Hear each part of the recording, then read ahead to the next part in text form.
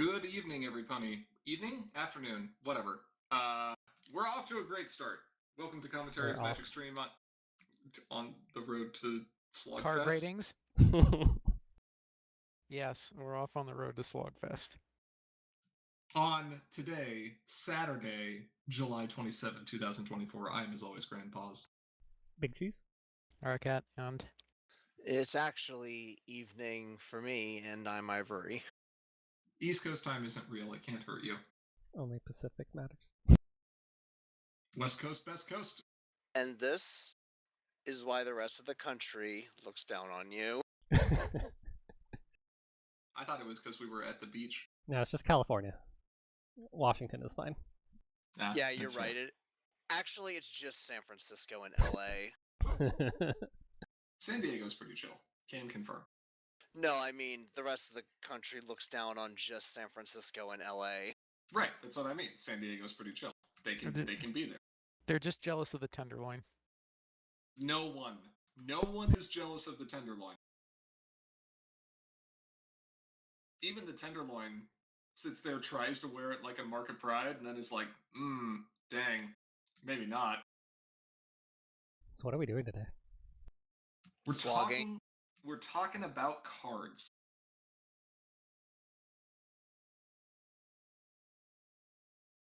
We're talking about 160 something, 164 or something like that, brand new cards. And I suppose before we start talking about cards, we should start talking about how we're going to talk about cards, because this has changed a little bit since last time. It has. And I think you were kind of a significant factor behind this, Cheese. So you want to talk a little bit about like the reasoning behind this change, and then we'll go into what it actually means? Yeah, sure. So previously we rated cards based on, well, it's like meta impact? And like game impact. Yeah. But then also sometimes meta impact. It was kind of a, I don't know, it was a different way to measure.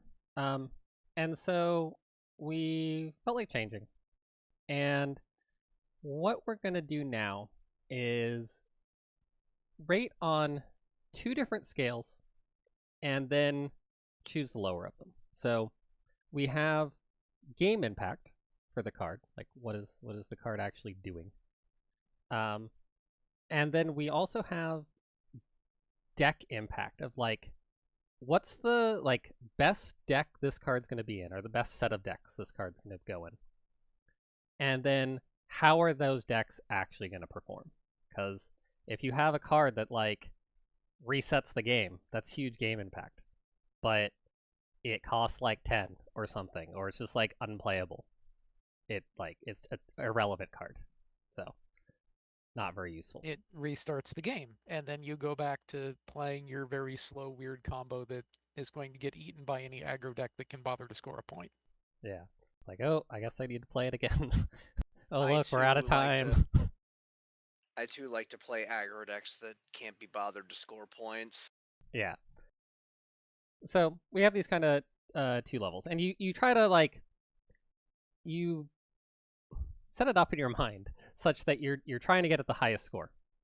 And so you're like, let's look at the best decks for this. So want to take a look at some examples? Yeah, let's take a look at the updated ratings slide. This is a good one to review.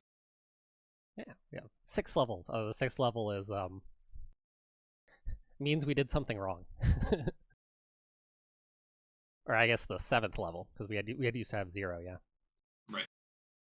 So the scale in terms of the numbers is still the same, but each number, like you said, has this dual element part to it, with the first part being like card viability within its, suited decks, and then part 2 being deck's general performance within the meta. So let's kind of start in the middle. I think that's a good point to begin. So if we look at like a 3, right? We're talking about cards that are generally pretty useful and are, more or less likely to see play within decks that would be best suited for them. Like, probably greater than a 50% chance that, hey, if it makes sense to put the card in this type of deck, the deck probably looks at it and says, yeah, I'll run that. It also, on the second part, says, yeah, these decks are probably going to win slightly more often than they're not. I've kind of internalized the breakpoints being like 60% win rate or thereabouts for 3, and like 80% for 4, and like approaching 100% for 5.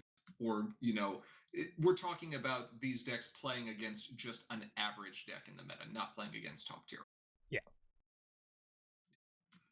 40% for 2s, 20% for 1, so on and so forth.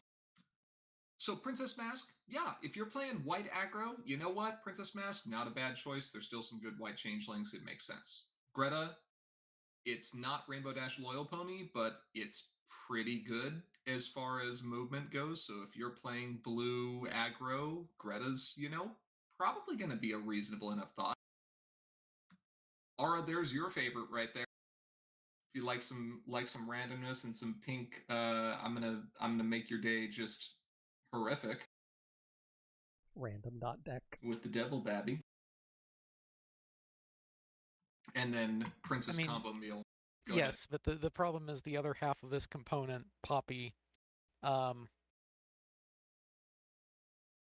don't think Poppy even goes in 3. Poppy might go in 2. Maybe. Yeah, and Devil Babby is actually like a good example. We don't need to go through every single card that's here, but if you take a look at each of these rankings, we're talking about 3s being like pretty stock standard. If you play this card, you're not going to be upset that it's there. If you're looking at a 4, you're saying this card is pretty good. It's going to see quite a bit of play. It is going to be an inclusion for this deck a pretty significant amount of the time, but it might not be a full 3 of. But you're not usually going to be upset when you draw it.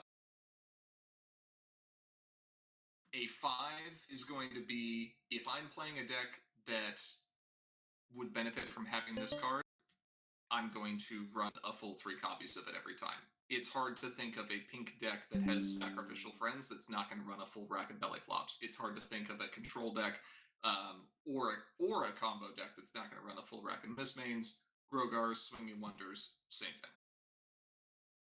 When you get down into 2s, you're talking about a card that, yeah, you could run it, and it's not going to be the end of the world if you do, but it's probably got better options, or the deck that it is designed to go in is, it works, but it's just not the most competitive, even against kind of an average deck in the meta. So, like, Terramar is an aggressive yellow friend, which is fine. But there are better options. Sunset Festival is super cool utility and can get you some big wins, but it's going to be inconsistent. And Pearl of Transformation is incredible for Transform decks. Transform decks just aren't very good. When we get down into 1s, we're talking about cards that are like, bad. You can understand why a person would play them or why a deck would play them, but there's just too many other options to fit within that same slot to really dedicate deck space to them. Lickspittle, useful effect, bad stat line. Orange-purple is full of better choices, no reason to play. Journal of Friendship, super niche, right? Only good in metas where you're either donating stuff to the opponent or your opponent is stealing your stuff for, versus removing it. And unfortunately, pink runs a lot of dismissal. Don't play Underwater Explorers. Underwater Explorers is bad. Yep. Play Underwater Explorers if you're in limited or some other circumstance that demands you have literally no other literally entry. The only thing that you can. Disagree. You have the pony cycle. It's bad. Yes, but if your limited pool was terrible, or if you're, I don't know, doing a sealed league and it's just like, welp, And no one will trade with you. I guess. I'm not going to be happy about it, but maybe. But you'll run it anyway because card is card. And if, like, okay, but here, tangent. Here's the stupid question. In Limited, do you run this because you can play it and it's a friend and it is power? Or do you sit there and just run a card that you totally can't play, but it's got a 5 in the corner? It depends on what I'm playing. Right, see, there you go. Sometimes you're right, and that's true. And that's the level we're at. Which does mean it's not a 0, it's a 1. There are cases where you might end up doing it. So wait a minute. Sphinx has a 5 in the corner. Sphinx does have a 5 but in it's the a corner, Sphinx. But it's a Sphinx. Which means I windmill slam it in and GP rips it up and throws it in the trash. Which also means that any other card that has a 5 in the corner is better than Sphinx because it's not going to be actively harmful for you to play the card. You might not accidentally play it. Right. You might reach for another troublemaker in your hand, accidentally play Sphinx, and then regret it.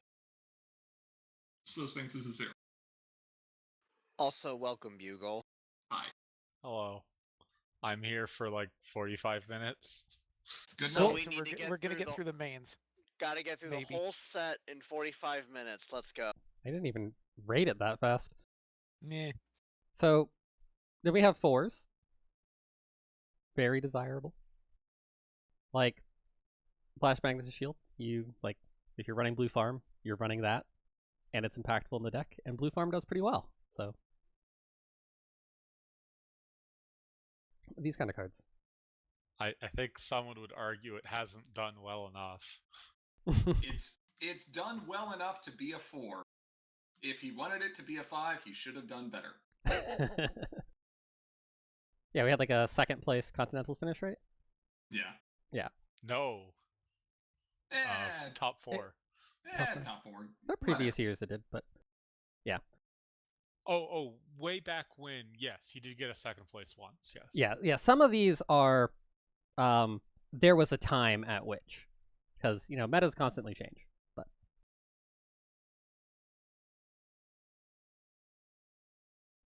Yeah, and then, Fives are crazy.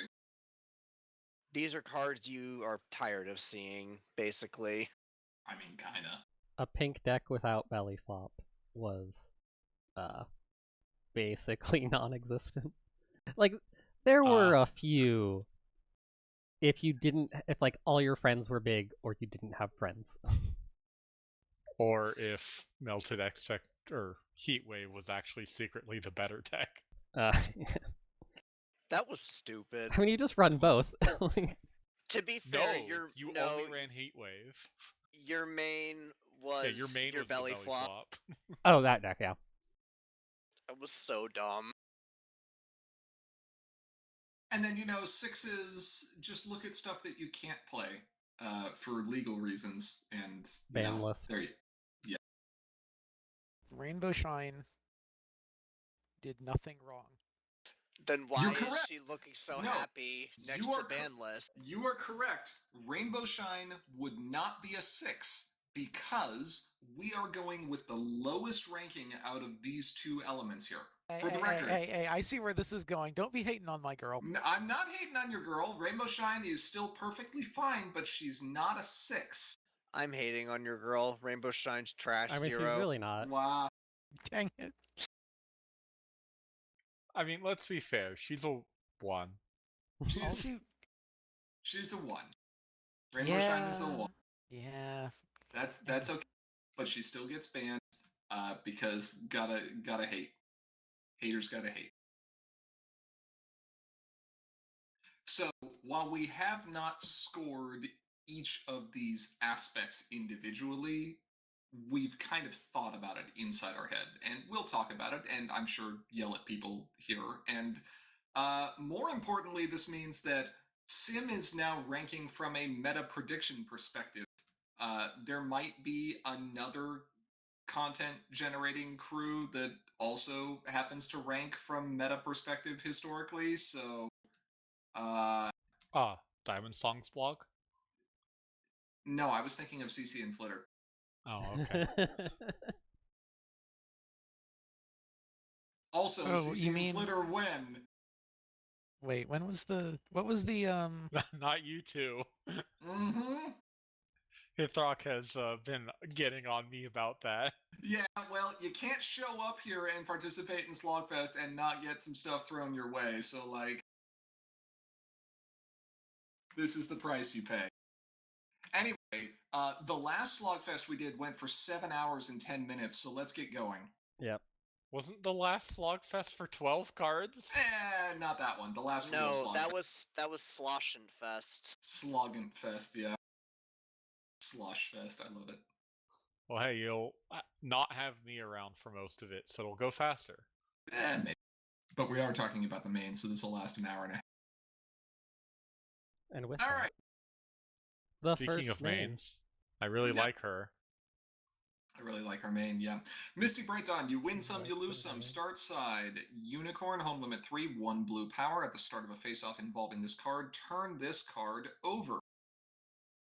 Boosted side, 3 power, 4 home limit. When you win a face-off, you may exhaust this card and pay 1 action token to score a point. When you lose a face-off, you may exhaust this card to gain 1 AT. It is a main. It is a blue main that cares about face-offs. And that subtitle ain't kidding, is it? You will occasionally win, and you will occasionally lose, and either way, you're getting some potential benefit or the opportunity for benefit out of it. The question is, does this main do anything better than what the other blue mains in this meta do, which would be Rainbow Dash, Flight Instructor, and Grogar. Grogar? I'm sorry, not it's Grogar. Tyrek. And I believe that's... And the answer is, I mean, yeah. There's the 2 colorless mains. Yeah, I think there is some viability here. I don't know if I'd want to rely on Misty as my go-to farm main, given the other colors that are present there, but I think that Misty's farm potential is probably better than many others, if for no other reason because Misty is going to be able to capitalize on every face-off, making it that much more valuable. For blue face-offs was getting 1 a bet and being able to turn a 2-power villain farm into a 2-point villain farm into a 3-point villain farm.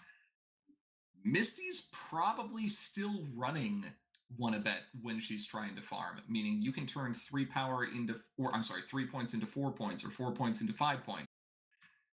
You need far fewer face-offs with Misty, which means you need far fewer cards, which is good because blue struggles on the other aspects of farm right now. But just a couple face-offs is enough to do it. And it's a relatively easy flip. So yeah, that's my thoughts. So there's this problem called social obligations. What if this problem was your main? I mean, you're not wrong. Use this with social obligations and harmony, and then be sad. Because you can't exhaust her twice. Exactly. But you don't find out about that until you're already in the middle of round 1. What was your rating for it, GP? 3.5. I think she is the go-to option for Blue Farm, and I think Blue Farm is going to do okay. Its biggest lack right now is Hasty Friends, but I think it has enough choices that it can get by and still do, like, respectable performance against an average deck. I think I agree, but I put it at a 3. Aura? I also put it at a 3. I'm not Aura, but I also put it at a 3 for similar reasons. I mean, Blue Farm has been a force to be reckoned with in the past, but this main doesn't quite have the same power level as, say, Solano or Ambassador of Loyalty. But it is probably the best option for Blue Farm. I don't see whatever that other Rainbow Dash main is. Well, that one's an aggro main. Yeah, I don't see you farming with that. I don't see you farming with Tyrek. No, if you want to do blue farm, you need to. 6. Yeah, blue farm, you need to go here. Like, this is your only option, and it rewards you for, doing the thing you want to do. Weirdly, it's not the only option because Starlight is a dragon. Blue farm. Yeah, Starlight can be blue. Yeah, dragon. Although I think you'd probably want to turn her orange, though. Usually you want to turn her pink. But... Usually you choose pink, yeah. Don't run Starlight. But yeah, I agree. She's also a 3. She is weirdly Solano Ambassador of Loyalty.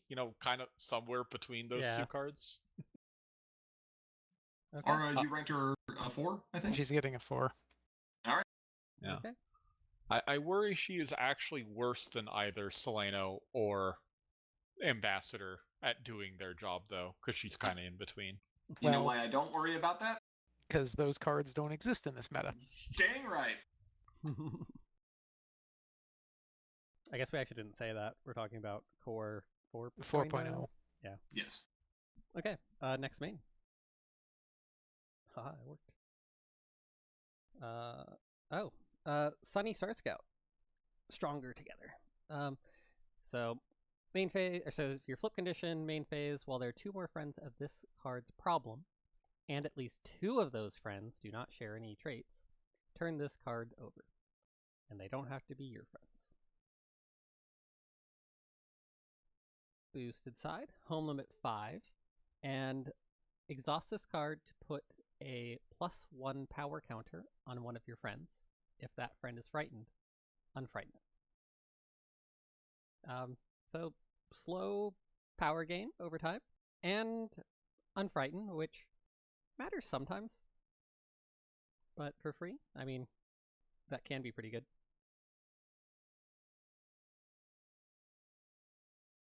There's definitely like a orange blue elves aggro potential here.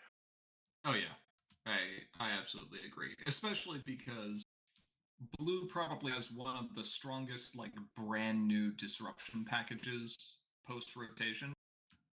You might think, well, how often is Frighten going to come up? It's going to come up a lot. There's also 3 villains in the format. Right. Yeah, you're going to want to prepare for Frighten regardless of what deck you're using.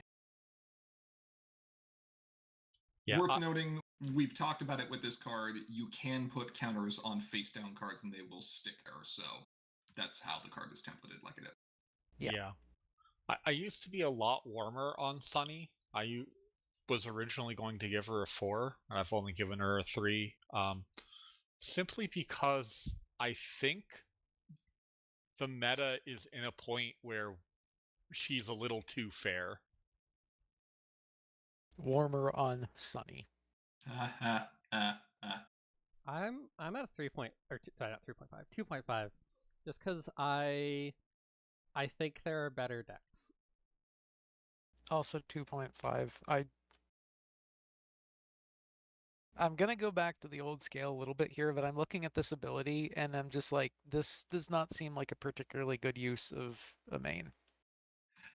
It's a weird thing to see because I had the same impression when we were testing Sunny, and it is surprisingly versatile. It is, but you're giving up, I think, quite a bit of power to have this particular ability, and she's also staring down the barrel of Growcord, because that's still a thing. The thing is she has text and Grogar does not. It's not until you flip him to Grogar that he has text. Discord, sure. Or Discord, yeah. Right, but 3 power out of the gate on a main is, like, that's a really hard thing to argue against. I'm just saying that it is a trade-off. Like, Sunny has a home limit of 5. Grogar has a home limit of 3. Like, it's Sunny, not strictly he is better, but he does compare favorably to her. Yeah. Sunny also plays a lot more friends. She does. And this is like this is friends. there's a little bit of a go figure there, but it's also just the kind of deck that I think this wants to go in does not seem like a particularly powerful deck. It seems like it's an okay aggro deck, but you don't get any of the fun stuff that you do out of dedicated aggro colors. So, Well, that's kind of always been where that type of aggro is kind of not like super competitive, not bad, just decent. Mm-hmm. I brought it down to a 3.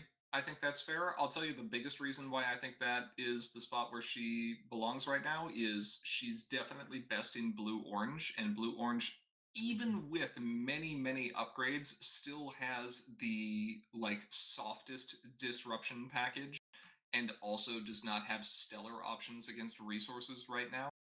And resources are very, very important in this meta. So I think that she's not great for farming. Growcord is better for farming. She's going to be above average against a middle of the pack deck. 3 is fine. Right. Yeah. She does synergize well with the blue-orange resource obstacle course or whatever it's called. Oh yeah. Okay, let's talk about Next. Izzy. Who gave Aura the pink mane? I don't know. Anyway, let's stop talking about worst pony and start talking about second or third best pony. No, we've already talked about the other contender. Only the for movie this, exists, and we'll get to nah. All right, you're gonna have a hard time arguing that when a few other pieces of art come up here. Yeah, you kind of are. Izzy Moonbow, like Quirky Misty, Unicycler. The first card. 1 power on our start side. Unicorn, home limit 3. Main phase. While there are at least 3 cards in a player's discard pile, either player, not combined, turn this card over. Hold on. Before we go to the boosted side, this start side has the single best art of any main in the entire game. Because it's upside down? Correct. Because Izzy's looking at your opponent being like, hi, new friend. She's looking at their opponent's discard pile, seeing there are 3 cards in it. And just being like, you're about to have a bad time. Yeah, you are. Anyway, continue. Okay, boosted side. 3 power, still a unicorn. None of this getting promoted stuff. Home limit 4.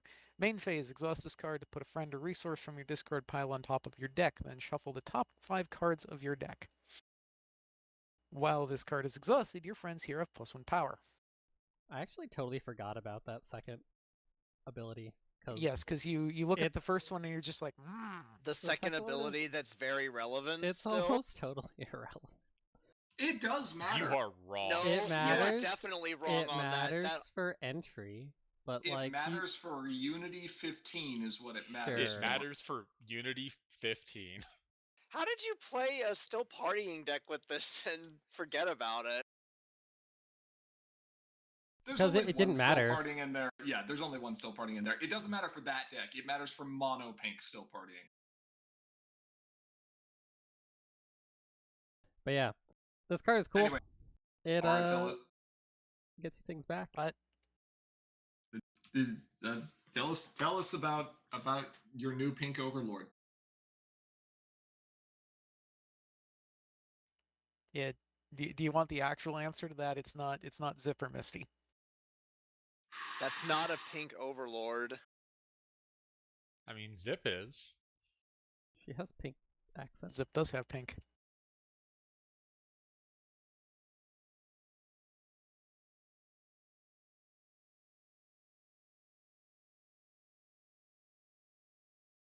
Just events because they have really good on-enters play abilities. Yeah. Uh-huh.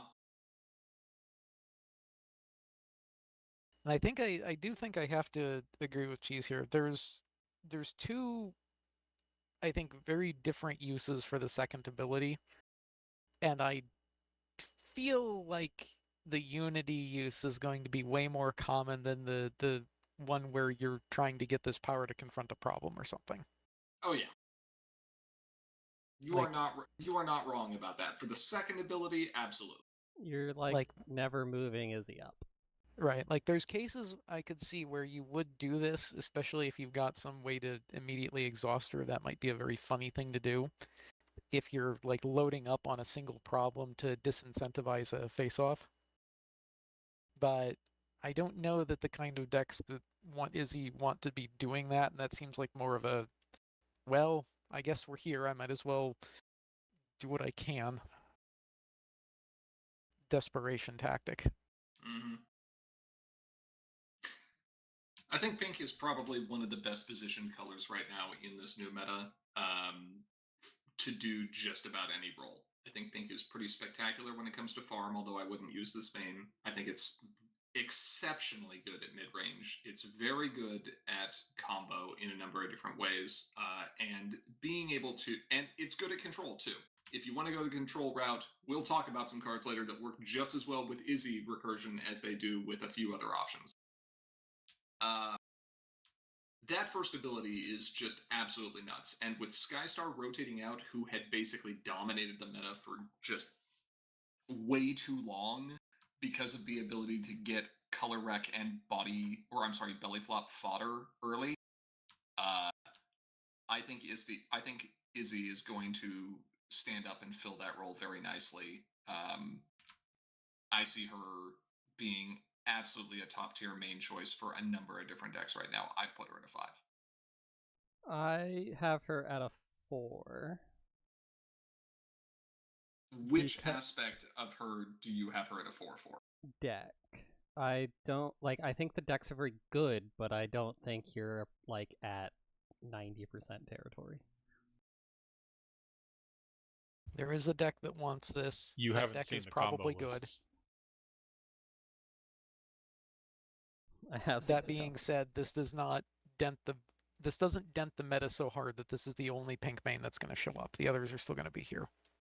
Which ones specifically? I mean, at least Cruise Director's gone, so we don't have to talk about that. You're right. Cadence will still be here. Cadence will still exist. Yes. And not so much Starlight. Starlight will exist as well. So that's Starlight will still exist. Someone might play Student 6 still. You know what? She can have another extra half point because I'm going to be honest, I don't like the Cadence main. Oh, I love Cadence. Cadence is great. Especially now. But that's okay. I'm not going to complain about you giving Izzy an extra half point. I still think she's probably 5 territory. There's some things you can do with this main.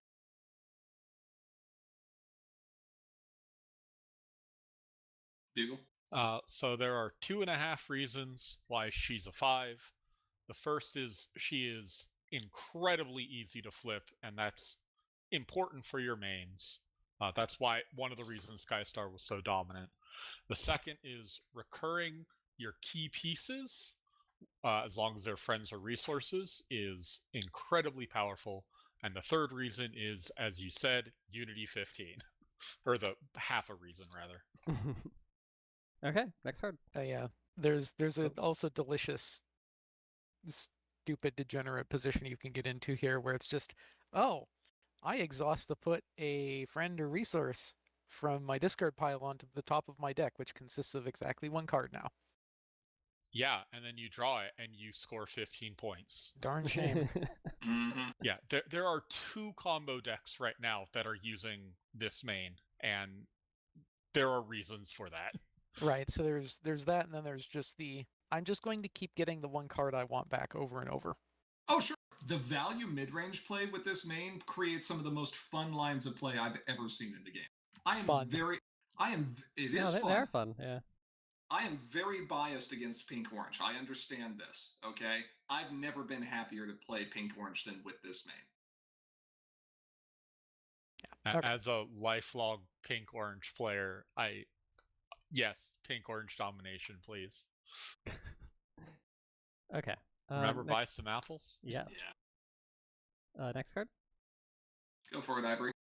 Okay, we have Zip Storm, Royal Aerobat? Yeah, Aerobat. Pegasus Royalty, home limit 3, 1 power on the start side. At the start of a face-off involving this card, turn this card over. Boosted size, 3 power, this time home limit of 4. Immediate. During a face-off, exhaust this card to choose one of your flipped cards. You may play that card as though it had hasty until the end of the face-off. If you do, flip an additional card and give that flipped card +3 power. Can we get the boosted side up there? Yep. All right. That's a lot of text, but it's relevant text, I would say. Giving your one of your cards hasty, and then being able to flip another card. I mean, you lose Zip's power, but you also get it back with the additional flip. Or you just gain it if she wasn't involved in the face-off. Yes, because she doesn't have to be involved to do that. So you're playing a little bit of a gambling game here, but there is almost no downside to just using her ability just constantly. Why not? The downside is cards cost AT. Yeah, I would say the downside is how useful is that actually? AT isn't a thing for purple. It doesn't matter. It used to not be a thing for purple. Is it still not a thing for purple? No. Trixie exists. End of line. And that made everyone unhappy. And it did make everyone unhappy. Animoy says, run this with 45 troublemakers and just play a troublemaker every time. Best of luck, sir. Is there even 40... Are there enough troublemakers to run? Oh, yeah. Yes, there are. Not 15 is not hard. Yeah, not epic, but... Best deck ever. I will never not be able to play everything in my hand. Anyway, he's wrong, because it's got to be 42 troublemakers and 3 tranquilities. Right, because it's a purple main, right? And why would you not play tranquility? Exactly. Actually, this is a good argument, right? Like the biggest issue to control or to farm that wanted to play purple, but also wanted to run tranquility was, do you really wanted to loot your flip average with 2? By the way, we're going to talk about that later. Well, the answer has changed. Yes, you do. Asterisk. Zip doesn't care. As long as you are using her, once per turn cycle and not having face-offs more than that, tranquility doesn't matter. In fact, it's great. And then she also does hilarious things if you can start flipping more cards, because it's like, oh, look, I get even more choices. It's kind of playing in the same space as Spell for That, and also kind of not, right? Because Spell for That is like, I will gain value by showing you what I have in my hand. And Zip's like, I will gain value by revealing what I'm about to potentially do, but, I have to do it right now. That being said, given the choice between those two mains for control, Zip's taking it every time. Yeah, that ability, because you can, especially because if you get creative with this, you can set what you'll get. Oh yeah, that ability in TM control is just beautiful. Now, how good is purple X TM control? About a 3. Historically, very good. Break. It has Princess what? Prison Break. It does have Prison Break. Prison Break is good. It has We're Back. We're Back is exceptional. It has To the Moon. It has To the Moon, which is very good. It has a new resource. Like, it has options. So purple white TM control with Zip, not bad. I think you want to splash orange too for Garble. Which Garble? The 6-power Garble? No, beat up your lunch money Garble. Starts a face-off every turn. It's an option. Zip orange, I think, is also a good direction. I haven't tried 3-color yet. It's a bit of a shame that this left the rotation, but it would also be very... Did it? Yeah, it did. But it will also be very funny to just be like, oh, look, a Devil Babby. I'm going to play that and blow up your Flash Magnus shield. Aren't you sad now? No, Devil Babby's still here. Flash Magnet Shield. No, but Shield is not. Shield is not. Don't worry, there's plenty of other resources to blow up with Devil Babby. You can feed her a consolation prize. Stick it right on her forehead. I think there's enough control options that I would expect Zip to actually be able to perform a little bit better than Sunny. So I'd put her at a 3-5. 3-5. 3. I also have her at a 3. Just a 3 for me. Okay, next card. It's Pip. Pip. Pip Petals, Social Diva, 1 white power, Pegasus Royalty, home limit 3. When a player plays a friend to this card's problem, you may turn this card over. Boosted side, 3 white power, home limit 5. This is the first home limit 5 white main.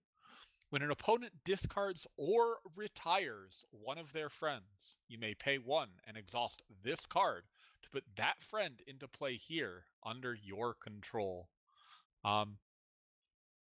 Join the Pip cult, I guess? Steal friends. All glory to the Hypno Pip. Hypno-Toad. Hypno-Toad! Hypno-Toad! Oh my god! There it is! That's her name now! Yeah. Yes. This makes decks that like their discard pile very sad. Like, say, Izzy Orange? Yeah. Just never exhaust Pinky Sense. It's fine. Okay, Side it out. I need to go add that as an alias right now. Hypno-Toad? Yes. Yeah, that's fair. Hithrock is going to watch this VOD tomorrow and be very mad at all of us. He can do what he wants. That's but fine. We did say glory. We did. This main is fascinating. There are a lot of ways to force your opponent to retire things or discard things, especially certain ultra rares that may or may not cost 1 in this set. 2 of them. And turns out stealing your opponent's stuff can be pretty good value. Oh, you discarded a 6 power Garble? I'll pay 1 for that. That sounds fair to me. Yeah, that's mildly rude. Or they play that Garble, and then you play Nova Charm and force them to retire their friend with the most power. Wonder what that's gonna be. Combining this with Saddlegrow Storefront also just is fantastic. I know you were hinting at it earlier, but I'll just straight up say it, right? We saw this at HithCon, and for whatever reason, hadn't really connected the dots.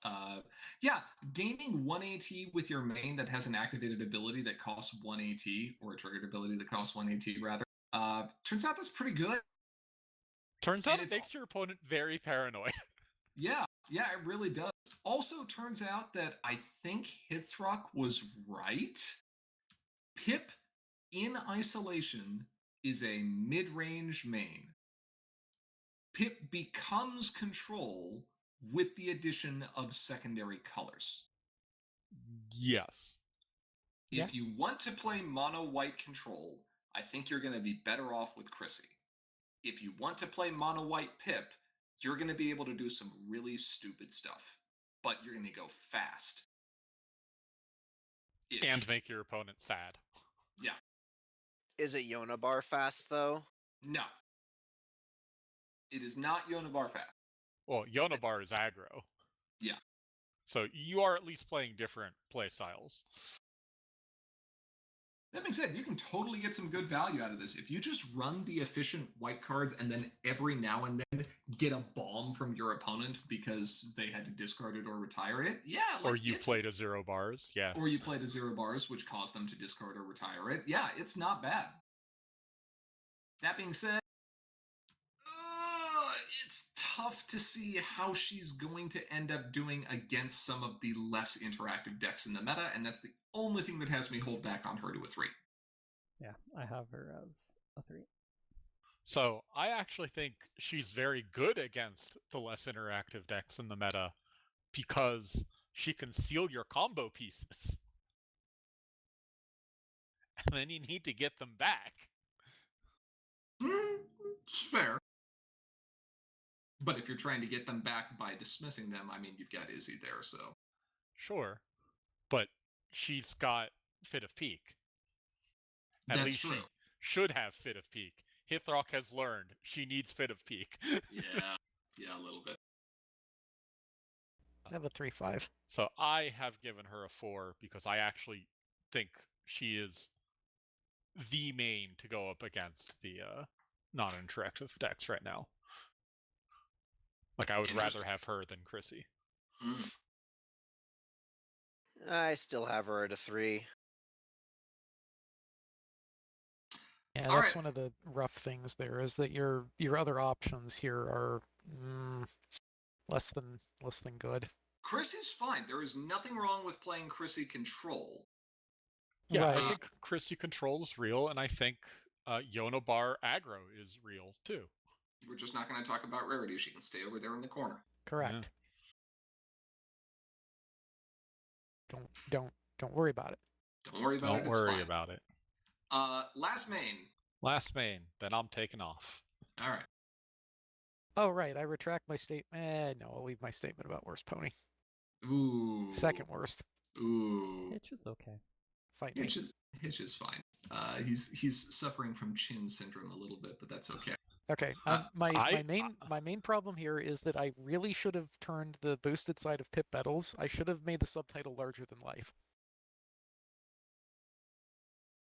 Yeah, maybe. That's okay. Also, I enjoy the Hitch start side art because Sprout knocked himself out and is just kind of chilling in the background. Yes, he did. Hitch Trailblazer Bunny Cop. 1 yellow, home limit 3, Earth Pony. When you challenge a troublemaker at this card's problem, or confront this card's problem, if you have a critter friend here, turn this card over. You didn't think we'd really get rid of all the token yellow synergy, did you? Boosted side, 3 yellow, home limit 5. And hold on, I'm waiting for this to update. All right, home limit 5, Earth Pony, and he gains the critter trait, perhaps the most important thing to come out of that boosted side at the start of, well, no, I'm lying. This is the most important thing. At the Yeah, you're lying. Yeah, at the start of a face-off or at the start of a score phase, you may exhaust this card to choose an opposing friend or troublemaker. Until the end of the turn, that friend or troublemaker has -1 power for each of your critter characters. If you want to play Yellow Token Swarm and you are mad that Big Bug is gone, this is the main for you. That being said, if you want to play Token Swarm after having played Token Swarm for the next or last 7 years, please never talk to me or my son ever again. Bet. I'll be seeing y'all later then. I wasn't playing Big Bug, but now I'm playing Hitch. Is that allowed? This is allowed. Okay. What if I've been playing Thorax and now I'm playing Hitch? Never talk to me or my son ever again. I find it funny that Hitch is potentially one of the better answers to Big Bug.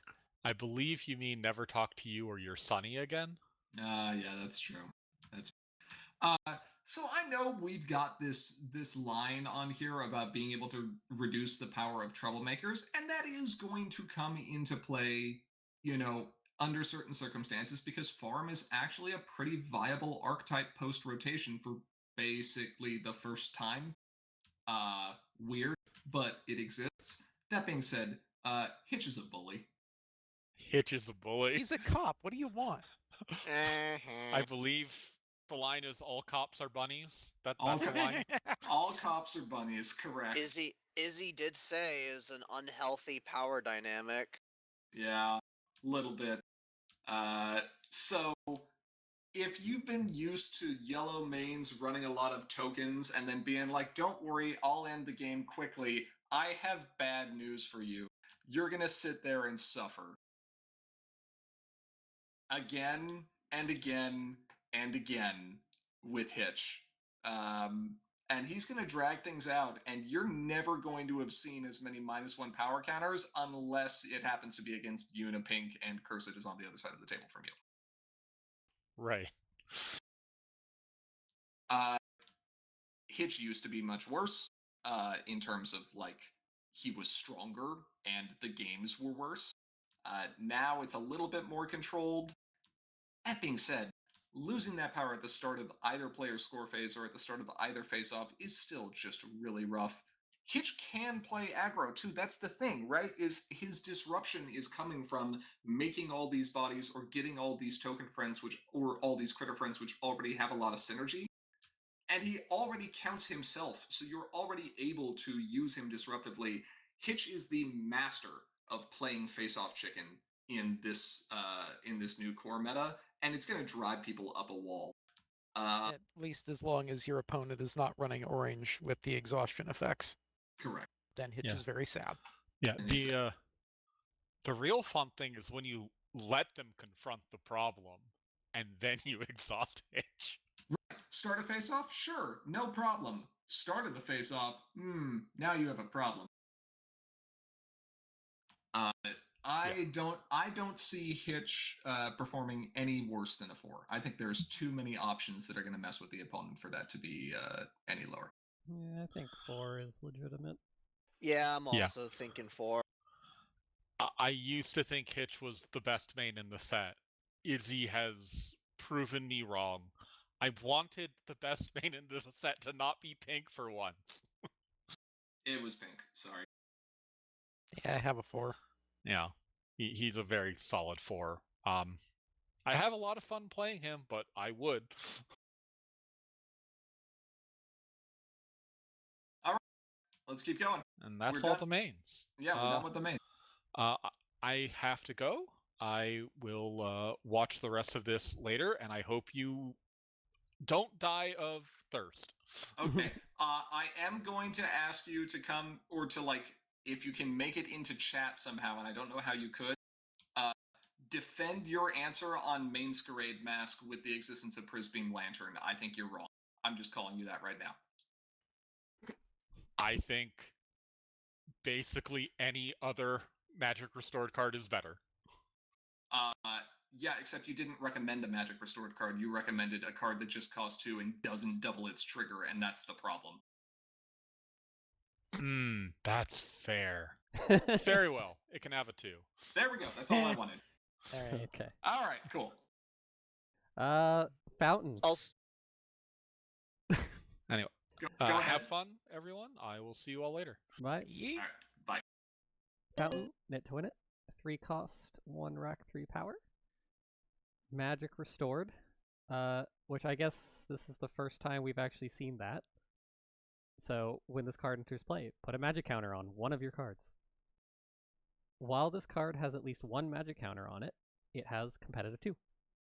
So this is I think we've had similar things before where it's just like these stat lines in competitive 2. Right. This one just gives you the ability to give that to something, or not give that ability, but give the magic counter or to something else. Which you can have a 3/3/1 competitive 2, or you can have a 3/3/1 and turn something else's magic counter related ability on, or do a million other things. There's a lot of magic counter stuff. Yeah. Now the question is, are you actually going to play a 3/3/1 competitive 2 by itself? Probably not. Yeah. I mean, you can look at this as it gets you a body and it gets you a magic counter. Yeah, but that's not terrible. It's not the worst. Yeah, a single magic counter alone is not that relevant. And like, if this was just 3/3 or 3/1/3 competitive 2, it's a 2. And that's because it's not because of the decks it goes in; it's because of the card. Like, there's a lot of other substitutes and probably better cards you could put in that slot for like a blue aggro deck. Yeah. Agreed. It can have a 2. Yep. I love the art for this card, but it is a 2. I hate the dragon design. This one, she's so cute. Go hate somewhere else. A little bit. Yeah, I have your 2. Yeah. All right. Next card.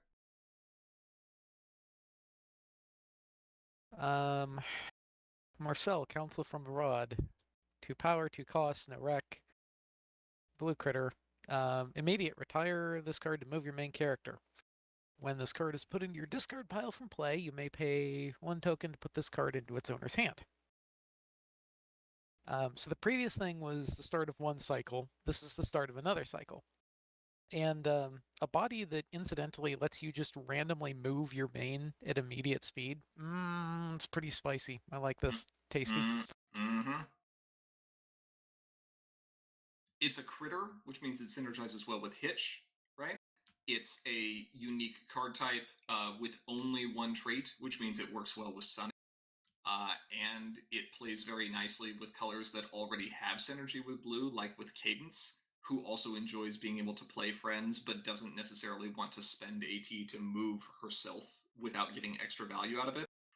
This thing is, it's no loyal pony, but it's pretty dang good. You know what? In the course of doing that, I've increased my rating on this like 2 full points, I think. One point. Because this is like this breaks our rating scale. This is just kind of generically useful. If you don't mind having a random 2 power blue friend in your deck and want your main to move ever, sure, throw this in. My thing is that if you're using this for entry, it goes away. And there are cases where that's okay, but just playing this does nothing. It's just 2/2 vanilla. It's like you have to get rid of it to get 1 movement out of it. There is a card that I think you're forgetting about, and that is Cadence. Playing any friend opens up lines for you to get additional value. Cadence wants to constantly be playing. This is, at its worst, a repeatable source of I can play at least 1 friend per turn, but you also just get to end up triggering Cadence's ability and then also move her for free. But you're paying 2, You're paying Cadence 3 to cycle, which is fine because you're also getting a free movement out of it, and you're getting a friend in play for Cadence. Yeah, don't worry about the cycle. Cadence don't worry about 2 the cycle. friends. Sure. So play 2, right? Move Cadence. You've already paid the same cost you would with Cadence, and you can either refund that by playing a card, except maybe now you've triggered things, or you're able to do this at immediate speed. That's the big thing. This isn't just move your main character at main phase speed. This is a defo trick. Yeah, you can do that. Right. But only with your main. But the immediate ability on this makes this... There are cases where I would actually prefer this over Loyal Pony. Sure. I want blue entry, but I don't want to have to move something right now. Or you can, whatever. And then this is chilling at your home after, like, a DFO has happened or something, and then you're just sitting here going, well, I could retire this and just let it, leave to home limit, or I could pop the ability and get movement out of it, just value. Ivory, thoughts? I mean, I've kind of just look at this, and I'm like, this is a scaled back loyal pony that your opponent can disrupt, which is fine, but I don't see this being more than a 3. I'm pretty hot on Cadence blue right now. I'm giving this a 4. I still think this goes into enough other random stuff just because why not have a 4? I'll keep my 2. You think the decks running this card are going to lose more often than they're going to win? I think that there's better options. I'd be curious to hear them.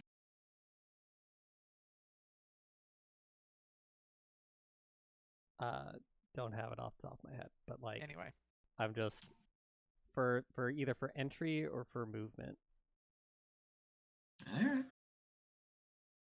Let's look at some real entry. Go to the next card. Not even entry. No, it's totally entry. Just play a blue main. Misty Bright Dawn, no pressure. 2 cost, 1 blue power, 2 blue power. Friend Unicorn, immediate, retire this card to frighten an opposing friend. So that Frighten package we mentioned earlier, this is the first piece of it. Expect to see this card in most, if not all, blue decks you play against.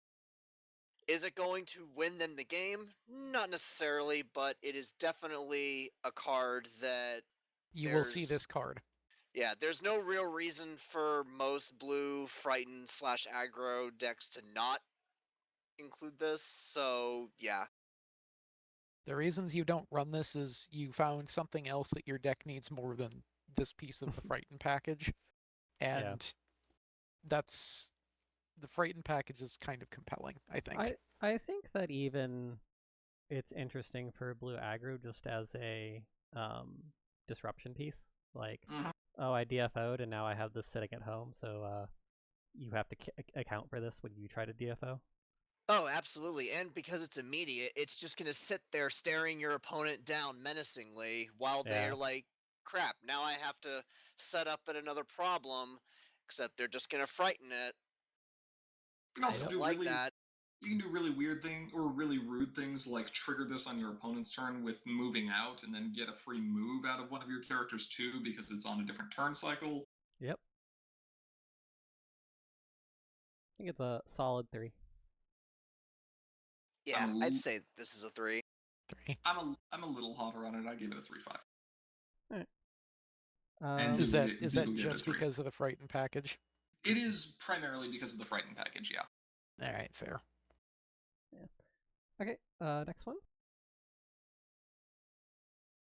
Totally not derpy. Totally not derpy. Hey, pink wings. It's fine. Pastry Crest Baking Prodigy, 2 cost, 2 rec, 2 blue power, Pegasus Full. With Hasty, when you play this card to a problem, ready one of your other characters and move it to this problem, or move it to that problem. It's not Plushie Dash. It's Plushie Dash at home. It's Plushie Dash at home. It's still pretty good. So I have to. This isn't related to the card's ability at all, but I have to ask: is that an unedited screen grab, or did you change that eye? I do not believe I changed the eye at all. I probably should have. I genuinely thought that you photoshopped the eye to be slightly derped. That's amazing. No, I think they did that intentionally. Some animator knew what they were doing. Yeah, they did. Like, the hair color's right, the coat color's right, the eye color's right. She's a little derped. They knew what they were doing. She's back in card form. As far as the ability goes, yeah, this is a pretty solid Plushie Dash light. Yeah, I guess maybe the thing I have to do, I am going to have to scale back my rating just slightly. Not because I don't think that this is one of the better tools that Blue Farm can end up using. I think it is. I think it's very, very good for Blue Farm to use, as it not only gives you immediate speed movement and additional power, but it also gives you an out to one of the more frustrating things you run up against, which is exhaustion. Yeah. And that's quite good. And can also let you sit there and like double use Misty if you've got double TM, right? Fight the first TM, oh, that's exhaust rude. Misty. Oh yeah, it's good, right? It's great. Get extra points out of it too. So rude. Oh, it's great. That being said, I think I can't put Misty Farm or like Blue Farm at a 4, so I gotta bring this one down to a 3/5 just because of where I think it'll be in the meta. This card ranks higher than that in a vacuum, though. Yeah. I have it at 3/5. I think for just like a combination of that and for aggro, like, yeah, it's really good. Being hasty is really good. There's a couple of things this goes in, maybe more stuff. Maybe more. 4 is a high standard. We'll give it a 4, I guess. I'm going with 4 because I think that we've seen blue aggro of some variety, whether it's Hot Wings, whether it's just mono blue or orange blue. Either way, this is going to go in those. It's going to do work. So I gave it a 4. The way this is worded is you can also use this as recovery from, oh, you exhausted something, even if it doesn't move. Yeah. Bugle also had this as a 4. Okay. Next card. Now, Cheese, I want you to defend your rating on this one. Okay, I will. What card is this? Phyllis. When this card enters play, you may frighten a friend. When a friend is frightened, you may exhaust this card to gain 1. It's an AT generator that doesn't even guarantee that you get an AT every turn. It's like a solid 3. It's disruption. It's disruption. It's yes. disruption that you can play with an unboosted blue main. Yes, but it's it costs 3. Although that matters a little bit less now. But it doesn't cost 3 though. It costs 2. That's the trick. Well, by 3 I mean for beginning of the game. It costs. It net costs. You need to be able to actually play it. But if you don't have 3 to play it in the first place, go second. Yeah, if you're going second, you generally do have it. Yeah, but my thing though is that just an AT generator is not automatically higher than a 3, and this is basically just an AT generator that doesn't get you AT every turn, because generally it's very hard to be frightening every single turn. Or if you are frightening every single turn, you already won. I think that because this being a part of Blue's Frighten package, I mean, I'm more focused on the frightening than I am on the AT generating possibilities, although the AT generating is relevant if you're going to be frightening a lot of stuff. Well, let me make a counter argument here. I think the fact that we have referenced and discussed the Frighten package multiple times is a specific thing, and that this card is a key piece of it. This has to be a 4 at minimum. Is it really a key piece? Yeah, absolutely. Is the deck not going to do well if you don't draw this card? It will do okay, but this is a big enabler for that Frighten package overall, right? We already saw Misty. We'll talk about Tactical Maneuver, and then this combined with any other multicolor, primarily like Mizzy and Isty, or Mizzy and Mizzy. Nice ship Mizzy. name. Thank you. Misty and Izzy, right? Again, allows you to get extra value out of this because it is a trigger. So because there's so much immediate speed frighten right now, the loss of this card's power on your turn is really not relevant. You're going to be able to get a frighten on your opponent's turn and still use this card aggressively if you want. I think. That being said, it's only 2 power, so sure, you're only getting 2 power out of it. The amount of value this thing can generate is crazy. Also, it synergizes incredibly well with Bottled Dragonfire, which we'll talk about way later on the stream. Yep. 5 hours later. Yeah, exactly. This thing is a 4.5. I'm actually that stoked about the Blue Frighten package. Google has a 5. Yeah, I believe it. Half points are for cowards, but this is a 4. I don't think this is quite 5 territory, but it is definitely a solid 4. Alright. Huh? I already said it's 4. Yeah, I think so. Okay, next card. Okay. Twitch on patrol. 1 blue power, 1 cost, no wreck. Chaotic Critter. Chaos. When this card is flipped, you may put it into play your main character's area. So that's whichever problem or home. Swift. When you move this card to a problem, you may exhaust this card to move your main character to that problem. Okay, cool. I like this. So all of my main is now automatically Swift. Amazing. Cool. Good. Basically. Ship it. And it gets into play for free if you flip it. I'm going to go out on a limb here and say if you see this in limited, you windmill slam this into your pool. Yeah, even if you're Swift not mains playing... break things. Even if you're not playing blue, whatever. No, all colors. You windmill slam this in all colors because a Swift main is so incredibly stupidly good. Yeah. Yeah, I have this as a 3.5. The ability is good. It is just giving your main Swift. This goes Yes, this goes in cadence, and I don't think you think too hard about that. And it's, I think, going to help it out a fair amount, because now cadence is much more likely to be at a problem, and hey, cheap friend. It technically gives you a few extra ways to have a hasty main, or like an agile main, I guess, because there's things that only move friends. Yeah. I think it's also spectacular for Sunny. Not just because it gives you the ability to move Sunny if you're not using her for her ability, but if you are using her for her ability, you've got a friend that can grow in power over time that conga lines your main. Like, there's just cool stuff you can do. Well, but it's not like you wouldn't give this power because it's not stubborn. You could, and then just choose not to use its second ability if you wanted to. Yeah, you're just not doing both. You're either a swift growing thing or you're dragging your main. That being said, it's also absolutely essential for Hitch right now, which is why I have it as a 4.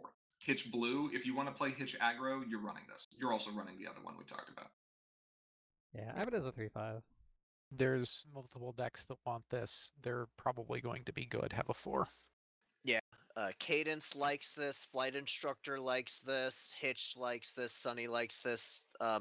It's not gonna immediately win you the game, but it's a very obvious inclusion in all of those. So yeah, I'll go with 4. Bugle is a 3. Bugle only plays mono white aggro. It's fine. Okay, next card. Okay. Will-O-Wisp.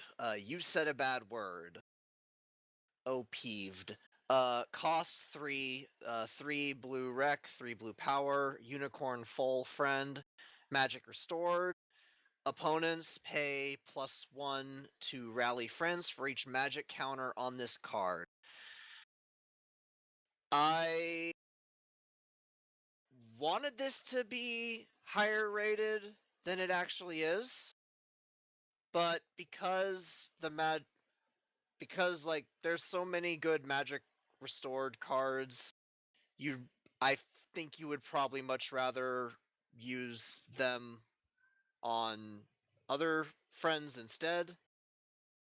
Because if you start piling magic counters on this card, your opponent's just going to go out of their way to get rid of this, and then all of that effort was wasted.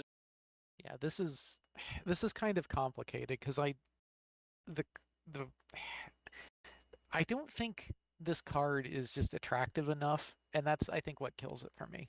With all of the really good blue Frighten that we have now, you would think that this would be such an obvious inclusion, but it's too vulnerable.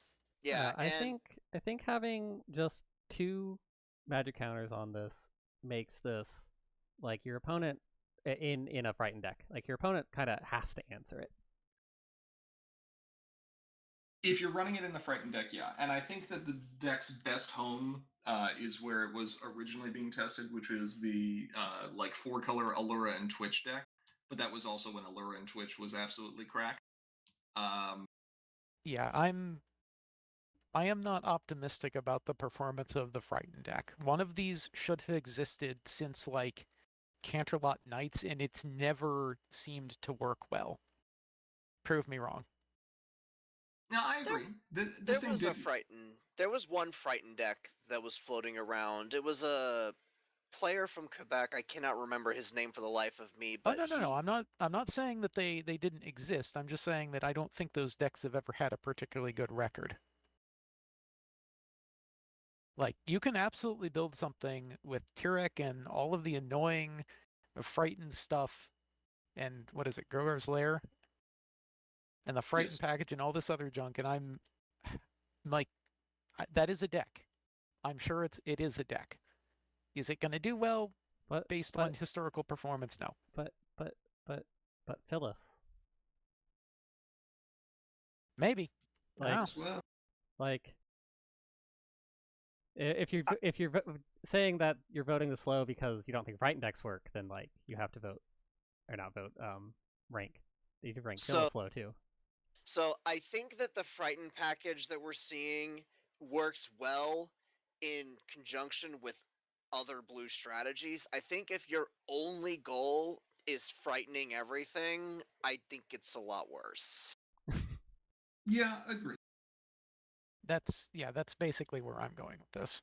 Yeah, I do think that this is mostly. Have a 2. I think this is mostly around the deck, but I like my 3, but you can have it. I mean, that's fine. We're making meta calls here on this one because this is about whether or not the deck performs well in the broader meta, mostly.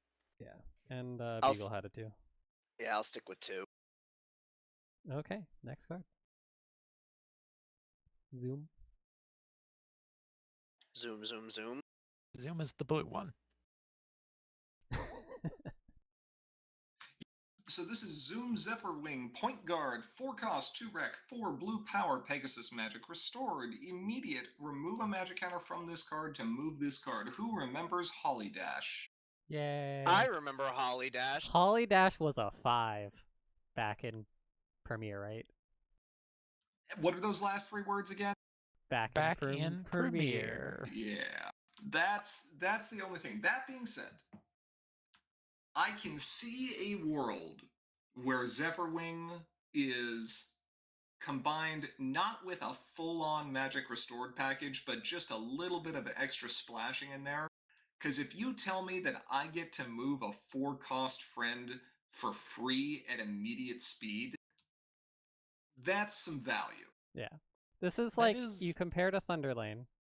Thunderlane's thing is he moves automatically for free, basically. This does not pass the Thunderlane test, not compared to Thunderlane. And this doesn't. So, like, and as soon as you don't, it's like, you crash down to a 2. Yeah, it's like, as soon as you don't, it's like, is it really worth paying 4 for this? No. Right, like, okay, sure, 4 power body, the fact that you have to consume a magic counter to do this is what kills this, because that is, I am not getting enough value out of that magic counter to justify that ability. I'm actually going to make the argument that the thing that kills this right now is the fact that blue's options for default Magic Restored are the most expensive out of any of the colors that exist.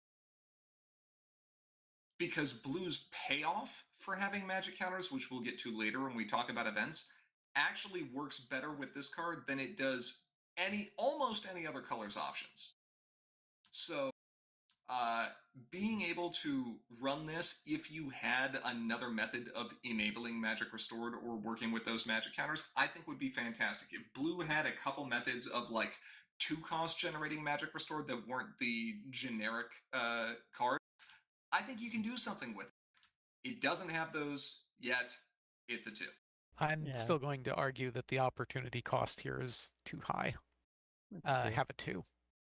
2. Although in limited, this is good. Oh yeah. Right. Beagle says this is a 2. Okay, next card. On to orange. Curdle. Wait it out. Immediate. Retire this card to give your main character Stubborn until the end of the turn. When this card is put into your discard pile from play, you may pay 1 to put this card into its owner's hand. Yeah, Stubborn for getting rid of your entry, or it's on color, in which case, why are you playing it? It's a 2. I mean, yeah, it's fine. That's barely compelling enough for me. I don't think this gets a 2. This gets a 1.5. This gets a 2 for its utility in being a friend with a slightly uncommon trait to work well with Sunny. That also has that also has an activated ability to work well with Sunny. And actually, that puts it a little bit higher. It puts it at a 2/5 for me. Because Sunny likes being stubborn, and Sunny likes having friends that only have the critter trait, because it's pretty rare to find that. And then I guess Hitch does like the fact that it's a critter. Fine, have a 2. Okay, good enough. Yeah, I'll go with 2. Bugle went with 3. For Hitch, Sunny, yeah. Okay, next card. Dazzle Feather, breaking news. I think this was one of the first things that we spoiled, so revisiting a old classic. 0 power. asterisk. 4 costs, 3 orange wreck, Pegasus. This card enters play with 6+1 power counters on it. If this card would be frightened or leave play, you may remove a +1 power counter from this card instead. Do you like sticky ponies? I like sticky ponies. Are you sure you want to go down this route? Hey, this is not yet. Not yet. We're not 5 hours in yet. I can't get away with it yet. Sorry. This is not strangely obsessed with tubs of jelly pony. Lol. Phony pony full of baloney. Mm-hmm. This is going to be very annoying to get rid of. I have like your only real your option here is to exhaust this thing, because otherwise it's just going to be like, nah, you can't stop the news. Yeah. The best way to do it is just steal it. You don't like the news? Just buy them out. I think this is social commentary. Ara, did you do this intentionally? Clearly. I have this at a 2-5 because I don't think the decks that I see running this will do well enough to be a 3 or higher. I don't know. I think Big Orange would appreciate this. Yeah, Big Orange is what I'm thinking here. I don't know. I think Big Orange might actually be stronger than it has been in the past. Yeah, like it's going to have all the problems that Big Orange does, because this, of course, is a Big Orange thing that costs a lot of tokens. It does at least have decent protection, so that helps it out a lot. So it is pretty solid protection. Yeah, the protection, I think, is one of the more compelling things about this. So 3/5, although also there are some cards later that let you do things with counters, and this is a very good source of counters if you're looking for stupid things to do. Isn't there also a troublemaker that makes this card not work? Is that how the wording it works? Oh, no, because never mind, it doesn't gain them, it just enters play with them. Right, yeah. Correct. Yeah, that's fine. Animoy says in chat, if Dazzle Feather is turned over, she can't be saved. Correct. This is true. Yeah. That being said, it is really frustrating to be able to have a friend that is this sticky that starts off power efficient, and then you end up removing a couple of counters, and then she gets down to where she's maybe a little bit less desirable, like a 3 or a 2, and then you just play purple and portal her, and then she's back to 6 again. Yeah. I mean, sure, but that's the thing with this is like if this is on the other side of the field, you're gonna look at this and just be like, I don't want to waste all my stuff on this, but I need to deal with it. But I don't want to. This can have a 3/5 for its ability to be irritating. Yes, yes. I agree. I'm gonna stick with 3. Yep, and Bulat's 3. Okay, next card. Another potential Big Orange card. Potential. Jasper, Frosty Shivers, 3 costs, 2 orange wreck, 4 orange power, Unicorn Friend. Main phase, exhaust this card and remove a magic counter from one of your cards to have each opponent discard a random card. Yeah. It's a thing. It's 1 card, and magic counters are generally kind of expensive to get. Yeah. I don't see, maybe I'm wrong, but I don't see that being a good use of your magic counters in most circumstances. Yeah. Now it is power efficient, 3 for 4, but like, yeah. Are you really going to choose this card to run in that kind of deck? Yeah. Maybe in a deck where, like a Big Orange deck where you're also leaning a little bit into Magic Restored synergy, you could see that ability coming into play. But more often than not, I see this just being like an option for Big Orange, and the main phase ability just being ignored entirely. Yeah. It's certainly possible. It's definitely a power efficient card. The problem is they're a dime a dozen for Big Orange, right? Yeah. Yeah, and is this the best option for Big Orange? Again, maybe, but not sure. So Yeah. I'm settling with this at a 2. You know what? I'll bring mine down to a 2 as well, just because I think there's an overabundance of power efficient friends in orange that they can pick from. Yeah. And Bugle is way more pessimistic here with a 1. Bugle also probably, I mean, I'm not him, but my guess is he doesn't see Big Orange being competitive, and that's why he puts it at a 1. Well, I mean, I can't really disagree with him here. I see the justification. I still have it at 2 though. Like, this is an acceptable card. I'm sure there's decks that will want to use this, but you have to squint pretty hard at this to, like, and especially for the effect here, like a full magic counter for discard a random card. Ugh. A random card is a lot better than some of the other discard that we've seen in the past. Yeah. If I could choose the card they were discarding, that'd be one thing. That would be but... like... No, that would increase be really this good. Significantly if you got control over which card to hit. God, that might be a 4. It would go, yeah, like that. It's little things like that. Yeah. Okay. Crazy how design works like that. Anyway. Yeah. Next card. It's okay. It says immediate instead of main phase. Oops, we had to ban it. Unfortunately, you've now given me a design idea for a card that says if an opponent would discard a random card, instead they reveal their hand and you choose that many cards and they discard those cards instead. I like it. Ship it. Anyway, next card. What is wrong with her hip?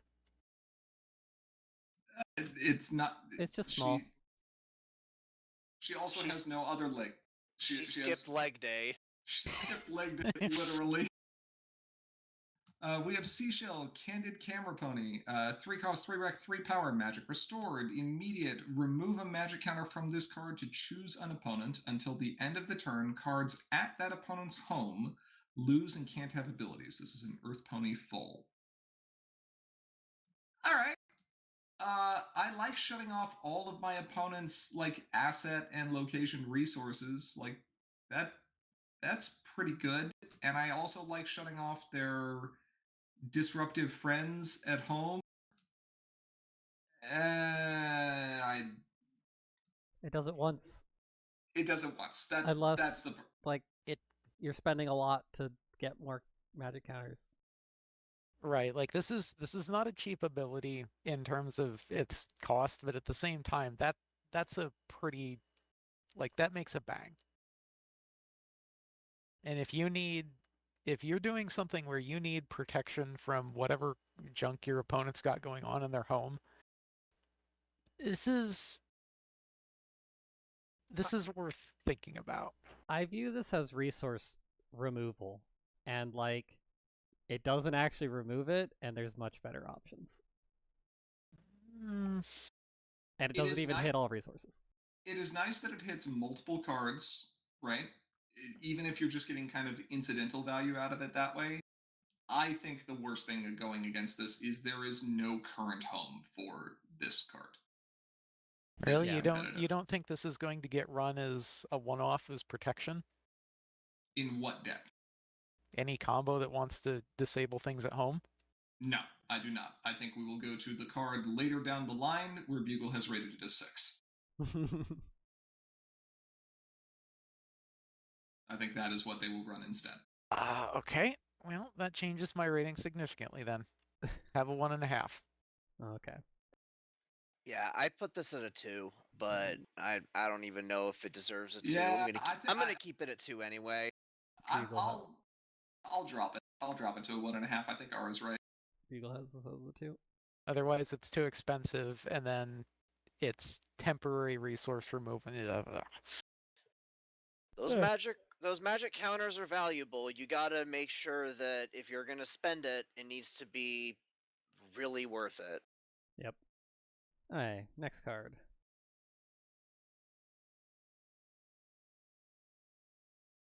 Sparky Magic Roots. 1 cost, 1 power. This card has +1 power for each magic counter on your cards.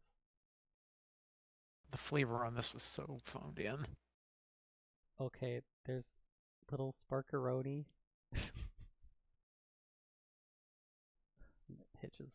Hitch. Anyway, I think this card is interesting because when you have magic counters, and there's a lot of them, it's just like all of your counters count for +1. So I think there's room for a mid-range deck in orange that cares about magic counters, where this can get you a lot of power and make it easy to confront.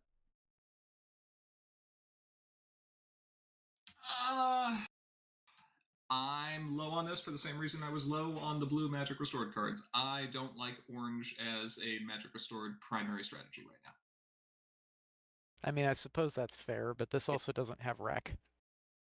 Yeah, I'm not particularly a fan of orange with Magic Restored either. I think orange is better at other things that you're sacrificing by trying to lean heavier into that. I guess I'm looking at this as it doesn't really matter that it's orange. If you're doing stuff that involves a lot of Magic Restored and you want to confront it all, then this is probably interesting just for the power.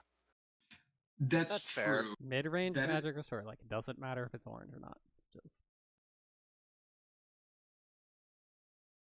So I think Cheese is more optimistic than I am here. Like, this is this is kind of vibes based, but have a 2.5. Like I think this is better than a 2. Yeah, I guess the thing for me is, like, just as a deck, mid-range Magic Restored, this card is incredibly valuable there. Now the question is, how well does that deck do? I think there's that question, and then there's the other worst part of this card, which is it's got a 1 in the corner. That kind of hurts. If you care about flipping.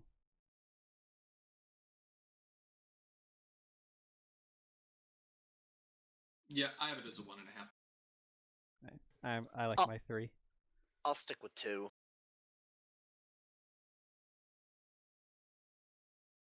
Bugle had that as a 2. Bunch of haters. Yeah, a little bit. That's okay. All right, next card. I mean, okay, look, I'll accept it if you're like, I'm taking a half point off because Sparky. That's a perfectly viable reason. Sure, I'll take a half point off because of Sparky. He can go down to a 1. He can stay at 1.5. That's fine. Sure. Okay. Next. Okay. Sprout. This one's mine. Sprout elected Despot. 4 orange, 6 cost, 4 orange wreck. Earth Pony is an additional cost to play this card. Banish any number of cards from your discard pile. For each card banished this way, you may pay 1 less to play this card. So, just a big, thick card that hopefully is reasonably cheap for big orange. All that text actually just says delve, but we don't have a definition for that keyword yet, so we just kind of, Yeah, this card is, like, it doesn't cost 6. This card costs 0. It should it cost definitely 0. Can. In big orange, this will more than likely cost 0. In Izzy orange, this thing costs. Yeah, unless your deck is, like, actively discarding things, it can take a really long time to get cards that you can banish. Yeah, that's, like, I'm giving this a 3-5 here because, yes, Big Orange looks at this and is like, yes. But that's the tough part about this, is it's going to take a while to get enough cards into your discard pile to make this really, like, worth it to get it down to 0. For so I have it as a 4, and that's because of the Izzy deck. Like, it discards so much, just so much, and it's an Earth Pony, so you, like, it's fine if you discard this card because you can just, like, get it back for free. Yep. Like, I agree. Multiple ways. It's great. It is interesting to see a number of cards rolling around in the meta right now that are basically just like, have a free body, get a free token, have an effectively free friend. Yeah, you're having to do a couple things to get there, but then you just get some power into play. And previously, that wasn't good enough. If your friend wasn't disruptive or wasn't hasty or something like that, forget it.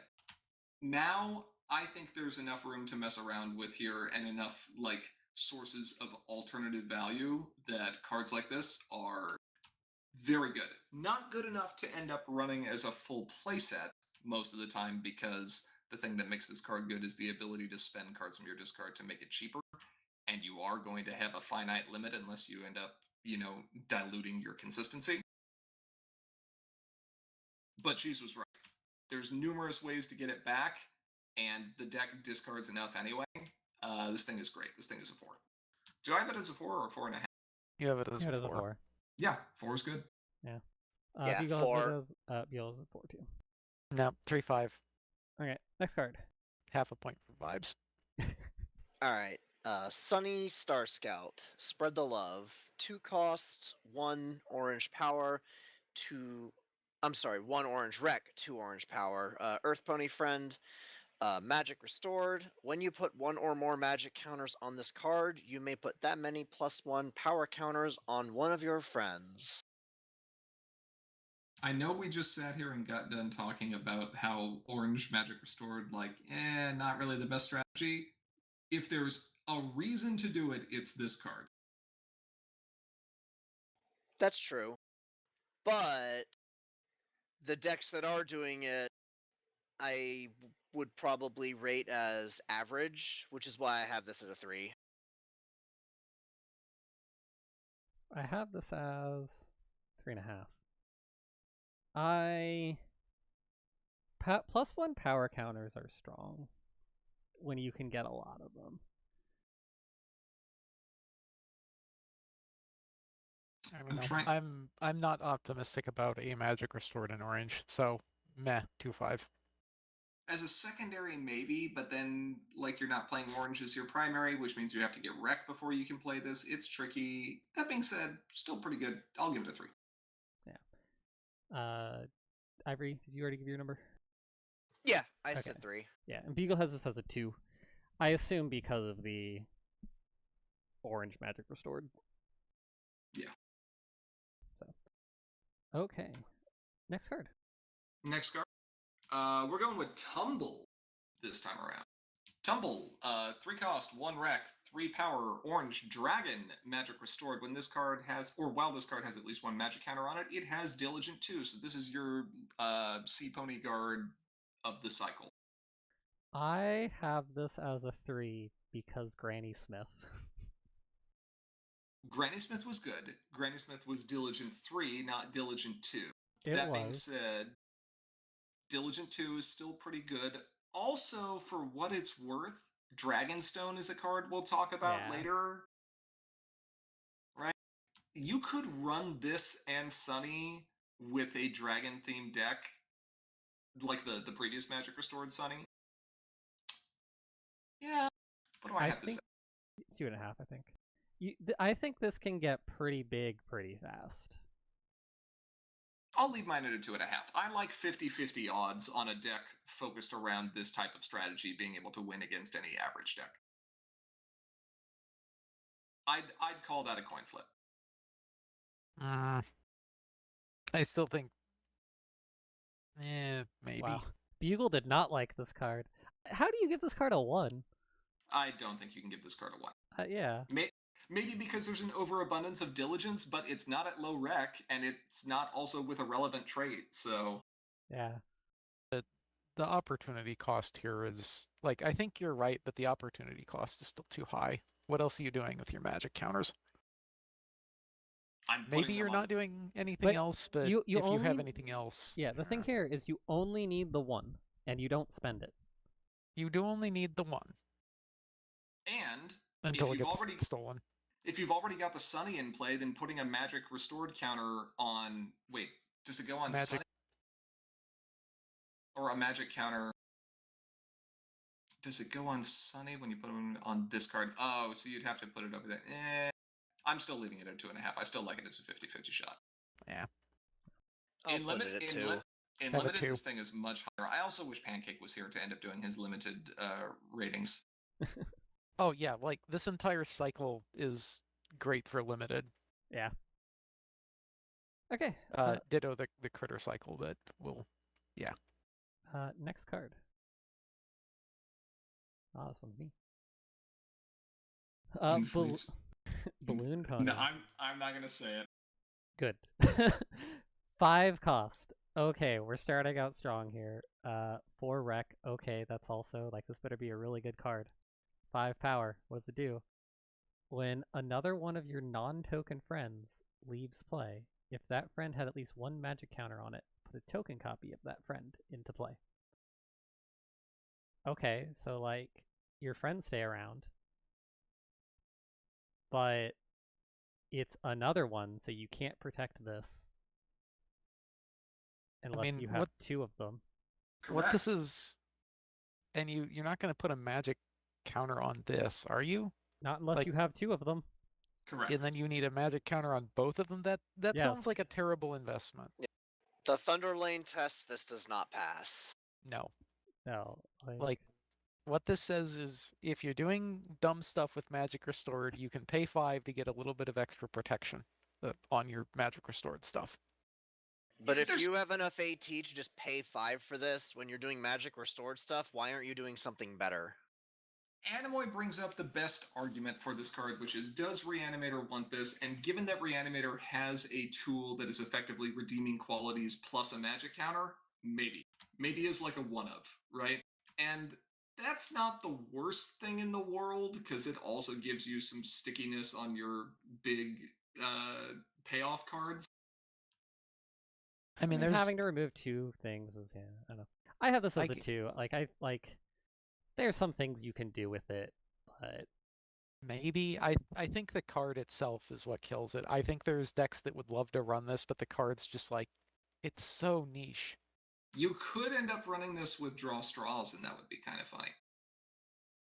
Sneak it into play for 2. Have a 1.5. I think it's too niche. I'll give it a 2.5. I agree. What did I give this? Oh yeah, I gave it a 2. Yeah, I mean, I don't know. If you, maybe Reanimator, but... So Bugle gives us a 3 because splitting the difference between garbage and combo. And I don't think he's wrong, but we don't have the cards right now, I don't think, to do a ridiculous combo. Right, and it has enough requirements, and it does need the thing leaving play to be a non-token, so I'm not entirely, maybe there's some stupid loop you can do with this, but... Because you'd have to be playing new things, but basically something that you want to have 2 of its enters play ability. Yeah, so...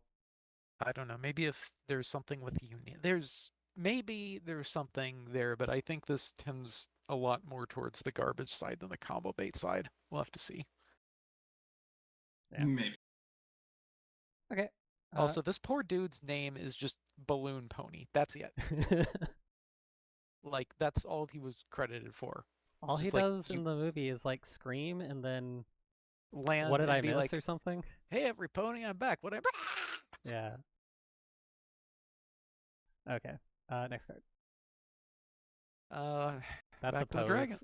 Yeah, back to the dragon cycle. Blaze, laugh it off. 3 orange power, 3 cost, 1. Did I say orange? 3 pink. You can't even blame the character. The character is the most aggressive pink color we've ever seen on anything. Neon pink. She's partially orange. Anyway, this 3 pink power, 3 cost, 1 pink wreck. Dragon, magic restored. Well, it's got at least 1 magic counter on it. It has eccentric too. I have a question. Can we zoom in on Izzy's face there off to the side for a moment? Can we just... Oh, Izzy's there? She's so small. Can we zoom in on her face? No, not easily. But it's great. You can see her face. Is she whistling? No, she's just kind of standing there doing Izzy scrunch, just yes. Oh, is she annoyed? Yeah. Oh, okay. Blaze is... Yeah, it would be really hard to zoom in here. Yeah, Blaze is unhappy to be here. I wanted to rate this a 1 because I hate this character, but it's probably a 2. Yeah. Eccentric 2, it does things. It's hard to say it's a 1. It's about the same as the rest of the Magic Restored Dragon Cycle, so like it's okay. It can have a 2. Yeah, I think this gets a 2. Like, I give it a little bit more than a 2 just because eccentric is something that annoys your opponent and is likely to catch them off guard if they're not paying attention. You know what? I'm changing my mind here. This gets a 1.5. Eccentric is everywhere. If we're talking about constructed, this can have a 2 for limited or even higher for limited. This can have a 1.5 for constructed. Pink also has better magic options. So yeah, I think I agree, actually. I was considering dropping. I'm leaving at a 2 because eccentric is obnoxious. It's not as obnoxious as calming. We'll get to calming. We'll get to that. Yeah. Anyway, have your 2. Bugle gives it a 1. Yeah. Probably for the same reason they knocked their ratings down. The next card is Izzy Moonbow, All According to Plan. Now that's an Izzy face. 4 cost, 2 pink rec, 4 pink power, Unicorn Friend. When this card is put into your discard pile, you may banish this card to shuffle your discard pile into your deck. When you play this card, draw cards until you reach or exceed your maximum hand size. So, this is a good card. I have this as a 4 because I think that, what's the name of the card? Basically, any cards that we've had that shuffle your discard pile into your deck always end up being super good in control that wants repeatable events, but has no other way to do that. Because, F-Stop is banned, and not in this format. True. And so just kind of automatically. Now, and it's because you don't have to pay 4 to do this. It's just when it's put into your discard pile. So I view this as very similar to the purple card, the event that did the same thing. School Shutdown? No. Sorry. I was thinking about the other thing. Yeah, no, this is it-ish, yeah. It's just a very cheap way, or I guess free way, it costs you a card, to do this. And, you have Pinky Sense, so it's not hard to get rid of this card. I will admit that the presence of this card in core means I am not worried about, offensive mill being a thing that will ever run away with the game. Go ahead, mill me, see what happens. Right. That being said, Mill's kind of adapted a bit, and now it just kills its own deck. So, it is what it is. I also don't think that true straight up mill is what you want to go for. I think the mid range options are. I think Cheese is right. There's something to be said for being able to recur just about any card type or get extra use out of it, and running it in control is great. I can absolutely see this going in an Izzy X control list and being pretty strong. If you wanted to run Izzy White and rely on stuff like Nova Charm again and again, while also using your events and your troublemakers, yeah, this is not a bad option. Yeah. I think there's decks that want to run this, but I do think this is kind of niche. You also don't even need to be in pink. Right. You only need pink if you want to draw the cards. You do need a means of discarding it, and unfortunately the best means of discarding it is in pink. Yeah, that's true. Right. I mean, blue has decent options. You also have to be... You also have to be running this for the actual deck reset ability, because if all you want is something back out of your discard pile and you're playing pink, you had the main. Well, unless it's an event. This is for if you want events back. Or I guess troublemakers, technically. But it's really if you gross. The highest value is getting back events. And then you have to actually play it. It's not on enters play, so you can't cheat it into play, which is meh. Yeah. What, for the card draw? For the card draw, yeah. Yeah.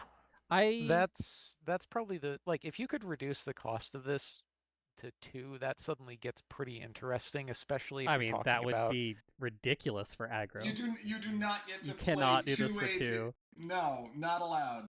Go in the corner. Find ways to do it. You will find ways to do it, and then you'll ban it. And then, great. Right. And Cadence is looking at this just being like, but I think there are better ways to get that effect. So the second ability here is kind of meh. Yeah, Cadence opts for Vinyl instead because she's 2AT. Yeah. Vinyl or... It's really hard to think of a time you'd actually want to pay for the second ability. Honorary Yak was the other thing. I think Gabby's gone, right? Yeah, Gabby's gone. Yeah. So anyway, I have this as a 4. It's a little more niche than that, but it's still a good effect. I have it as a 3. Yeah, I have it as a 3 as well. Bugle also has it a 3 with sideboard only. Translator's note. Plan means Keikaku. Yes, thank you. I was upset Ivory didn't say all according to Keikaku. Yeah. Well, that's not her subtitle. Lies. I disagree with sideboard only, but okay. Next card. All right, we got Kenneth and Birdzilla Forward Scouts. 2 cost, no rec, 2 power, pink critter. Immediate, retire this card to look at the top 2 cards of a problem deck, then put them back in any order. And the critter cycle clause, when this card is put into your discard pile from play, you can pay 1 to put this card into its owner's hand. I mean, we're back on the same thing we were at earlier. It's entry and it's a critter and it opens up options and, like, the effect is less good than some of the things we've seen so far, but it's still not bad. It can have a 3. It can have a 3. Okay. I don't know. I was gonna say like 3/5. Yeah, I have this as a 2/5. Like the ability, it like if it let you put 1 on the bottom and 1 on the top, that would be cool. But just like put them back in an order, Like I just don't see using the ability. And then it's just kind of entry, and then it's like, okay. It is a critter, but yep. Yeah. Is there much else to really say about this one? I mean, it's not bad. No, I would say this is a solid. I would put it at a 3, but that's because I think half points are for cowards. Yeah. Bugle has this as a 3. Again for the type. I don't know if Ara gave theirs. I think Ara said 2/5. Yeah. Okay. Next card. Yeah, 2/5.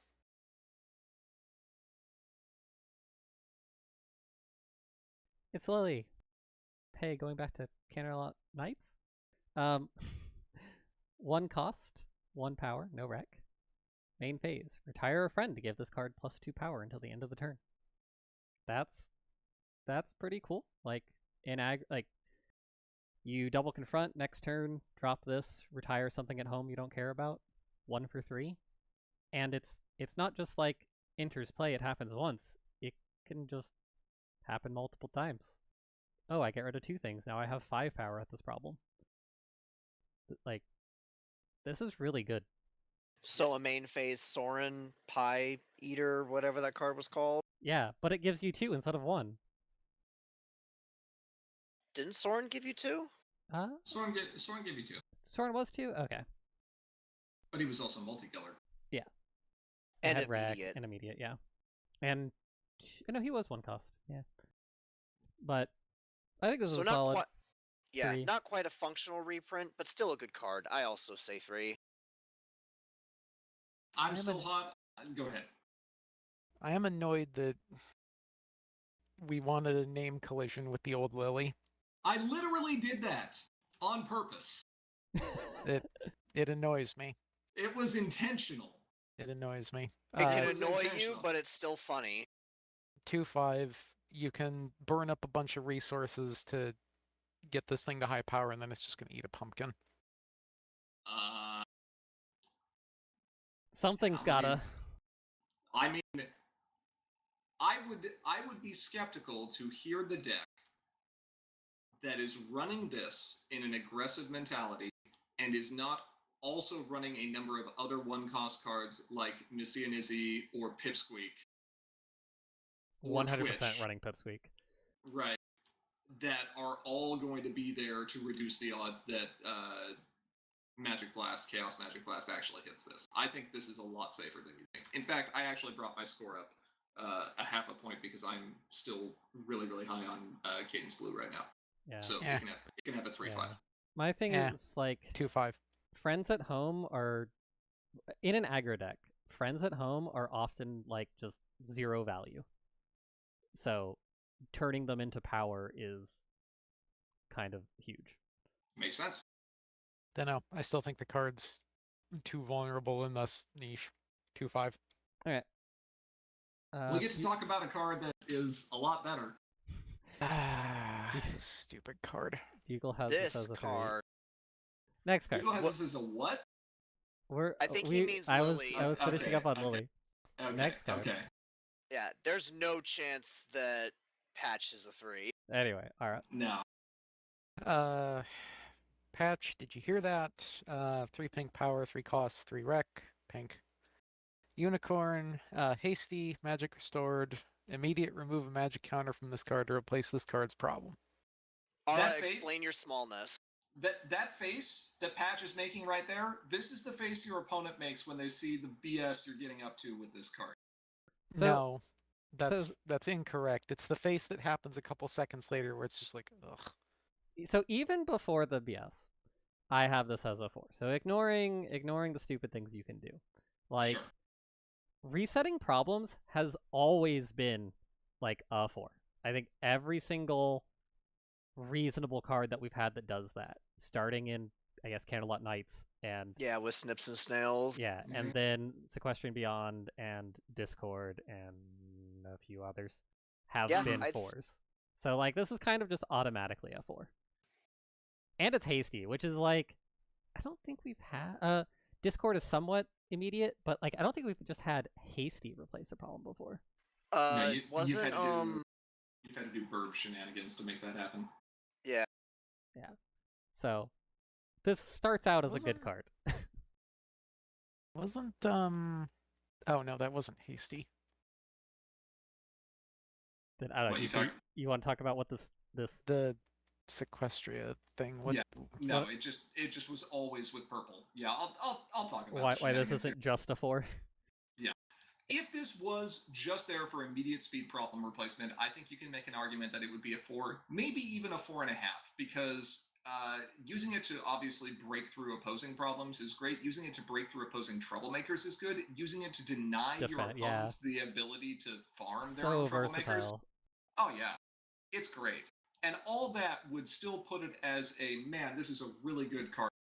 That being said, Patch has an interaction alongside Cherryberry from Prize Wheel 3 and Ruby Jubilee from this set, provided you have a problem deck that is full of magic restored problems that will allow you, with those 3 cards and 1 other magic counter, to end the game on the spot.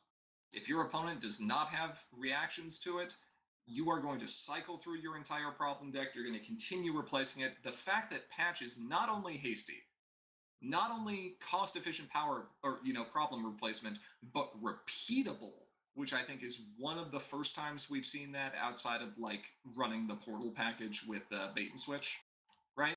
That's the thing that brings Patch over the edge. Patch is a 5, and maybe even higher than that. Yeah. There's actually a possibility that Patch is a 6. We don't know yet. I'm writing Patch down as a 6. I don't expect this card to stay in the meta. Yeah. Oh, well, you heard it here first. For reference, Cherryberry is when this card's problem is replaced, score a point. Correct. Yes. And then the other one we'll see later, but just so you know what it does, it's... your friends stay there. It's like 2 or less, whatever. Your friends stay at the problem. Friends. Yes, it's all friends. If any of your friends would be sent, if any of your characters would be sent home from a problem, you put a +1 power counter on those characters instead. Yeah, everything stays there. So replace the problem, score a point. Oh look, it's magic restored. I can put it on Patch and do it again. Yeah. So it is It is very, very crazy. I've got myself signed up for Coco with it. Not known about before. No, it was not. This before we finalized the set. Yes. Not sitting there sandbagging this one. This was a recent thing, but yeah, if anything's gonna end up taking, if anything's gonna pay the price for that, it's probably gonna be Patch. Which makes me sad because like, it's such a good card otherwise. We can still have Patch be repeatable. It's just not going to be repeatable within the same turn. We'll probably have him exhaust or something. Well, the neat part about this is that, or at least from my perspective, is I don't care if the reform is Patch. This is just some random background pony. Yeah. Yeah, that's fair. If a card needs to get hit in that combo, it's Patch. This card's going bye-bye. Have a 6. Everyone, please run as much interaction as you possibly can so that we don't have to ban Patch. Continentals is less than a month away at this point, so... Is it? Oh my god. It is. Yeah. Convince us that this needs to go away. I don't want Continentals to just be this crap. I mean, it's going to be this crap, but that's how we will know if it needs to go away. There's like 3 other different combo decks that people can run. They don't have to run this one. It's great. But this is probably the best one, maybe. It is by far the least fair, yes. Yeah. Okay. And yeah, Beagle also had this as 5, literally only because of the combo. I can't believe I'm doing this. All right. Let's talk about something that's not obviously combo bait. Tiny ponies. Peach Fizz, Puppy Dog Eyes, 2 cost, 2 pink rec, 2 pink power, Unicorn, full, Chaotic Friend. Chaos text, when this card is flipped, draw a card, not bad. Magic Restored. Opposing friends here with cost less than the number of magic counters on this card can't contribute their power to confronting this card's problem.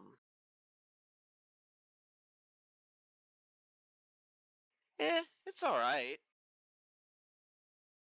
It's a 2-cost Magic Restored card. Yeah. That's okay. But there's better for that. Yeah. Yeah, there are. I mean, that's at least okay. The rest of this is just kind of And I don't think you're going to load Peach Fizz up with enough magic counters to have her third ability do anything, so I'm just kind of writing that off. Too niche. Have a... where you have a 2. Yeah. A 2 might be too high. I have this as a 3 because... What was that card? The problem where you had to have 4 characters to confront or whatever. Oh, sure. Yeah. Now that just kind of happened automatically. And it was before dilemmas existed. But, like, making it really annoying to confront, especially against aggro, and because it's cost. So, like, you kind of need 3 counters on this card until it even starts to do things. Right, and that's a huge investment. If it was just 2 counters, it'd be... 1 counter shuts off tokens, which is, not bad to have a little bit of token hate that's kind of cheap. 2 counters is almost useless. 3 counters is the point where it starts to matter. So I agree. You're either doing this with 1 counter by itself as token hate, or you're doing it as like a massive investment, and then it's bad. Yeah, or you're just treating this as a 2-cost Magic Restored that incidentally gets you a body, I guess. Which either one of those 2 examples, either making it like a niche sideboard card or making it just kind of a generic 2-cost Magic Restored, means it's probably a 2. Yeah, I have this as 2.5. I suppose there's a little bit more utility here. The token hate thing is actually kind of compelling. And Ivory's point about making it obnoxious to confront problems, it's fair, fine. Have a 2/5. Yeah. Ivory also just died, so Ivory appears to have internet problems. Yeah. Beagle has a 3. He gave this a 2, though. I do think 3 is a little hard. No, Beagle gave a 3. I think 3... Oh, sorry, I wasn't talking there. I think 3 is a little hard to justify. But... Yeah. Okay. Next card. All right. Running Windy, Erratic Landings, 2 cost, 2 rec, 3 power, Hasty Pegasus. When this card enters play during an opponent's turn, you may retire this card to dismiss a friend here. This is so good.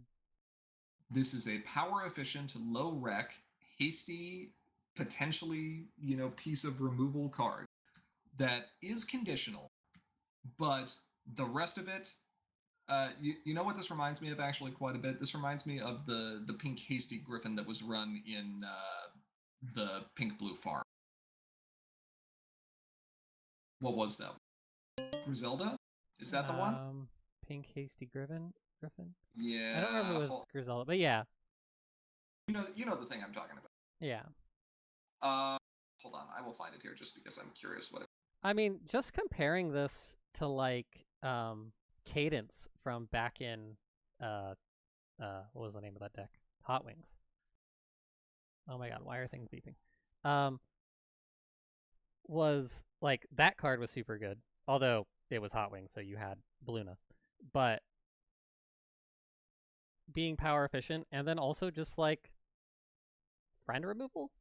I think aggro and even like kind of sort of other decks really like this card. Yeah, this is not a bad choice at all. And the fact that you can replay this with Izzy by getting it back if you need to is good. I'm probably not going to run a full 3 of every single time. Maybe in the Cadence Blue just because it goes so heavy on the mid-range aspect. I mean, it's a power-efficient hasty card alone. That's enough to make this at least notable. And then the fact that it's dual role and can act as removal. I don't think this is a 4, but I think if you're running pink and want like friends or disruption, you're probably looking at this and being like, it's not too bad. Yeah. Have a 3/5. I'm giving it a 4. I think it's good enough to deserve a 4. 4.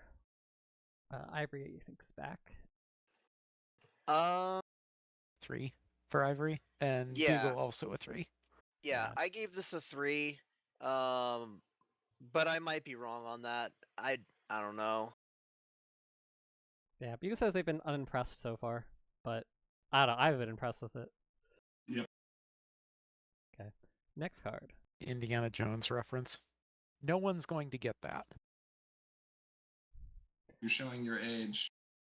Well. So am I. I have a big white streak on the side of my head now. That's how long we've been playing pony cards. That's how long the stream has been going. It's only been 2 hours, but Dapple, Bongo Beatnik, 1/1, purple. When you play a card, this card gets +1 power until the end of the turn. You're welcome for the pun. It's terrible. You hear the rhythm, some feel the rhythm, but Dapple lives the rhythm. No, the beatnik, or Bongo Beatnik, yeah. Yeah. It sees itself see play, so it's always power efficient. Yeah. It's just purple doesn't do this kind of thing. I think the card is like if this was like pink or blue, I think it would be higher, but here I have it as like a 2/5. Mark my words, eventually we are going to do the thing that happened with yellow as well, where the colors just hit critical mass and then go out of control, and you're just waiting for that point to happen. There is a lot that purple has right now, even post-rotation in core, for power-efficient, value-oriented cards that are going to allow you to just go crazy. And this is a unicorn, which also means you can end up finding it off of Celestia, which is not bad. For your main. Yeah. So Anamoy says, does Dapple go in Cadence as like just a default card? Just ignoring the color? I mean, probably not. But you like playing cards, like it does. It's a slot. I can see the argument for it. The slot is the trickier thing, right? Interesting. Cadence purple now. I'm gonna have to take a look at that. Yeah. I mean, there's almost an argument that you just throw this into Cadence regardless, because why not? You want to be playing stuff anyway. Why not have a 3-power friend? Well, that was the argument that Animoy was making, and I think the response was that card slots are too valuable because Kids doesn't play aggro. Typically, she plays mid range. Yeah. I mean, you could bend it towards aggro and see what this does, but I think being off color probably hurts a lot more than. Yeah, I have this as a 2/5. I think the decks aren't quite there yet, but like there's potential. Sure, you can have another half point. I am extremely pessimistic about this. I don't know. I don't think anything wants this. Yeah. You think purple aggro is just going to be that low? For now. That's the other like dumb thing I could see here is maybe there's a combo list that just wants a lot of purple power, and it's just like I'm just going to be playing like all the things anyway, and why not have a friend that hits Transfinite Power so that I never have to worry about Unity ever again? Like, it's almost the field twirler argument. Combo that needs lots of purple power. Yeah. Yeah. 1.5. Ivory? 2. Yeah, 2. And then Bugle has this as a 3. Okay, next card. Elderflower, Wind and Remain. 2 purple power, 2 cost, 2 purple wreck. Unicorn Elder. Eccentric 1.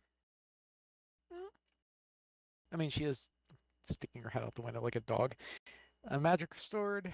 When an opponent plays or moves a character, you may remove a magic counter from this card and move that character home.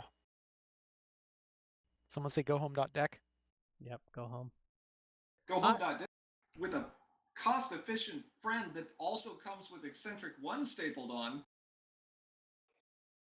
Who let this thing out? Who let this thing out in the wild? Yeah, it's a 2 for 2. This is going to be infuriating and limited. Oh, yes. But even just for constructed, like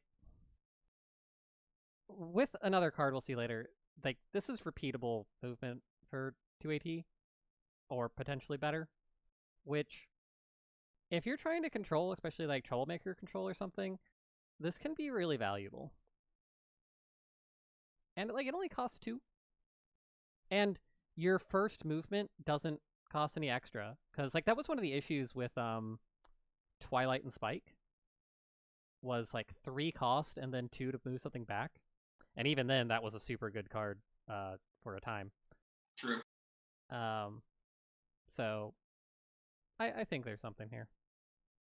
There's like I have this as a 3.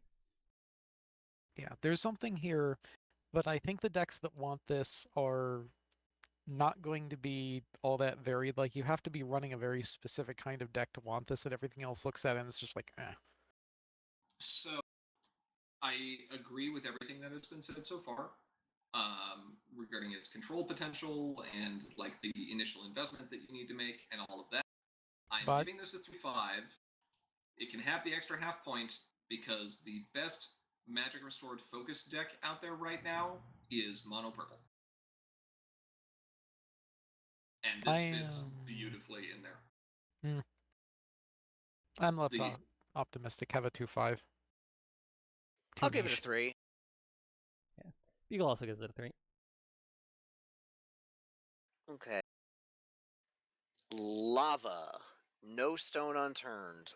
3 cost, 1 purple wreck, 3 purple power, Dragon Friend, Magic Restored. While this card has at least 1 magic counter on it, it has Meticulous 2. I think I rated this one higher than the other Dragon cycle because Meticulous 2 is just dumb. Meticulous 2 is really good. Meticulous 2 is dumb. Meticulous 2 has always been dumb. Yeah. So I've like you can get around Eccentric, get around Calming, like Meticulous 2 will set you up for nothing happened. Nothing happened with the scores there. They were always there. You can't prove otherwise. Don't look at the edit history. Wait, what did he just do? Both of us changed ours to a 3. We're 3s across the board now. Yeah. Oh. Like, no, Meticulous. Okay. I forget that Meticulous 2 is stupid. And Bugle's comment is Meticulous 2 is good for a Magic Restore deck. Yeah. Like, now, that being said, it's not higher than a 3 because that's all this does, but at the same time, Meticulous 2 is still good. It's Meticulous 2, and like, if you're going second, you can play this turn, and you're purple main, you can play this turn 1. It's really good. So, like...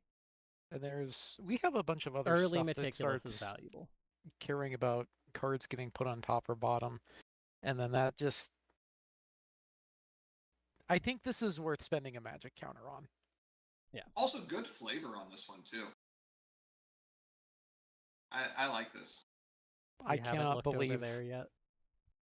I cannot believe this art worked. This scene was so dark. Like, I don't know what color this dragon actually is.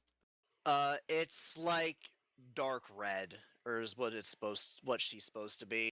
Right. Like, I think I corrected this based on the eye color, but yikes, this whole scene was just... Ugh. Oh yeah, color correction. Yeah. Okay. Next card. All right. Next card, we've got Mousifont, Pegasus Pest. 2-cost direct critter, the same cycle. Retire this card to give a Troublemaker +2 or -2 power until the end of the turn, and the ability to, pay 1 to bring it back to your hand. I made an argument for most of the other critters, talking about how good these would be with Sunny and how good they would be with Hitch. And I agree with Beagle's comment here 100%. I don't see either of those cards leaning towards purple as their secondary in the current meta, so I'm actually pretty low on this. This can have a 1.5 from me. The ability is less broadly useful. The ability is already, like, just kind of a sideboard and just kind of like a secondary thing that purple occasionally gets to do, which isn't that exciting. And then it's in a color and trait synergy that doesn't have that much strength going for it. So no, I'm not high on this. Yeah, I dropped it down from a 2 to a 1.5. I don't see it. Yeah. Like, vanilla 2/2 entry does not automatically be a 2 in this at this point. I think the only real justification I have for giving this not a 1.5 is the main card that would have, see what I did there, would have done this ability is no longer in the format, so like that it's barely a substitute, but it's something. It's just that it only happens once. Yeah. So, okay. Nice, Ivory. Is Comcast being fun again? Oh, Ivory said burb. Okay. Bugle. Ivory's at 2 and Bugle's at 2. So next card.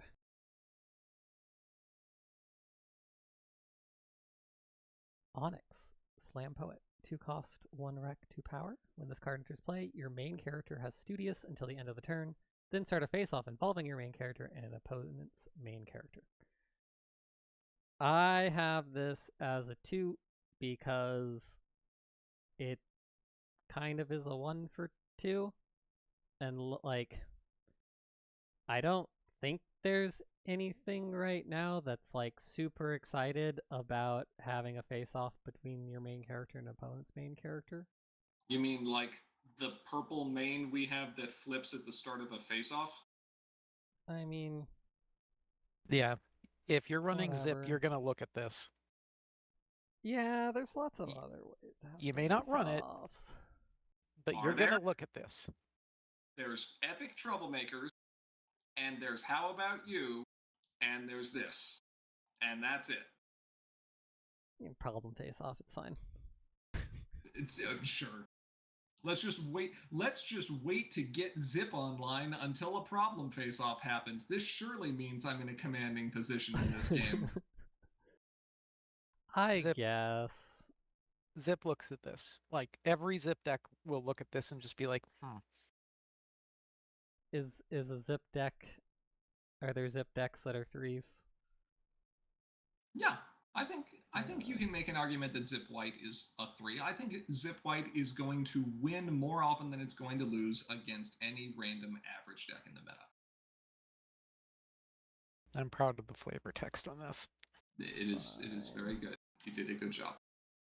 Bugle still has this as a 2 for being mediocre, but like being able to flip turn 1 is, or turn 2, depending on what you want to do. I mean, yeah, you can do it turn 1 always, but like just depends on what you want to do. But like that capability it's valuable. You get an AT back that way too. Like, consider this, right? If you're running this with Finding Your Magic and you're going first, you can play this, right? Flip your main, gain 1 AT. Your main is boosted. You still have 1 AT left over, right? You flip a card, you win the face-off. You can either play that card that's flipped after triggering Studious before the end of the face-off and then play that if that has, 2 cost or less, or you can just have all 2 of your AT back. Yeah. This is a turn 1 flip and confront with Zip. Yeah, I guess that was an enabler. That's pretty good. But that, like, outside of that, it doesn't do much. Oh, sure. Outside of Zip, it doesn't do much, but I do think that it goes in Zip, and I think that Zip is more than mediocre. Not a whole lot more than mediocre based on current meta, but I think she's got enough. Yeah. I think I'm the only one who's sticking with 2 here. Yeah, I mean, Beagle has 2 also, but... Okay. Zip, you're going to look at that. That's all I think I have to say there. Okay. Next card. Opaline Arcana, Mirror Mirror. 1 purple power, 1 cost, 3 purple wreck, Alicorn Chaotic. When this card is flipped, gain a token for each card type among banished cards, then banish this card. Then this card has +1 power for each card type among banished cards. I like that. It does get you a lot of tokens. 12 tokens over 3 copies is nothing to sneeze at. That being said, I don't... It's such low power, though. I mean, it can go up to 5 power, potentially, but I'm also going to ask what purple deck is... banishing consistently and wants to get a ton of power for confronting, ? Well, it's this theoretical purple aggro deck. Yeah. Maybe if there's if Chaos Control ever comes back, is this maybe this is worth it? Interesting in a, the 1 flip makes this hard, but as a troublemaker control thing with, Zip. I mean, the 1 flip doesn't make this hard if you're playing this with Zip, right? Yeah, because if you have Zip, then the flip doesn't matter. So then... However, here's the problem, right? If you flip this, that chaos is not optional. So it's actually really bad with Zip, because then it's banished. You can't play it anymore. You don't get an extra flip. Oh, because you have to play the card to get the extra flip? Yeah. Yeah. What did I rate this? A 2.5? Why? This is a 2. I suspect there's something that wants this, but have a 2.5. Yeah. I think this is definitely a 2. You might even look at this from outside purple and just read the chaos text and not care about anything else and just go, I like tokens. This might actually be a 1. I'm not sure, but I'll stick with 2. The AT. The AT real strong. You could consider this in pink because you can guarantee, it's not a dead card in your hand because you can Pinky Sense it on top, but it has to be a deck that's okay flipping 1s. Yeah, that's what makes it hard. Yeah, I don't know if I think Growcord lost too much, but that would be incredibly spicy. Just being like, I don't mind losing some flip power because I'm going to be flipping 20 things anyway. Yeah. Okay. Maybe. There's probably a place. I'm sure somebody will come up with something to do with this, and it probably won't be too terrible. Yeah. Next card. Pip. Okay, Pip Petals, Bright Ideas. 3 costs, 2 purple rec, 3 purple power. Pegasus Royalty Friend. Magic Restored. When you put 1 or more magic counters on this card for the first time each turn, gain 1. Hey, it's purple AT generation. This is Princess Smooth. You can do. So can you. I mean, it's okay. AT generation, I suppose. I mean, purple is the magic restored color, I think. It's only AT generation in, like, a very specific deck. Right. Which is why it's not more than a 3. I mean, so at a, like, ignoring other cards, it's like 2 costs for 3 power. With the resource we'll see later, or I think a couple different things. Yeah. It becomes more AT. No, AT. Yeah, it's just more AT free-ish, or reducing the cost. So, like, it's interesting in that deck. I don't know. I have it as a 3. I had it as a 4. But I think the card by itself is probably the thing that brings it down to a 3.5. I think the deck it's in is actually arguably better. I think the purple Magic Restored deck is very interesting because it requires your opponent to have a very specific kind of interaction in order to disrupt it, and if they don't have it on exactly the right turn, you will run away with the game. I think this card is a good reason why that deck works, but I don't think it's the only reason why that deck works. And outside of those circumstances, like, it is very good. I'm giving this a 3.5. Wax and Wane was good enough to be like the starting point of, hey, can we just play efficient purple friends in conjunction with something else? And this can always be a Wax and Wane even without additional support. Yeah. Ara? I'm less optimistic. I think the card... I don't know what wants this. 2/5. It's just the one deck that we know of. Ivory? I said 3. Oh, you did? Okay, sorry. Yeah, and then Beagle has this as 3 for, I guess, for the deck reason. Right. Okay, next card. All right. We've got Sander. Unicorn Sighted. 2 cost, 3 rec, 2 power, main phase. Exhaust this card and pay 3 action tokens. That's expensive. To put an opposing friend on top of its owner's deck. You pay 1 less to activate this ability for each of your characters with at least 1 magic counter on them. Napcakes is a good effect. Napcakes that you can use multiple times is pretty good. A free Napcakes that you can use multiple times. Seems really good. Now, it's not immediate, but... Well, it's better than Napcake because it doesn't have a power restriction. Right, it's also worse than Napcakes because it's not immediate. So it would be more apt to call it, like, detention, right? The fact that this card does not have its own Magic Restored ability on it is the thing that probably brings it down a little bit. If Magic Restored is going to exist in purple outside of the combo deck, or if the combo deck wants to find a way to be able to disrupt a friend that might otherwise be problematic, I can see them running like a copy of this card in the sideboard, or I can see 2 copies of this card as like a pretty good disruption package for the theoretical control deck. I don't know how those are going to do, but I like removing friends repeatedly and paying less to do so for already getting value, right? That's the thing, is the cost here in giant air quotes of having to put magic counters on your other characters. You already want to do that anyway. Yeah, we already saw what those other characters do. Yeah.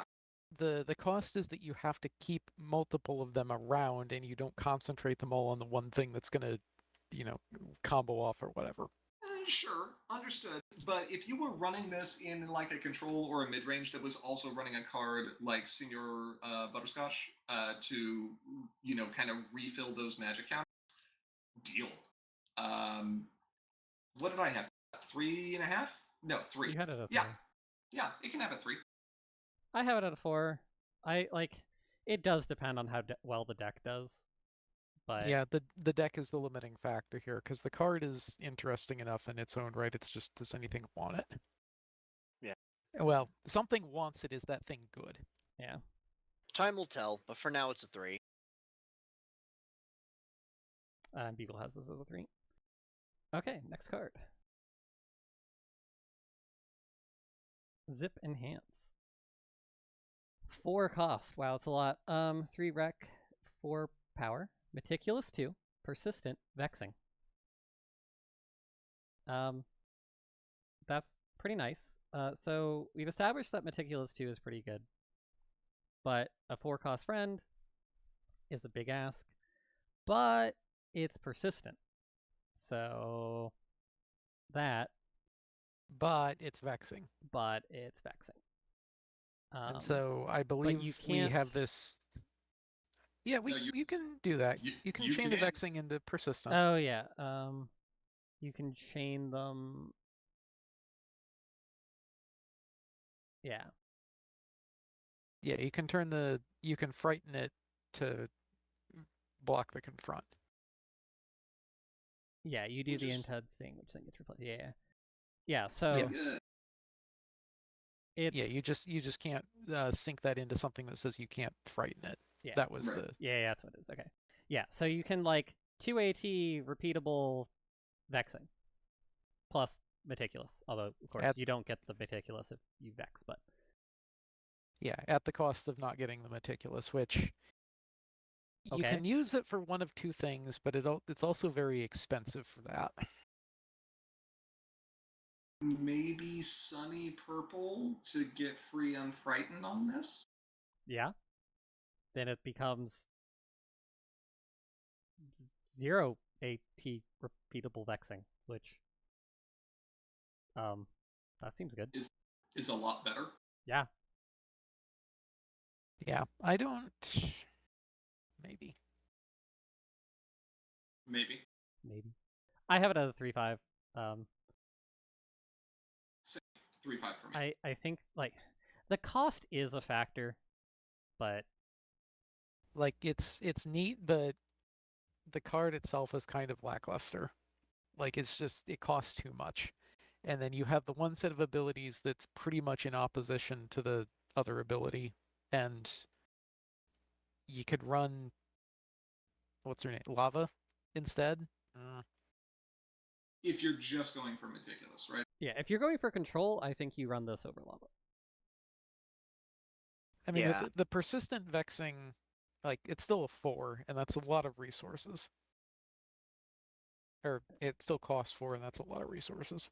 Yeah. It's in purple. They've got AT. They're rich. It's okay. Anyway, Ivory? 3. I think this is a fine card, but not game breaking. So yeah, 3. Yeah, and Beagle has this as a 4, I assume, for the repeatable vexing. Okay, next card. Armadillo, T-Service. White friend, 2 power, 2 cost, no wreck, immediate, retire this card to give your main character +2 power until the end of the turn, and the usual thing from the critter cycle, pay 1 to pull it out of your discard pile. The interesting thing about this card is you can use it for entry into your own color. So if your main is not white, and you have other white, but you really need more than one. You've flipped. I guess you have a hard to flip main or something. That's a little interesting. But other than that, it's kind of. There's probably stuff that wants this. Like you said, anything that's not running a white main. But once white is a secondary, we'll probably look at this and be like, especially if it has a difficult flip condition, is just like, ah. That being said, once you're online, I think this is a dead card. Yeah, I have it as a 2. Yep, it's a 2. Yeah, 2. Bugle has 3. Not really sure why. Bugle plays white aggro. Yeah. Okay, next card. Fluttergust. Breezy. It's a very sunny looking breezy. Light Collector. 1 cost, 1 white wreck. When you play this card, reveal the top card of a player's deck. If that card has greater power than this card, put that card into its owner's discard pile. Give this card +1 power until the end of the turn, then repeat this process.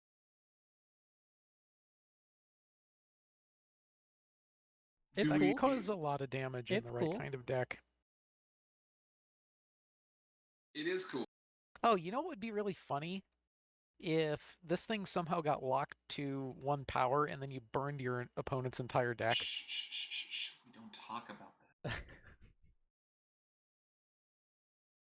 That requires you to be playing an adventure. It requires you to also have Starlight Glimmer and Forced Equality. It requires your opponent to be playing a farm deck.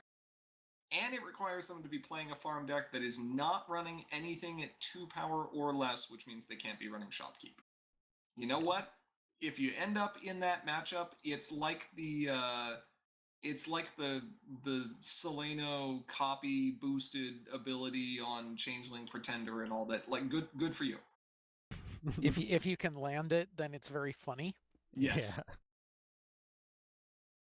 Yeah. But I think that, like, even without that interaction, this is a solid 3. It does things against farm. It costs It eats 1. farm. It helps white aggro, and it doesn't have wreck, so it's very rarely gonna be 1 power. Well, it's rarely going to be 1 power the turn you play it. Then it turns into a 1 power thing, and you don't care anymore. Yeah. Yep. There are decks that will want this. It's kind of niche. It's a 3. Like it is cheap, which helps its cause. Yeah, this is another one that doesn't fit into our scale very well. Like this is a thing that a lot of decks will look at and, depending on what's in the meta, and be like, maybe I want to sideboard one of those, just in case. Maybe. Yeah. Okay. Next card. All right. Next one here, we have Glory. Big Aspirations. 2 cost, 3 wreck, 2 white power. Pegasus full magic restored. Immediate. Remove the magic counter from this card to choose an ability of an opposing friend. This card has that ability until the end of the turn. This is a nifty, like, flexible ability. So cool. That is just ultimately bad. Yeah, it's just so much worse than most other removal options. The problem, like, what removal option? White has removal. This doesn't remove things; it just copies the ability. Sorry, stealing things. Yes. Yeah, right. And like it doesn't copy on interest play either, so it's just like you need an activated or continuous ability that's worth burning a magic counter on for a turn. Yeah, I'll drop this to a 1/5. Like, Bugle has this like, 1, just steal the thing. I mean, he's kind of not wrong, right? Yeah. This is a little bit more versatile, and I'm gonna leave it as a little bit higher. What do I have it at? A 1/5.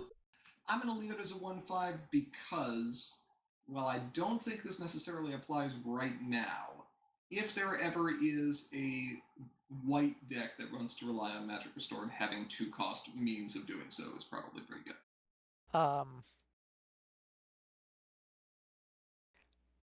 I'm going to leave this as a 1/5 But this is a very big and very stupid but. Big butts. Yeah. You can steal multiple abilities, and then this turn. card gets all of them, and you can do some really, really stupid stuff if you do that. Oh, hold on. Hold the phone. Let me read this again. But it's only an opposing. No, so, I understand that. Here's the thing, though. You can double up on the same ability. Yeah. Yes, you can get teamwork, legitimately. Okay. Can we make sure we never print teamwork ever again? This thing can have it can have a 2 because there's a little bit more potential and because here's the thing, the color of donating stuff to your opponent is also white because we still have Throw Me a Bone in core. So like yeah, like it is there is a deck. There is a very very weird, very stupid deck that wants this, and it's going to do something incredibly dumb. Yeah, but it's never going to work. My counter to what Bugle said in the comment is steal the ability, then steal the card with something else. There you go. Okay. This is a 2. Yeah, it could be a 2 for the 2 asterisk because I want to see potential. I want to see this thing do what it does and just like, okay, the flavor text right now is even more poignant. Yeah. Cool trick. Yeah. Okay, anyway, next card. Anyway, that completes the not Cutie Mark Crusaders. Yes. All right. Izzy. I'm jealous. 4 cost. I went back and forth on this card. It was interesting. 4 cost, 3 rec white, and 2 power. When you play this card, choose a card from your discard pile and put it into your hand. If you choose a friend or resource with cost 2 or less, put a token copy of that card into play. If you choose an event, copy the effects as though you had played it. So, if this just either got the card back or copied it / made a token, it's a bad card. But it does both. So you get the card back and get to use it. And particularly in control decks or even mid-range things with like events, getting 3 uses off of an ability is a lot better than just being able to do it once times the number of cards you have. Right. So completely agree. Yeah, it's expensive, but it needs to be because we ran this thing at 3 and it was absurd. Yeah. I have it as a 4. Yeah, I think you're spot on with the idea that Control is going to look at this and end their friendship with Miss Main, mostly because she's not legal, and then run this card instead, and be totally happy about it. This thing passes the Thunder Lane test with flying colors. It's not even close. Because it doesn't matter if it gets removed. Because it doesn't matter. It's great. In fact, you can do really disgusting things. If you want to play Izzy Control and run white with Nova Charm and other stuff, you can be using this card and then, retiring it and getting this card back and getting even more uses out of it. Like, you will just there's never no banish run out here. of resist. Like, repeatable effects. Like, Control really, really likes that. The one thing that has me not put this at a 5 is I think that a lot of the control decks that are running white either as their primary or their secondary are not going to be as potentially well positioned in the meta, but the card is just such an all-star in every single one of those decks that I can't give it any less than a 4 or 5. Yeah, especially because like we have Saddle Row Storefront in the meta, and Correct. With a secondary of like especially purple, like you have the AT to play this. Oh yeah. All right.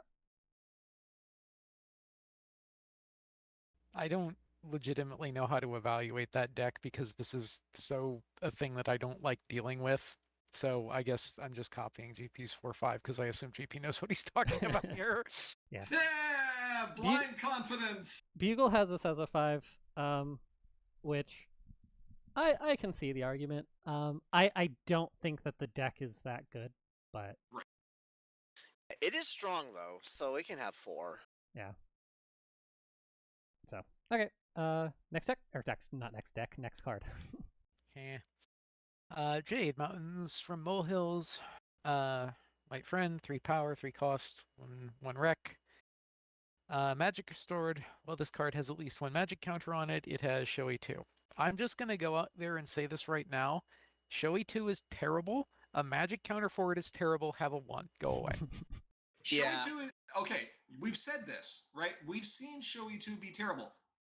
We've also seen Shoei 2 played on the first turn of the game be really, really, really irritating. That's the only reason for me is that this is,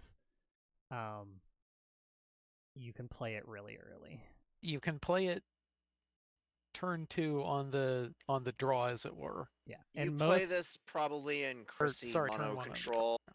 Yeah. And it's very rare for people to move up turn 1 because like you don't necessarily know which problem you want to move to. Maybe. Come on, give us the half point at least. No.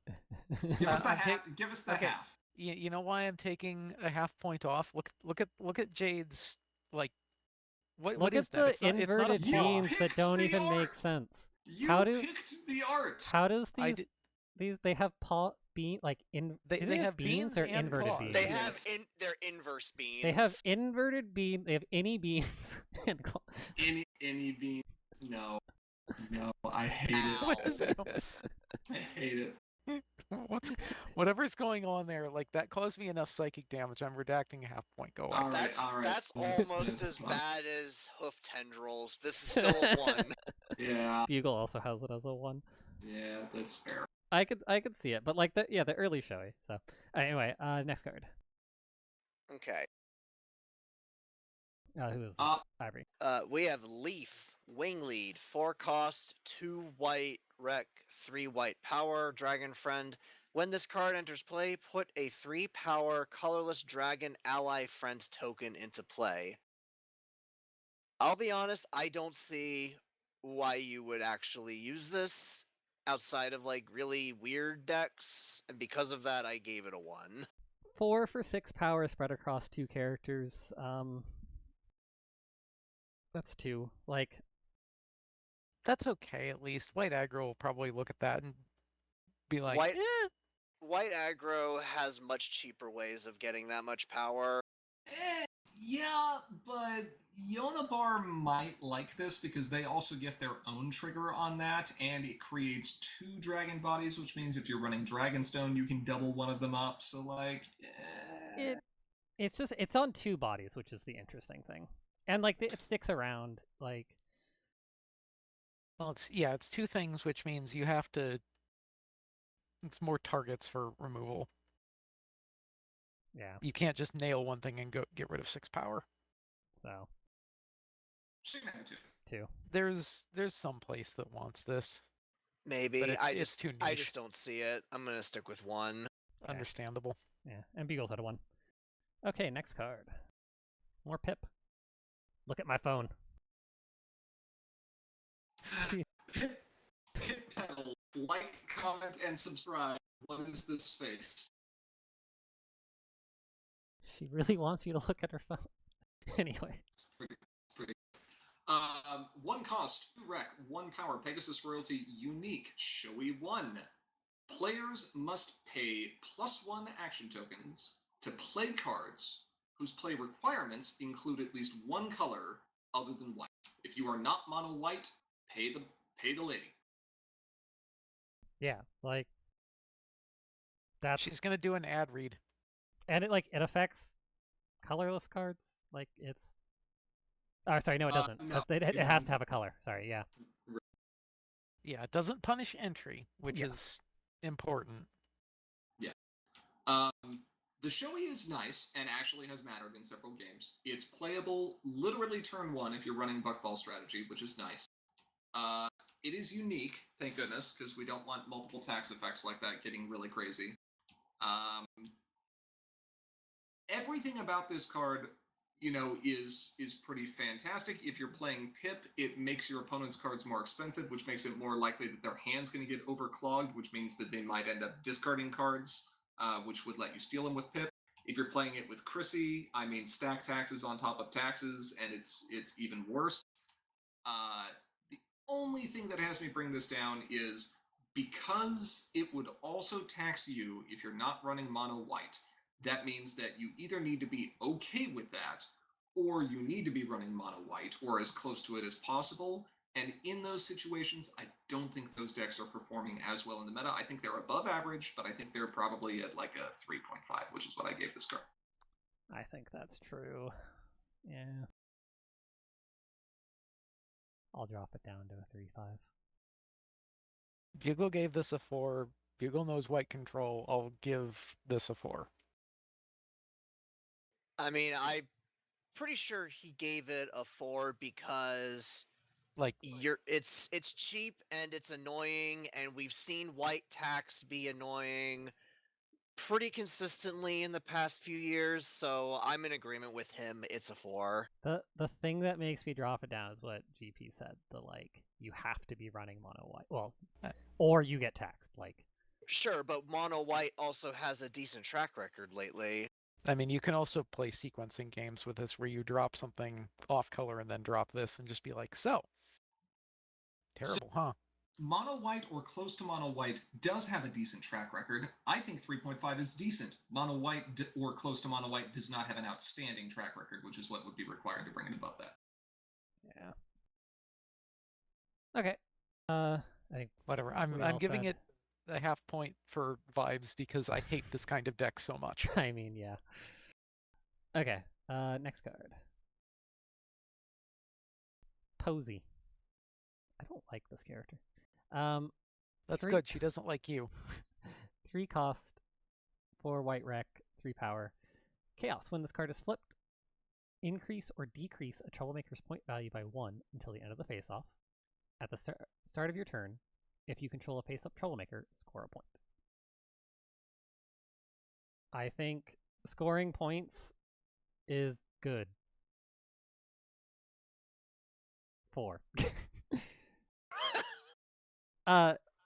Yeah, and then the question is, is there a white something troublemaker control deck that is a 4? That one I think is actually harder to answer. Yeah. I'm still kind of putting the purple-white control or X-white control with troublemakers on about the same level as the white-X control we were talking about here recently. I really like Posey. I think Posey's an outstanding card. We'll have to see what ends up happening with control. Post-format or post-rotation formats are always tricky for control just because they have fewer tools available. Yeah. It's still good, though. I'm still at a 3.5. I think there's enough troublemakers, especially a certain one later in this review. It's Seikase, whatever. Sure, have a 3.5. I'll go with 4. You'll also 4. I'll stay optimistic. I like the smoothie going down the border. Yes. Nice touch. Okay, next card. This one's mine, isn't it? Yeah. Satin Gleam, Art Critic, Light Friend, 2 power, 2 cost, 3 rec, Unicorn, Magic Restored. When you put 1 or more magic counters on this card, look at the top 2 cards of a player's deck. You may banish 1 or both of them. Unless you can do a combo and just banish their whole deck, then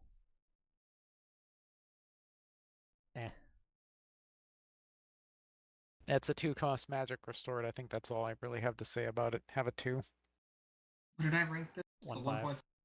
No, if the other one can do the crazy shenanigans, it's going to be with the help of stuff like this. It can have a 2 cost Magic Restored and be a 2. Yeah. Yeah, I think this is a solid 2 across the board. Yeah, in most cases, just like removing cards from a deck is just like they had shuffled differently. It's not until you either do it a lot or it's like a combo that has key pieces that it starts mattering. Yeah, this is also Izzy's supervillain origin story. Okay, and Buell also has 2. Next card. Okay, we're now into Yellow Friends, Bunnycorns, Summoning Spell, 2 costs, 3 yellow rec, 2 yellow power, Critter Friend. At the end of your turn, choose one of your Critter Friends with at least 1 magic counter on it, then put a token copy of that friend into play. So not optional, repeatable token generation, but the friend has to have a magic counter on it, which is interesting. I think it's fine. Like, especially because this is end of turn, so like, oh, I double confronted, and now like I already have a friend up there. It's Yeah, aggro likes this kind of stuff. it does. It's a little weird, but I think there's some funny things you can probably do with it. So I was putting this one at a 3. Yeah, agreed. There's some interesting shenanigans with Magic Restored here, especially if you can just add a magic counter onto Bunnycorns. And then as long as you can keep a magic counter on one of them, all your Bunnycorns start doing things, and then it becomes just tribbles. But they look like tribbles anyway, so it's fine. Yeah. Let's see. That's at the end of your turn. I don't think we have a critter with Magic Restored on it. Which we do not. I looked. I think you specifically avoided that. Yeah, you have to put one on there intentionally, which is not hard. Like, that's fine. Well, no, because I want, what I want is a critter with Magic Restored, so every turn you just get another magic counter. Yeah. Which I think that needs to go into the document of things we don't do.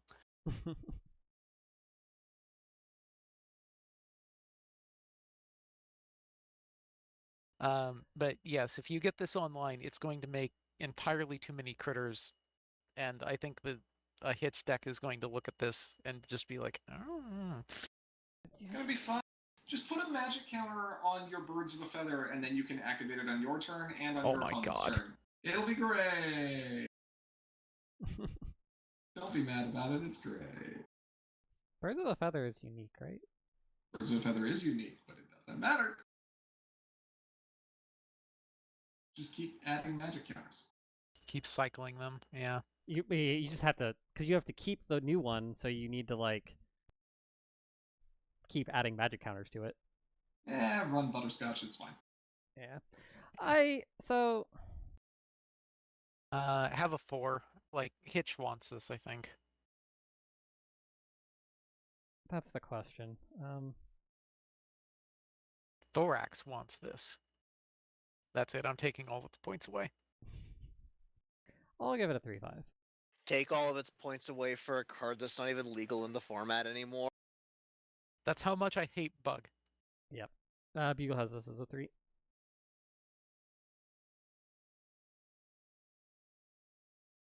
Next one? Yep. Ferris. I like Ferris. I think Ferris is an interesting card. Ferris, assistance required. 1 cost, 3 rec, 2 power. Okay, it's over efficient.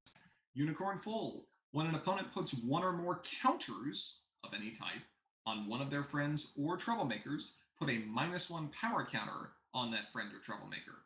Troublemaker is in here probably just as, like, incidental text. You wrote this. I know. I think I wrote this early on. It's fine. -1 power counters on friends, though. They stick. They stick, and they're real mean. And this thing's cheap. Well, this is also incredibly mean, because with the rules, this means that if they start trying to put +1 power counters on it, you just go, no. Because they merge, right? Yeah, and they annihilate. So, if they have a Ruby Jubilee, okay, their characters can stick at problems, but they don't get any bigger. If they're running Raise This Barn, only their main gets a counter. Yeah, I like. And if you put a magic counter on something, you losing power. Yep. You're about to be very sad. Trixie will also be negative power, which will be hilarious. Yeah, I think that this is pretty decent card. I think it's a 3. Yeah, it's a 3. It's fine. This is very hard to predict how good this is going to be. I mean, it depends on what your opponents are doing.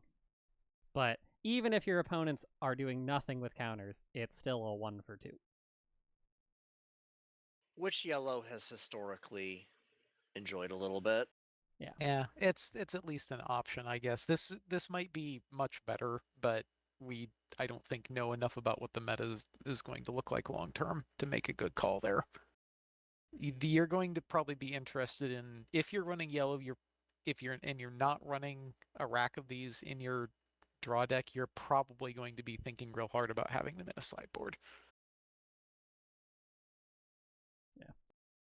Okay. I think it was 3s across except for Aura.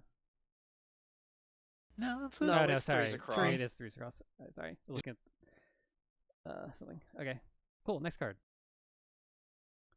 Hitch. 1 cost, 1 power. Caretaker. Your other friends here have Caretaker. We haven't seen Caretaker. I don't know what the last time we saw Caretaker was. That's been a while. It's an old keyword. Premier keyword. Yeah. Premier? Yes, Premier. Yeah, I think this is like a decent card. Yellow has lots of critters, especially in the new core. So you're very likely this is going to be +1, and then now all your critters that you're with have your critters get caretaker themselves, which they automatically all nice anthem effect. Like if you're making critter tokens, yikes. I'm very glad that Thorax is not allowed to have this. He is just an adventurer. Yeah, shut up. No bug. No bug? No bug. Just a little bug. Yeah. Yellow decks that want to do confronting are going to look at this. 3/5. Yeah. What did I rank? I have it as 3. I put it at 3. I think it's solid. Yeah, it's a solid 3. I like it. I think there's... I was messing around with this card with Cadence Yellow yesterday. I think there's good potential. Okay. And Bugles had it at 3. Okay, next card. Okay. All right. Well, we promised we'd talk about this. Lux. Scales offer back. 3 power in yellow, 3 cost, 1 yellow wreck. Dragon, magic restored. While this card has at least 1 magic counter on it, it has Calming 2. Calming is a lot more annoying than anything else, although I don't think it's as good as Meticulous 2 long term, but in the first couple turns of the game, or if your opponent forgets about it, they are going to be very sad. It's mostly a forgetting about it thing. There's just so many ways to dodge it. Or it's so easy to dodge. Yeah, but if you're running yellow and turn one of these, kind of like the showy one, this also disrupts entry, which I think is a lot more relevant than the showy. Yeah, because so you can force you can force your opponent to do obnoxious things. If you are choosing to try to lean into this calming thing early, and you are willing to start with Buckball, you can actually have 2 different methods of doing this on turn 1, going second, because you can also run the Unity 5/10 Queen Novo, and if you can get to Unity 5, then she also has Calming. Isn't it Calming 2? Or is that only Calming 1? I don't know. I'm gonna have to take a look. 1 second. New Dawn, Queen Novo is... Oh, never mind, that's Persistent. Right, she has the other ability on her Unit 10. Never mind. Calming... I still think it's a 2. It's still a good 2. It's better than... Yeah, it's better than Shoei, I think. And maybe I was too mean to whatever her name was, but 2. No, you weren't. This is a 2. No, that's right, the beans. Yes. Buell has this as a 2. Never forget the beans. Alright, next card. Pearl. Doggo. Peel and Stick.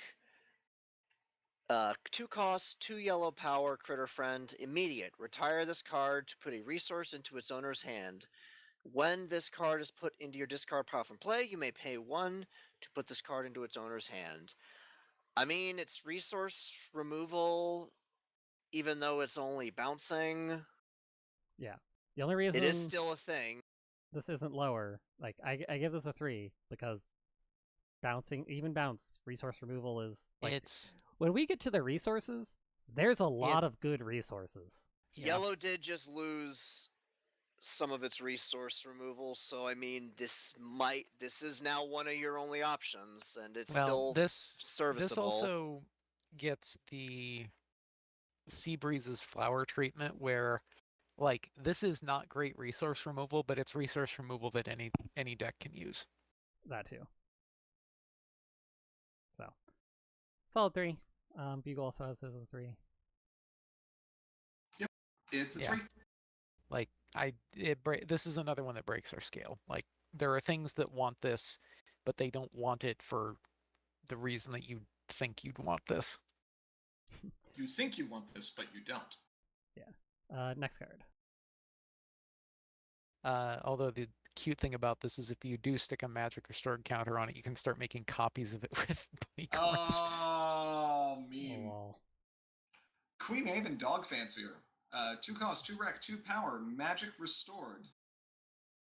Pegasus royalty. Is it fancier or fancier? Are you going to correct me on that? It's fancier. It's fancier. Okay. Or American. At the start... Or American. At the start of a face-off involving this card, put a 1 yellow critter friend token into play for each magic counter on this card. Meh. No. We have talked about 2 cost magic things, or 2 cost magic restored potentially seeing play or potentially being valuable if they can find a home. This one already found a home. Cursed's Una Pink list runs this card, and it is a fantastic inclusion in there, and that thing is monstrous in terms of what it does for weakening the opponent's ability to keep any of their friends on the board.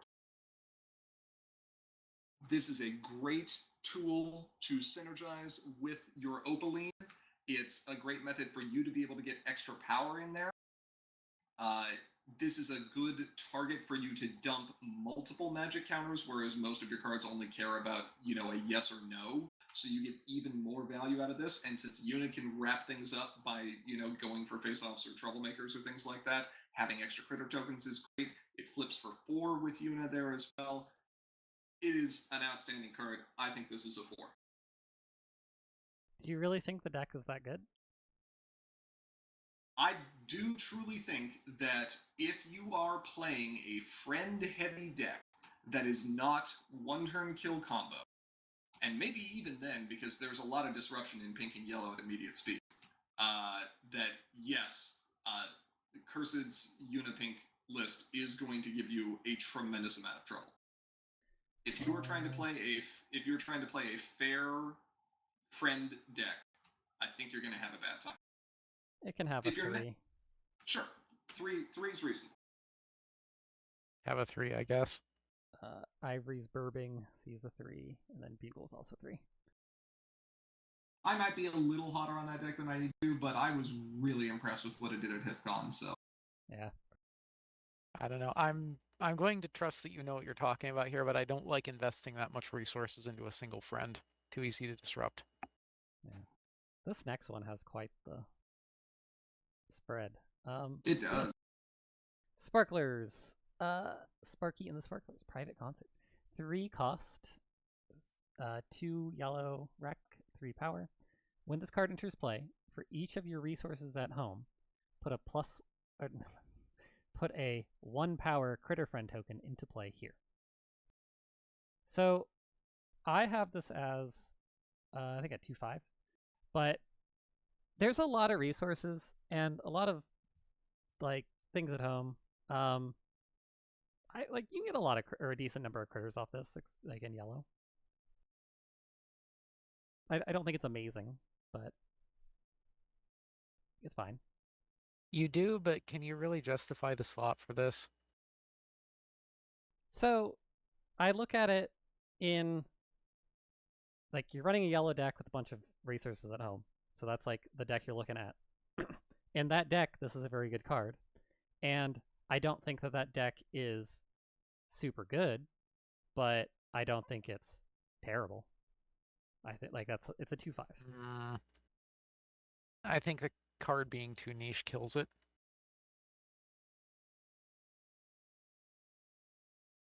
Yeah, I've got this as a 2. I can see the value in it, and I can understand how it would end up working. Did Bunnycorns say where the friend had to enter play? I don't think so. You want to stick a magic restore counter on this and just boop, boop, boop? Kinda, yeah. Oh, yeah, that's actually really good.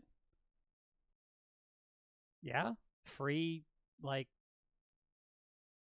lots of power. Yeah. That's because it's a critter. Yeah, it's a critter. It's a critter. Yeah.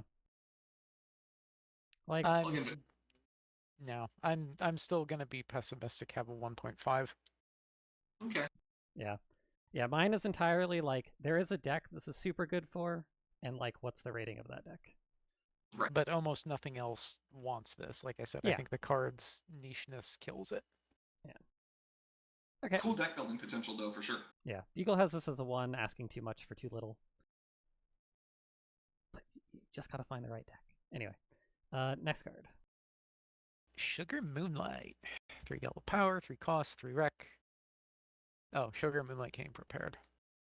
She's got her mind control hat on. Earth Pony with magic restored. Main phase, remove a magic counter from this card to put an opposing friend or troublemaker with 3 more power into its owner's hand. I don't know why I gave this the score I did. Wait, you moved it down? I moved this down. So, okay. I like this.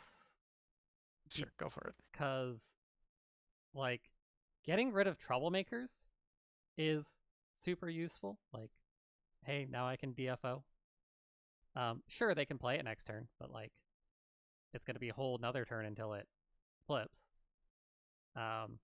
And bouncing big friends like Yona is...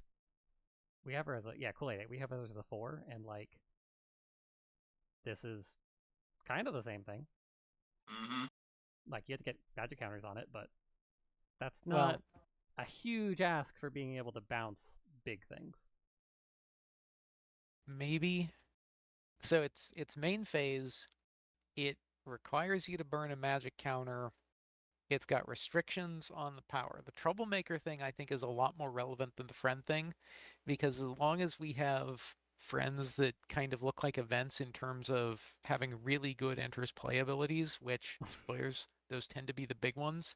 Like, yes, Plush Dash is gone from the meta. I get that. But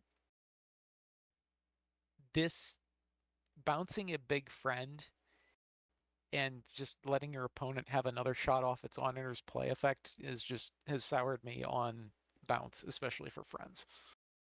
Sometimes, but yeah. I don't know, I think this is a solid 3. 2-5. Like the troublemaker thing, like I said, seems a lot more relevant. That seems fine. But troublemaker thing real good. I also really like her coat. Her coat is very pretty. She can have a 3/5. She's sparkly. Well, her eyeshadow in her hair, because they're mysteriously sparkly for some reason. Yeah, I was gonna say, like, when this card came up, it's like, yeah, she had a lot of really good art when, like, the movie came out. She's sparkly. And then I think Ivory's still gone, so Ivory has a 3. And Bugle has a 4. I don't know, GP, if you have a... Like, what's the argument for 4? On what? On this card. On Sugar Moonlight? Yeah. I brought it down to a 3-5.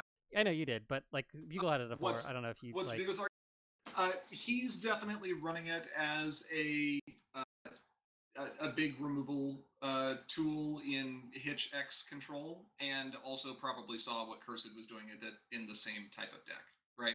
Yeah. So the Hitch X control is not leaning as hard on the -1 power counters as the Una Pink is, because it's not running the Opaline. But just having this as a means of beating that up is, obviously pretty nice. And the fact that you can just hit big threats that otherwise 3 AT, get a 3 power body out of it and bounce your opponent's biggest threat is not the worst thing in the world. Yeah. Okay. Plus, we'll just run it in bedtime. So I don't know. I think 4 is probably a little bit high, but maybe he's got something else going for it. I don't know. Yeah. Next card. I think this is a solid 3. Zip and Pip. Yep, Zip and Pip. Wish Day Carolers. 4 cost, 2 yellow rec, 4 yellow power. Pegasus royalty friend. If you would flip a card for a face-off, you may add this card's power to your power in the face-off instead. When you win a face-off, if you didn't flip any cards for that face-off, score a point. This is a weird one. This thing is just begging for build around. This is such a high build around card, and I just don't know where it goes. Yeah, it's clearly build around, but it's like Yellow farm is Una farm now that Thorax isn't around, and does Una really want this? It scores points. Points are good. It does score points, and there are things you can finagle to get those points, but I put it as a 3 because I'm sure there is something that you can do that abuses this. I just don't know what it is, so someone else figure it out for me.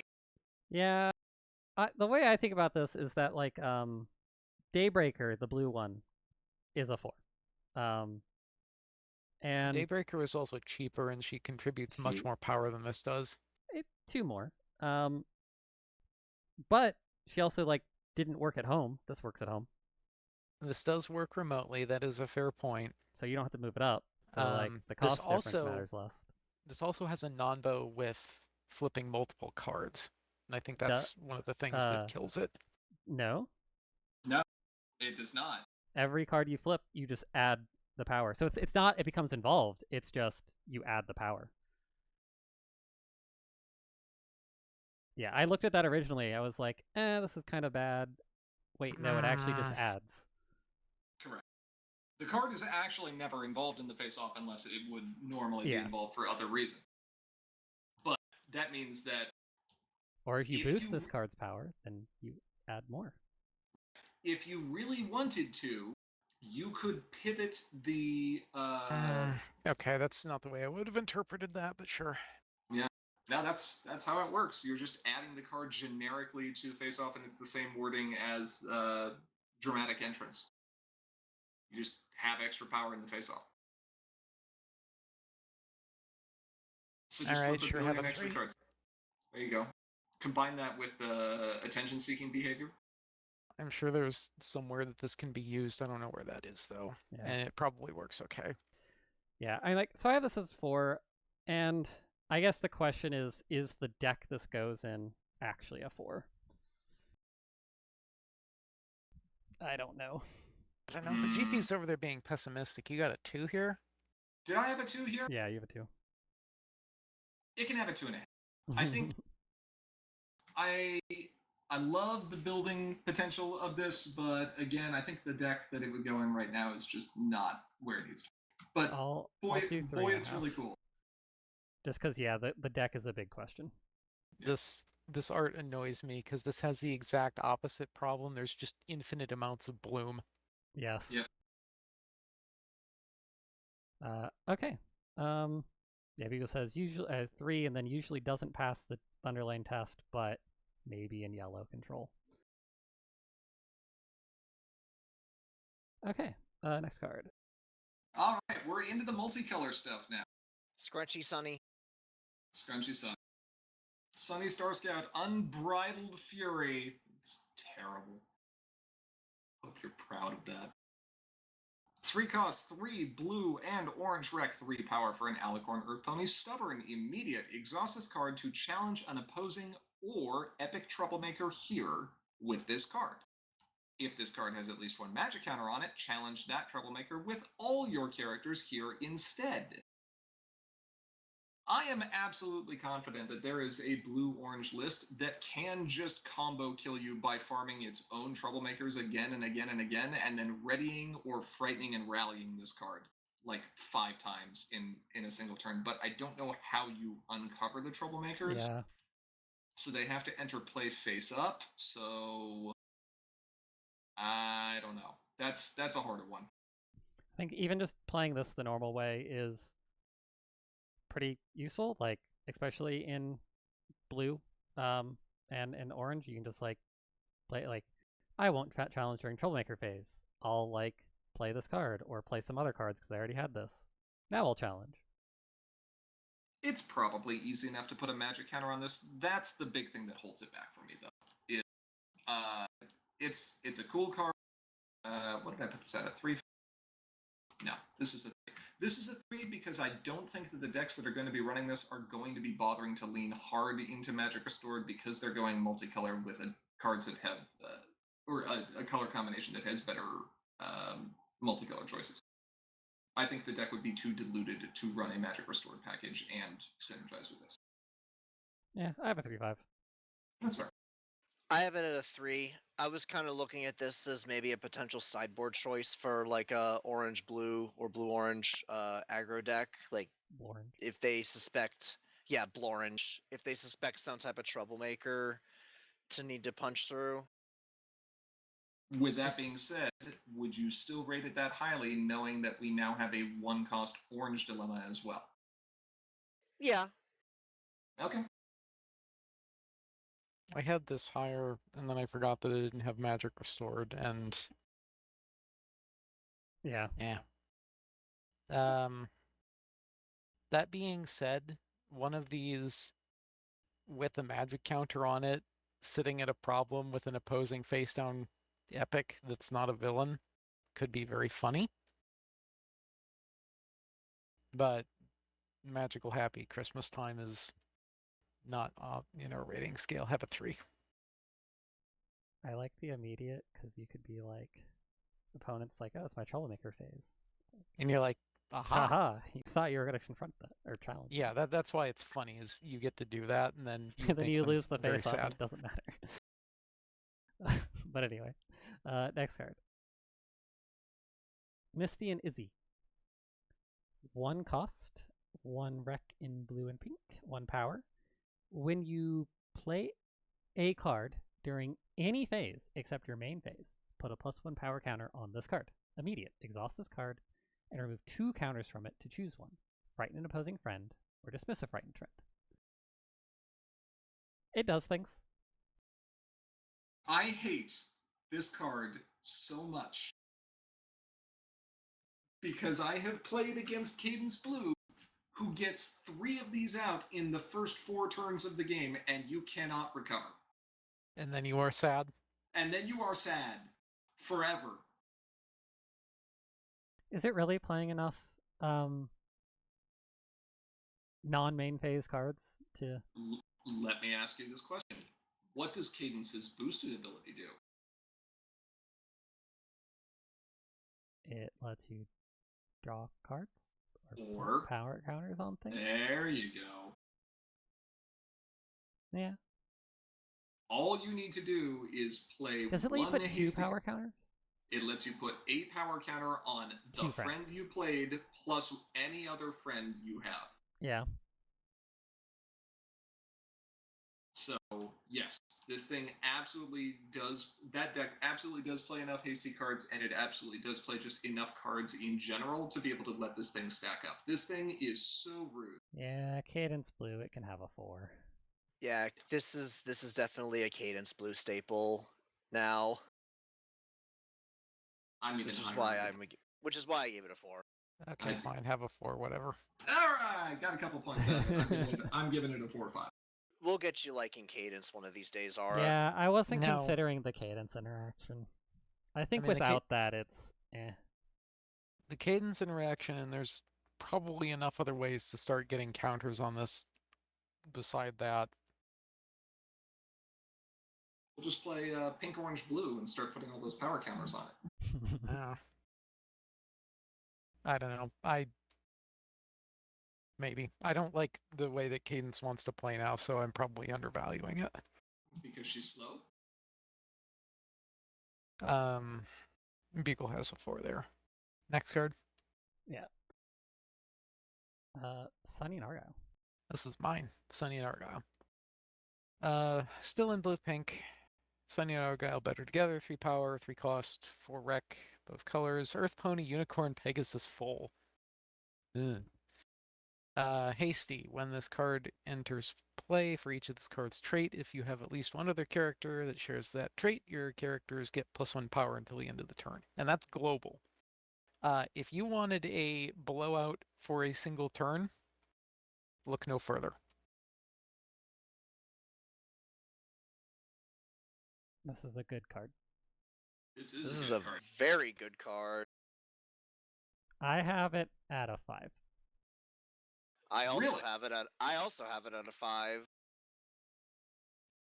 What deck do you think runs this card and ranks it a 5 that doesn't run Misty and Izzy?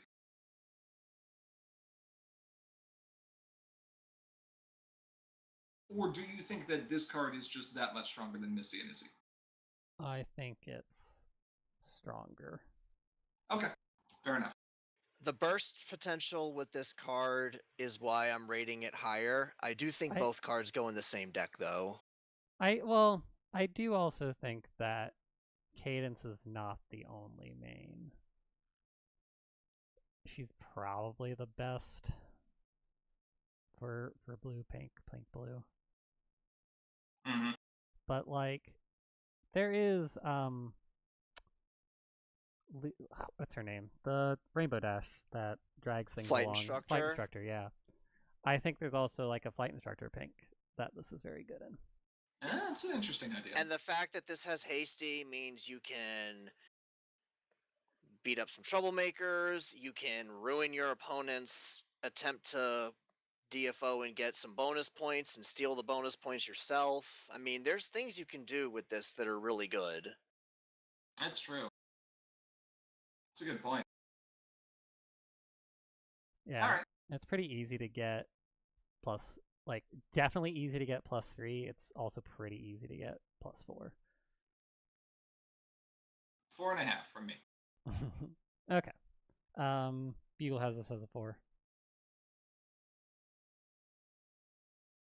Okay. Next card. Thunderflap.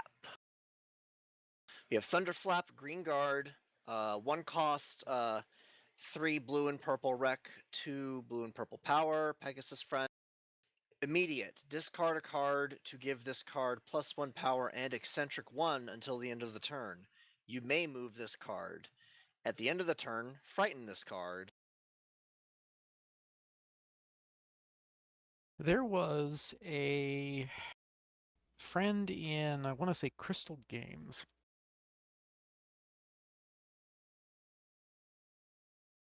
Yes, there was a friend in Crystal Games. That wound itself up with some kind of cost like this and then blew itself up at the end of the turn. Yes, there was. This is a silly card. This is a silly card. Also, because this is immediate and has eccentric, you can use this to wreck confronts. This is interesting. Now, I just don't know if there's a deck that wants this. That's good. It's a little bit of a steep cost for what you get. You have to discard a card, and you also will have to pay to rally it if you want to do it again. Yeah. I don't know. I'm not sure this is the best choice for a purple-blue deck.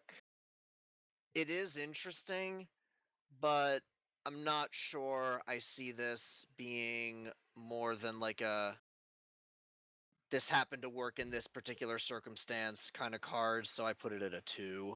I don't know. I think there's probably some control deck that wouldn't mind this. And it's going to be annoying, so have a 3. It will be annoying.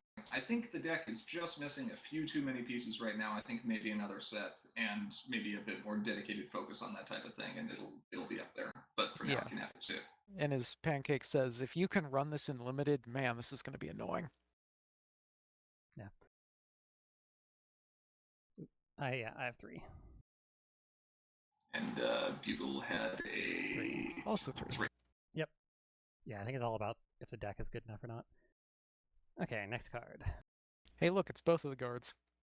Hey! Well, you knew they were coming eventually. Zoom and Thunder, pull yourself together. 2 costs, 3 white and blue wreck for 2 white and blue power. Pegasus. Your frightened friends have power equal to the number of frightened friends in play.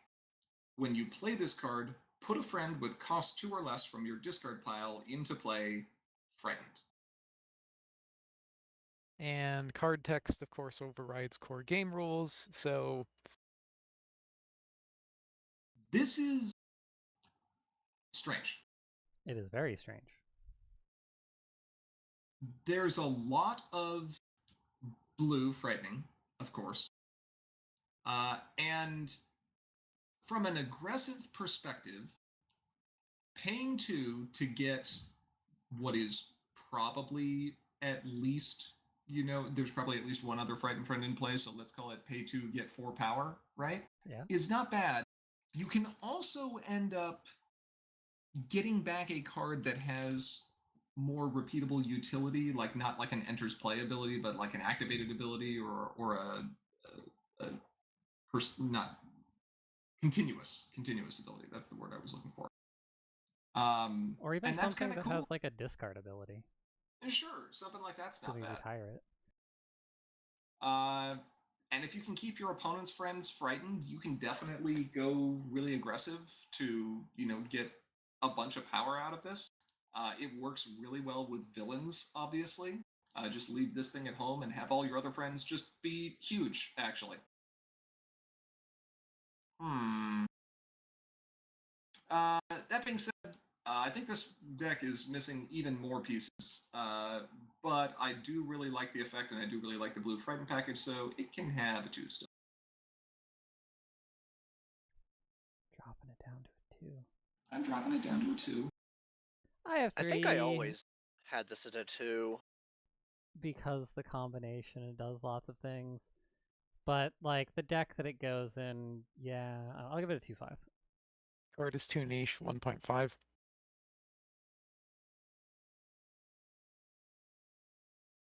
And Bugle had this as a 2. Yep. Next card. Hitch and Sparky, it's playtime. 2 cost, 3 blue and yellow wreck, 0 power. When this card enters play, increase the problems bonus by 1 until the end of the turn. This card's power is equal to the combined total of all problems bonuses. So, generally, this is like 3 power, I think is a good guess. More than likely. I think it's very easy for this to be 4 power also. It just kind of depends about what your opponent is playing. And it increases the bonus. So like you get to choose when that happens rather than just, oh no, I have a 3 bonus problem that my opponent's going to get. Oh well. This is also in the colors of Vapor Trail, who is still one of the best synergies we have for dilemmas. in Constructed right now, so if you lay out a couple of dilemmas, this thing can easily end up being like 6 power. Yeah. It's also in the colors of Royal Canterlot Voice, so you can bounce it back to your hand and replay it, so Royal Canterlot Voice can effectively be copies 4 through 6 of this card. I really like this card. It's point accelerate. It's like, if you're using it right, it's point acceleration. It's gonna be a decent amount of power. Like, this is a good card. Yeah, I give it a 4. I think I also gave it a 4. It's definitely, I mean, if blue-yellow decks come back like they did before, this will definitely be front and center in them. Agreed. 4. Beagle has that zero. That 0 hurts. I'd have a 3/5. Yeah, on the flip, it does. All right, fair. Beagle has this as a 4. Okay, next card. Opaline Arcana, tear this place apart. Orange pink, 3 power, 3 cost, 3 Rex. Alicorn Chaotic, when this card is flipped, exhausts an opposing character. That character doesn't ready during its controller's next ready phase. Immediate, during a face-off, retire this card to search your deck or discard pile for a chaotic card and reveal it, shuffle your deck, then put that card on top of your deck.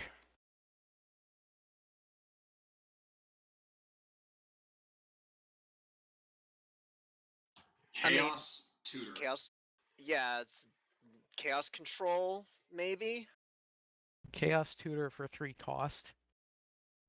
Yeah, there's Chaos card, like... Doesn't matter.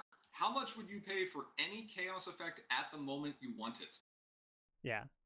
Also, forget, like, having to tutor for another specific thing. This is bailout on Chaos that you can just have. You can just flip this and get a bailout effect. You can use this thing to find itself and get a bailout if something happened with your Pinky Sense.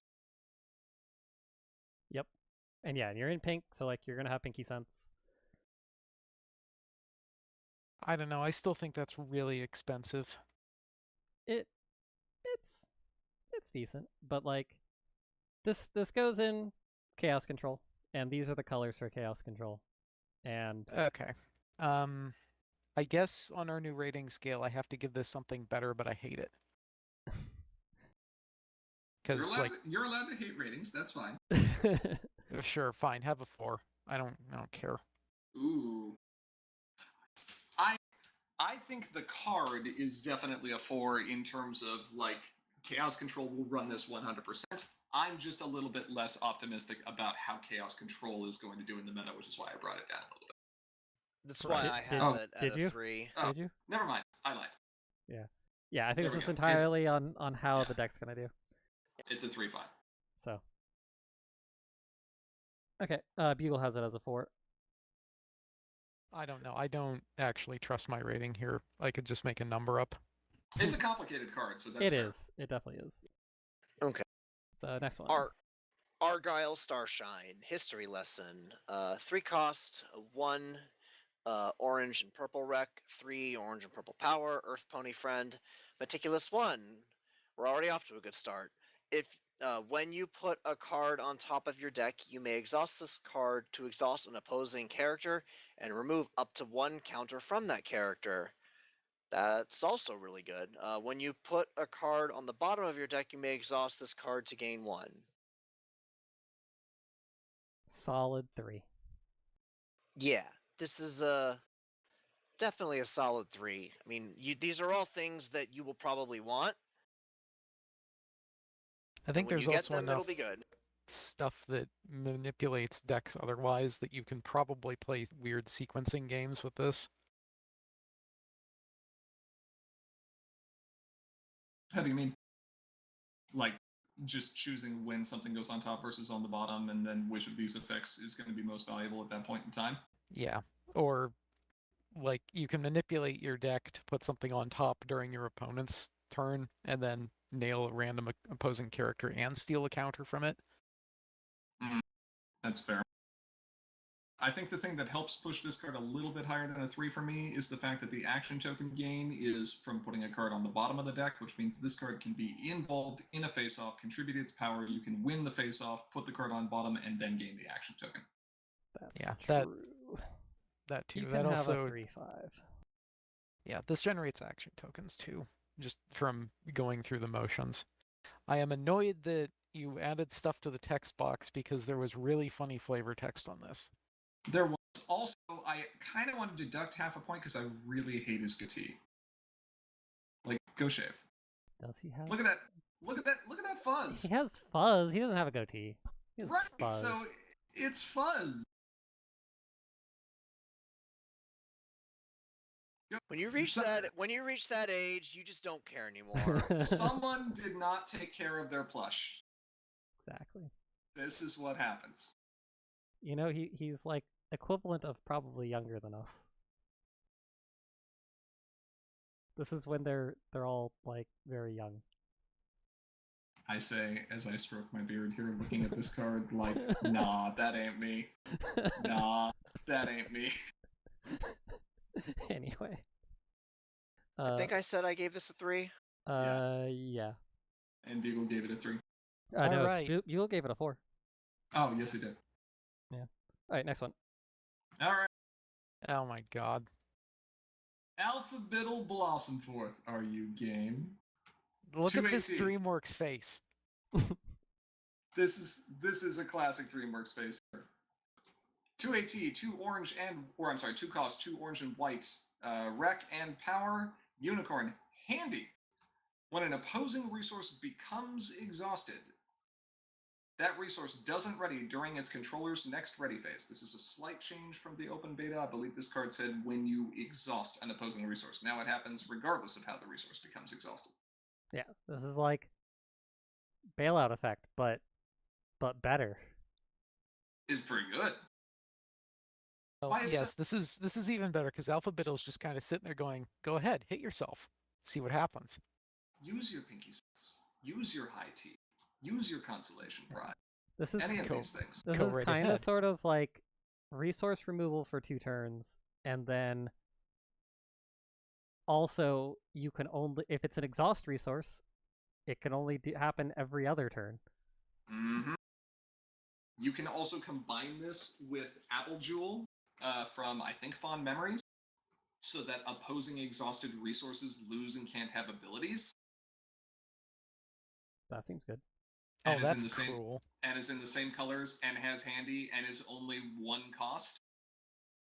And just have this wombo combo with these 2 out there being like, I'm just gonna ruin your resources day. Yeah. I think that, like, even with all that, this is a solid 3. It's... Oh, yeah. Yeah, not every, like, if your opponent's not running resources, or like there's lots of resources that don't care about being exhausted, it kind of does nothing. Yeah, it's a 3. I think this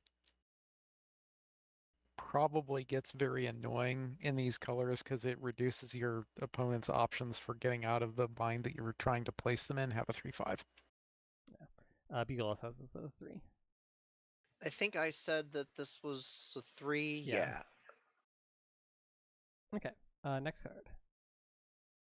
Queen Haven, Gracious Host. 2 cost, 3 wreck in orange and yellow, 2 power. Diligent 1. Your friends with at least 1 counter on them don't count against your home limit.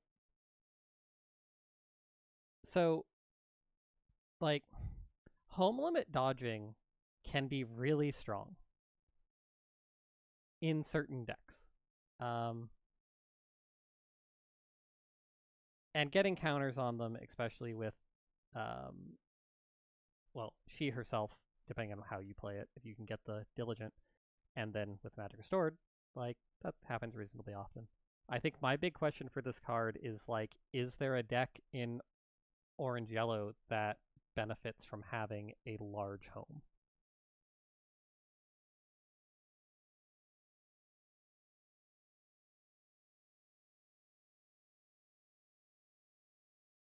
I might actually ask, is there a deck in Range Yellow that is particularly competitive? That's the other question. I am kind of mid on both of these things. Have a 2.5. Yeah. I have a 3. It really just does depend on the deck. And also being said, if you're relying on that to really make your deck sing, this is one card that they can nail, and then you're unhappy. Yeah, I mean, it is cheap. Like, there's lots of things to get back. It's just, yeah, the color combination. Ugh. Yeah. Yeah, I think this is probably a 3.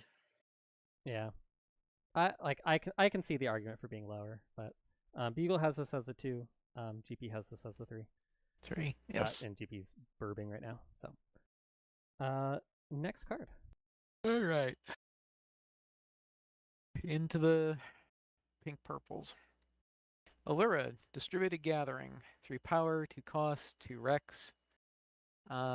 This was originally titled Hunting is Distributed Gathering, but that doesn't fit. Allura is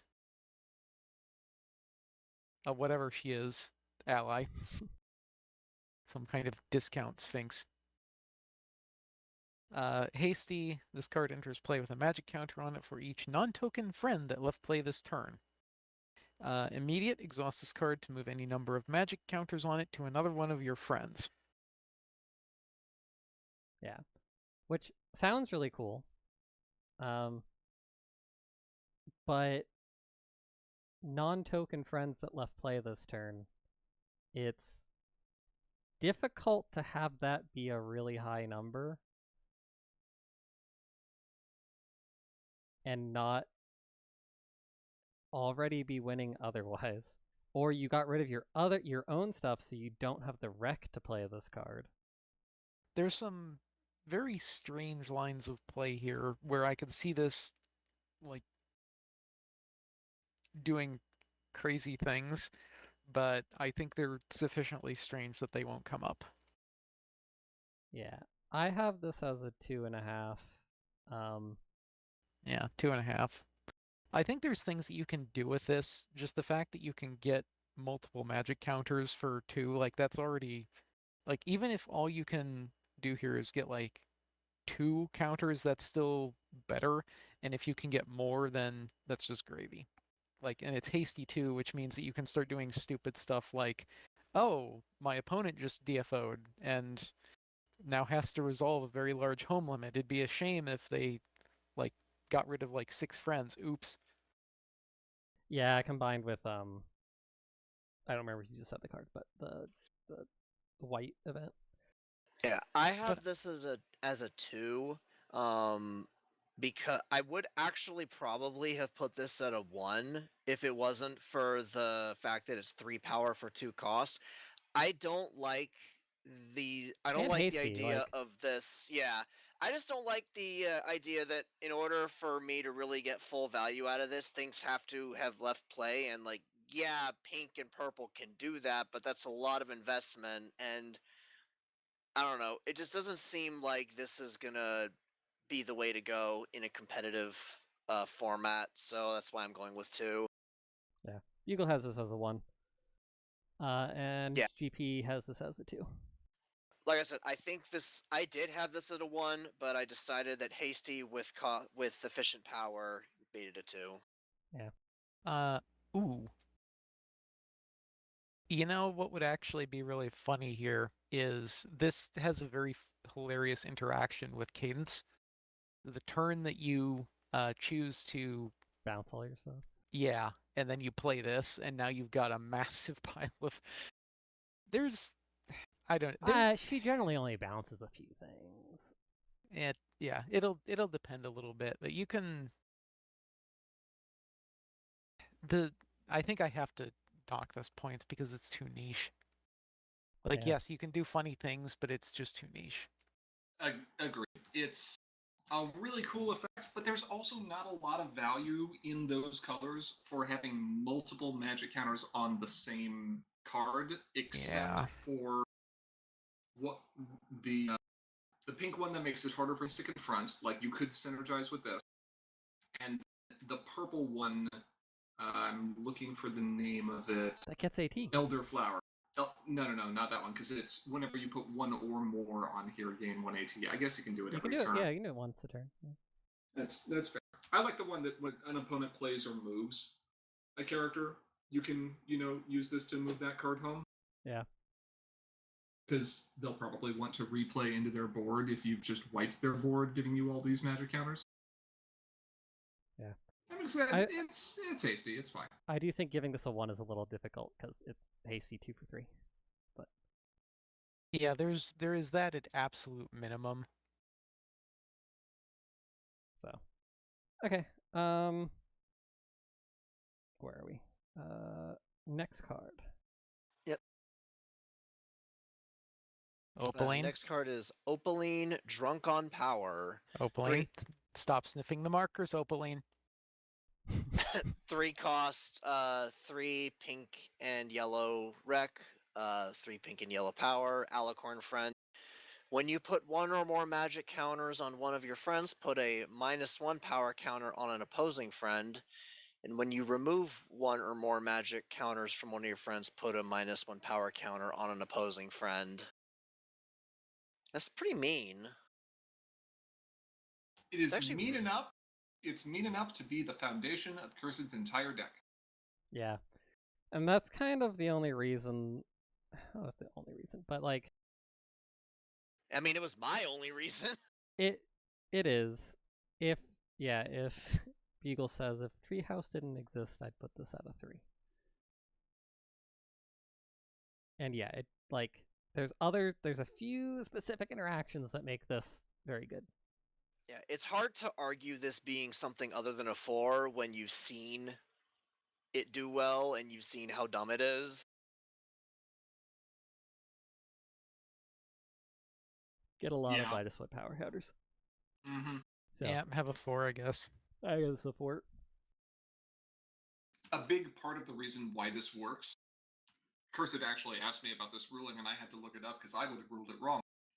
When one of your friends leaves play, you remove all counters from that card as part of it changing zones or leaving play.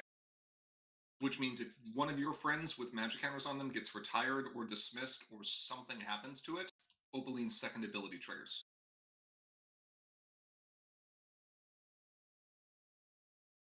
Oh, yeah, if you do it to yourself, yeah. That's gonna be a judge ruling, calling it now. Mm-hmm. Do they get removed one at a time, or do they get removed all at once? It doesn't really matter, does it? It does. They get removed all at once. Yeah, okay. Good. Oh, I see. You were thinking that for each one that gets removed, you put a -1 power counter on it? Yeah, because adding power counters, I think, is 1 at a time. No, we've got it set up separately. Okay. Mm-hmm. All right, next one. Yep. Zip and Hitch, good cop, bad cop. 3 cost, 1 wreck in purple and yellow, 3 power. Pegasus Earth Pony Royalty, Calming 2. There's another Calming 2 option for you. You can do the same thing if you've got Brush Makeover. Opposing characters with 0 or less power lose and can't have abilities. Now, it does say characters. And Scary Story does exist. And that's very mean. Scary Story? How about Hitch? Hitch can't target mains. Hitch can't target mains, but that's still really annoying. Oh, it is still very annoying. You're obviously running this in a Hitch list as well. Well, Hitch Purple. Yeah, Hitch Purple seems a little weird, though. That's the biggest issue for it. It's just what does the deck actually look like. So this thing can have a 2. Yeah, I have a 2. Also a 2. Someone figure out if this works. Beagle also has a 2. 2. Next card. Mixed Dips a lot. Big meaty claws. Say it right. What's right? Someone hasn't watched enough SpongeBob. That's big, okay. Meaty. There you go. Okay. I don't watch SpongeBob. Never did. Okay. So cost 2, 3 wreck in white and yellow, 3 power. Opponents can't move other characters to or from this card's problem unless they pay 1. When an opposing friend enters play here, that friend's controller loses 1. So this is like showy, but not bad. And also have some taxing on top of that, too. Like you said, showy, but not bad. Now, I should probably point out, this thing is not unique. This thing is a critter.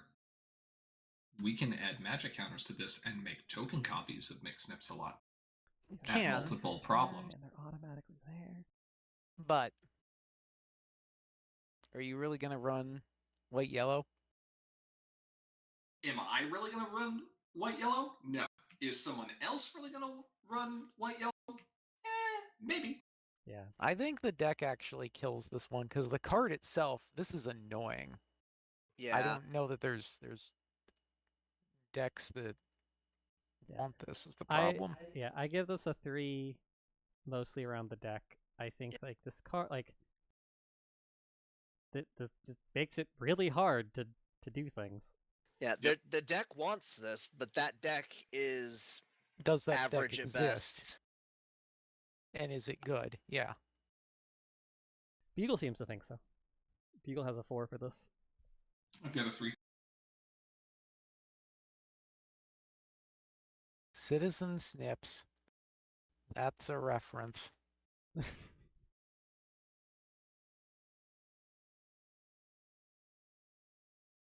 Oh, I have not checked Twitch. Pancake is here. Yes. He is. Okay. Next card? Colorless cards. Crash Test Pony, 2 colorless power. Interchangeable parts, 1 cost. It's an ally, of course. Immediate. Don't ask. Care to explain that one?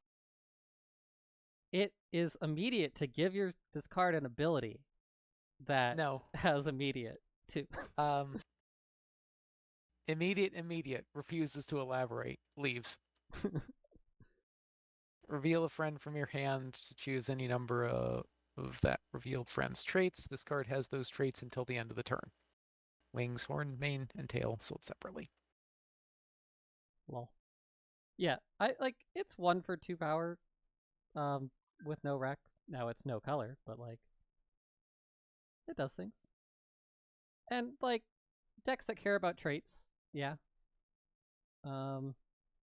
Although getting rid of a card to do it, You're not getting rid of a card. You're just revealing it. Oh, you're revealing it. Sorry, you're not discarding it. Yeah, that's true. Yeah, it's you could use it to reveal a Sunny and Argyle, and then play a Sunny and Argyle. Yeah, that's true. Yeah, I have this as a 2. I also have it as a 2. The deck, the card itself is somewhat lackluster, but there are decks that will probably want this, and I assume that those decks will be good. They just want some set of traits. Like this can help get Sunny off the ground, and it's cheap power. Yeah. I'm really low on there being a constructed list that really wants this. I'm gonna say 1.5. Have a 2.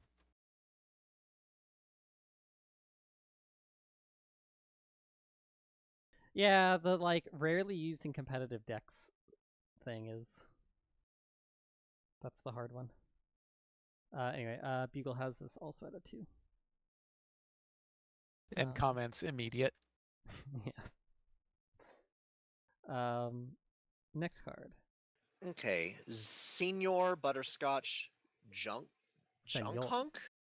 That's really okay, Junk Hunk. 2 cost, 3 power, ally friend colorless.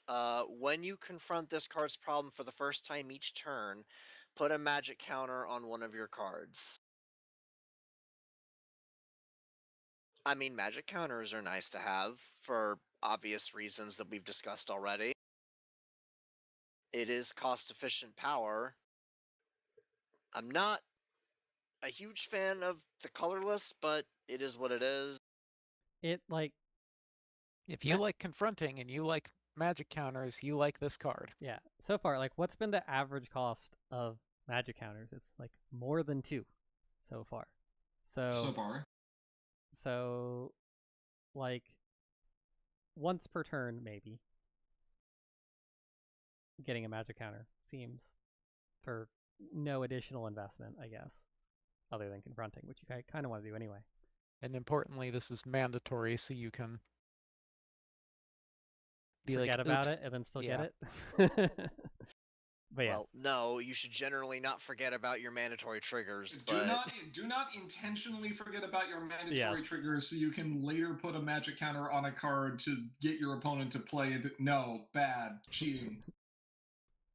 Yeah, that one is actually cheating. Yes. Yeah. Try not to do that. And then puns. I didn't want to draw attention to it, but I read them while someone was reading the card, and I hate it. You're welcome. I hate it. I think this is a solid 3. Yeah, I think this is also a solid 3. I gave this a 3, right? Yeah, I gave it a 3. This is going to find success in some kind of deck that cares about Magic Restored. Have a 3/5. It should probably honestly be higher. I agree. 3/5 is a good spot for this card. Beagle has a 3. Okay. On to the events. Next card. All right.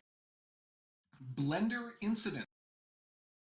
1 cost, 3 purple and yellow wreck, 4 power, event main phase. As an additional cost to play this card, put a friend into its owner's hand. That card's controller may put a friend with cost less than that friend's cost that shares a trait with that friend from their hand into play. Oh, the magical Christmas time that can happen with this. There are so many cool things you can do. There's so many shenanigans. And yet, the biggest obstacle to this is probably the fact that it's in purple and yellow. Yeah. The colors are just kind of sad. I mean, that's big, but also, Also, Hitch just looks like a kicked puppy here. Now, with that being said, there are some interesting things you can do here. If you know your opponent doesn't happen to have another friend with the same trait, right? Or no other friends in hand for that matter, or no other cheap friends in hand, you can just bounce one of their things in play, and that's pretty good. Yeah.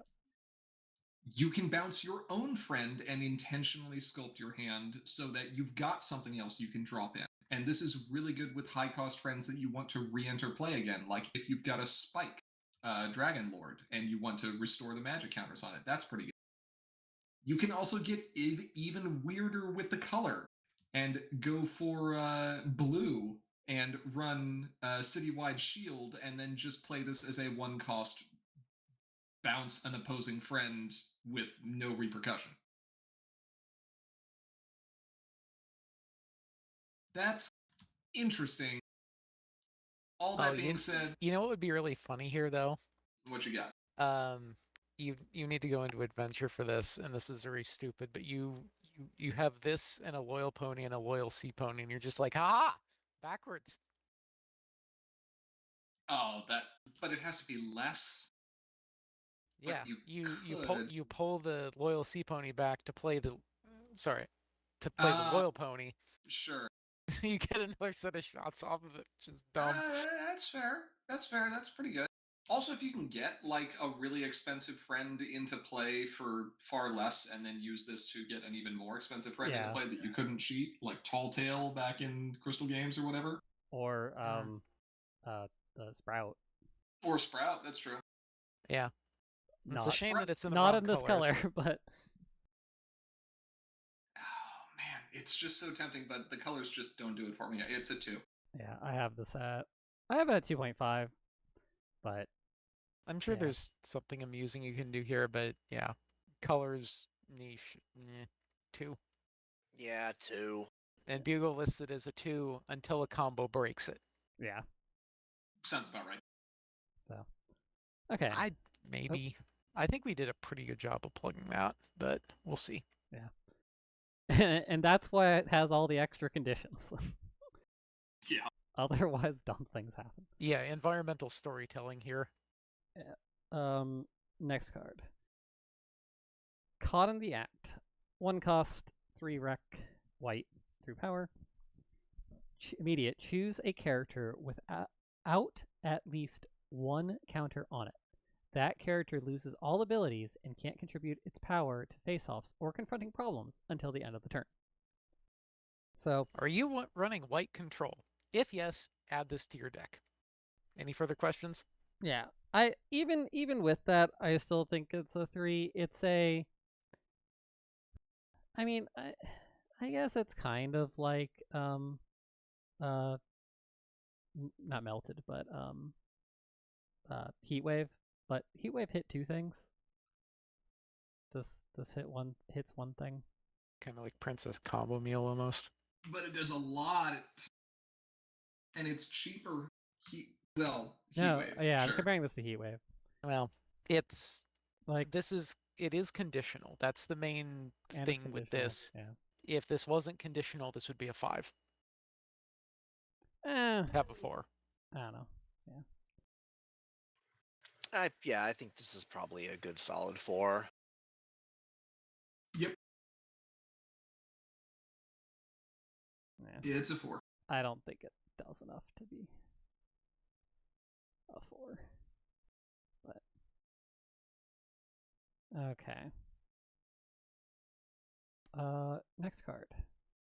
Bugle has this as a 4 too. Next card.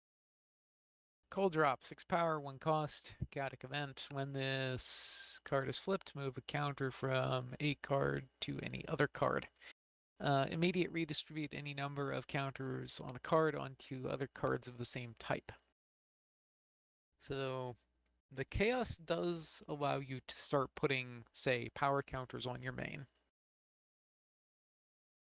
Although the funny thing about this is if your opponent, if for some reason you're running this and your opponent has a bunch of like +1 power counters on their main, you can just be like,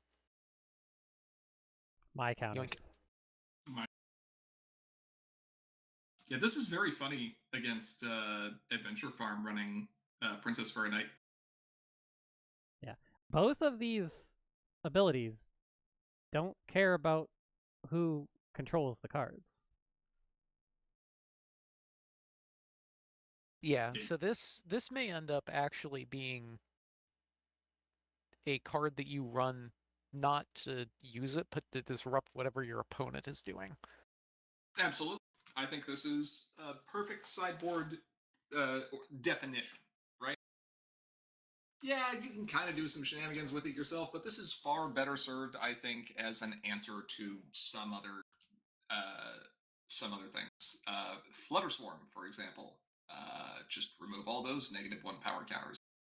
Or what's the big one? The mono purple Magic Restored deck. Your opponent finally readies their Crystal Bright House and has 6 magic counters on there. Yoink. You're like, yep. I'm just gonna go and dump those onto my own Crystal Bright House. Ah ha ha ha ha ha. Not even your own Crystal Bright House, just any random resource. Just you're not allowed to have those. Yeah. They're on my Ray of Hope. Now I retire Ray of Hope, so you can never get them back. Yeah. I was about to say No, you what do you do? Miss Maine's Flower. There we go. Just the rudeness play. Mean. Yeah. That's not core legal anymore. Disqualified. Nah. 2/5 like the sideboard, but I don't see what you do with this in its own right. It's some kind of defense. Yeah, I'll drop it from a 3 to a 2/5 just because. Pancake says 1.5 sealed. I disagree. You know why I disagree? It's got a 6 in the corner. That's a good point. It does flip for 6. And that chaos is going to be relevant with small deck size. Yeah. Okay. I'll keep this at a 3. I'm not gonna lower it. Okay. Next card. I think the next one is Crown Heist. Yeah, Crown Heist. 2 cost, 2 orange, wreck, 3 power. Immediate. During a face-off, exhaust all characters and troublemakers involved in that face-off without at least 1 counter on them. Cold Wave Light. Cold Wave at home, also it's orange. I'm sorry. Cold Wave Light? No. Cold Wave Extreme. What does orange do? To Exhaust boost things. It exhausts things, and it puts power counters on its own cards. This exhausts all characters and troublemakers, not just opposing ones. If you do not put a power counter on your own epic troublemaker, you have effectively guaranteed yourself a face-off win. Yeah.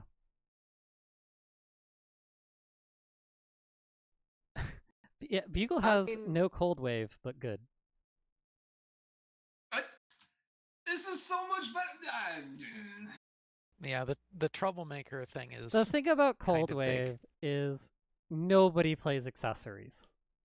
Right, that's the thing. Cold Wave is a great control tool. This is not the same as a control tool, but this thing is still very, very good. It just also has more offensive potential. It's also lower rec. Yeah. I think it's a solid 3. Something is going to use this, and it's going to be strong. I mean, I think this is a 3. This is a set that heavily focuses on putting counters on things. So, I don't know. I'll keep it at 3. That's a fair argument, that there's going to be a lot of other counters out there. I'm less concerned about using this as a trick to exhaust all my opponent's characters, and more concerned about using this as a trick to just beat up troublemakers. So I have it as a 4 for that. Yeah. Small thing. Okay, next card.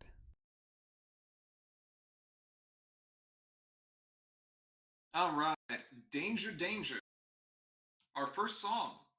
2 cost, 2 blue and white rec, 4 power. Main phase, frighten a friend. Then choose 1. Banish a face down card, or ready a character or resource. I would like to have an ice cream cone that I can slam onto my forehead to mock my opponent and try to get them to make the face of this filly. Or the stupid face. Maybe if we ever do another Chaos event. Yeah. It's great. It's great. You know what? This will be worth it just to see you smash an ice cream cone into your forehead. Worth.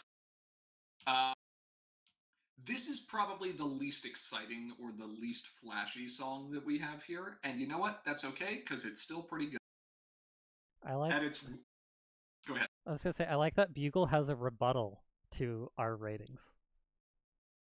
Did he actually write a rebuttal? Yes. I think the others are underestimating how powerful Banishing Face Down Troublemakers is. At time of recording, they all have a 3 down. Oh, okay, sure. Banishing Face Down Troublemakers is pretty good. What deck are you playing with blue-white that wants to banish Face Down Troublemakers? Yeah. Like, it's going to be wanting to banish opposing, and then that's pretty, like, situational. Right. I do not disagree that banishing face down troublemakers is very, very good. I just don't think you're going to want to do that in these colors. Yeah. That being said, 2 AT banish any friend is pretty good. Yeah, that is. And, like, even if they have an ability that, like, would prevent that, oh no, you're frightened. So, too bad. And it's frightened, so it kind of edges into the frightened package, I guess, if you're running... Maybe? If you're splashing white as your secondary. Yeah. There are situations where you would want to use ready a character resource, but, like, generally banishing is better. So. Yeah. Okay. Very good. 3 out of 3, yeah. Yeah, and Buell out of 4. So. Next card. I can see a use for that, where if your opponent plays a troublemaker where you've already got one, you just blow it up to remove the possibility of an epic. So, Yeah, maybe. It's situational, so. Alright. Oh, this one's me. Fit right in. 2 costs. I thought you meant that was you in the mirror for a second, and I was like, No, yeah, that's him right there. I'm Izzy, not Twitch. Not Hitch. Sorry. Not Hitch. Yeah. 2 cost, 2 rec in pink and yellow. 4 power. Main phase. One of your friends becomes a copy of another one of your friends until the end of the turn. Then choose one. Troublemakers don't prevent you from confronting problems this turn, or your characters have +1 power for each opposing character at their location until the end of the turn. This does a lot of stuff. Like, becoming a copy of another friend is interesting. Becoming a copy also copies the name, right? Or does it? It does. It does. It copies everything. Yeah. So like uniqueness still applies. And like there's interesting copies I guess you can make. And then getting past troublemakers and stuff. But I have this as a 3. I think it's a good card, but like pink yellow, does it actually have that huge of an impact? I view it mostly as getting past troublemakers. That's interesting. I view that mode as the least used in Constructed. Although I can see decks that would do this if you're trying to aggro like Hitch Pink. I can see that. Yeah. I see this far more as being splashed into in a still partying list and getting an extra cheap copy of still partying and then boosting power. Yeah. Well, I largely ignore the boosting power part of that because it's at that location for each opposing character. Sure. But don't sleep on that, right? Still partying is normally 0 power. This is giving you the ability to not only get an extra still partying for cheaper than you normally would, but to set all your power there, +1 for every opposing character. Like, the amount of power this gains is huge. This also helps you out with the Unity. If there's anything there. Like, right. Yes, this is somewhat situational, but at the same time, this is incredibly versatile. For the combo potential, I'm giving this a 4. I'll give it a 3.5. And then, but only for the coffee. I'm just going to trust that pink yellow does something stupid. So here, have a 4. I like that Ara and I have been like trading off averages for this entire stream so far. Yep. Right now we're tied again. It happens. Also, I think I put this as a 4. Yeah. And Beagle has it as a 4. Okay, next card. Let's hear you say brains! There it is. Correct. 4 power, 1 cost, 3 pink. Rec as an additional cost to play this card. Remove a magic counter from one of your characters. Dismiss an opposing friend. Dismissing friends is pretty good. It is immediate and it is arbitrary, but it costs a token, a card, and a magic counter. Yes. Like, you kind of compare this to Belly Flop, and it's definitely different. But I say this is a 4. Like 1 cost removal is very good. It's not 1 cost though. That's my problem with it. Magic counters. It really depends. Like there are times you get magic counters that just like aren't really doing anything or don't cost you that much. Yeah, I think you run these, but not every pink deck automatically runs these. Yeah, I don't think you even 3 of this. I think you run them in certain decks. Or you just go all in on Magic Restored and decide to play Combo Assassin and just say no. Everything dies. Sure, maybe. Like there's places that want this. There's a lot of decks that look at this and just go, no, too expensive. And then if you're not in pink, this is obviously useless. Have a 3. Yeah. What did I give this? You gave it a 3.5. 3.5. Yeah, 3.5 is fine. Okay. I need an answer from Bugle on this one when he gets back. The next one? Because he's wrong. The next one is full mobilization. Yeah, let's go to that one. That cost 1/3 blue rec, 3 power. Immediate. During a face-off, put any number of cards from your hand into your flip zone. Those cards' chaos triggered abilities, if any, don't trigger. As reminder text, because that doesn't happen by default. Yeah. Now, that being said, continuous abilities in chaos text do still work. Yes. Right. This is like, I think this is huge for Blue Farm. Yeah. You can absolutely look at win this the as face just, off. I am choosing to make this face off go away. Here are enough cards to make me win. Goodbye. And particularly because you can generally, like, this matters so much early, and it's only 3 rec, so it's generally pretty easy to play this early for Blue Farm. Mm-hmm. And like getting that first win can be so huge. Yeah, you can get momentum going. This does cost you very dearly in terms of your hand, though, and that's the thing that hurts most about this, is it chews up your hand. Historically, Blue Farm has not had an issue with that. Now, that being said, this Thunder Lane...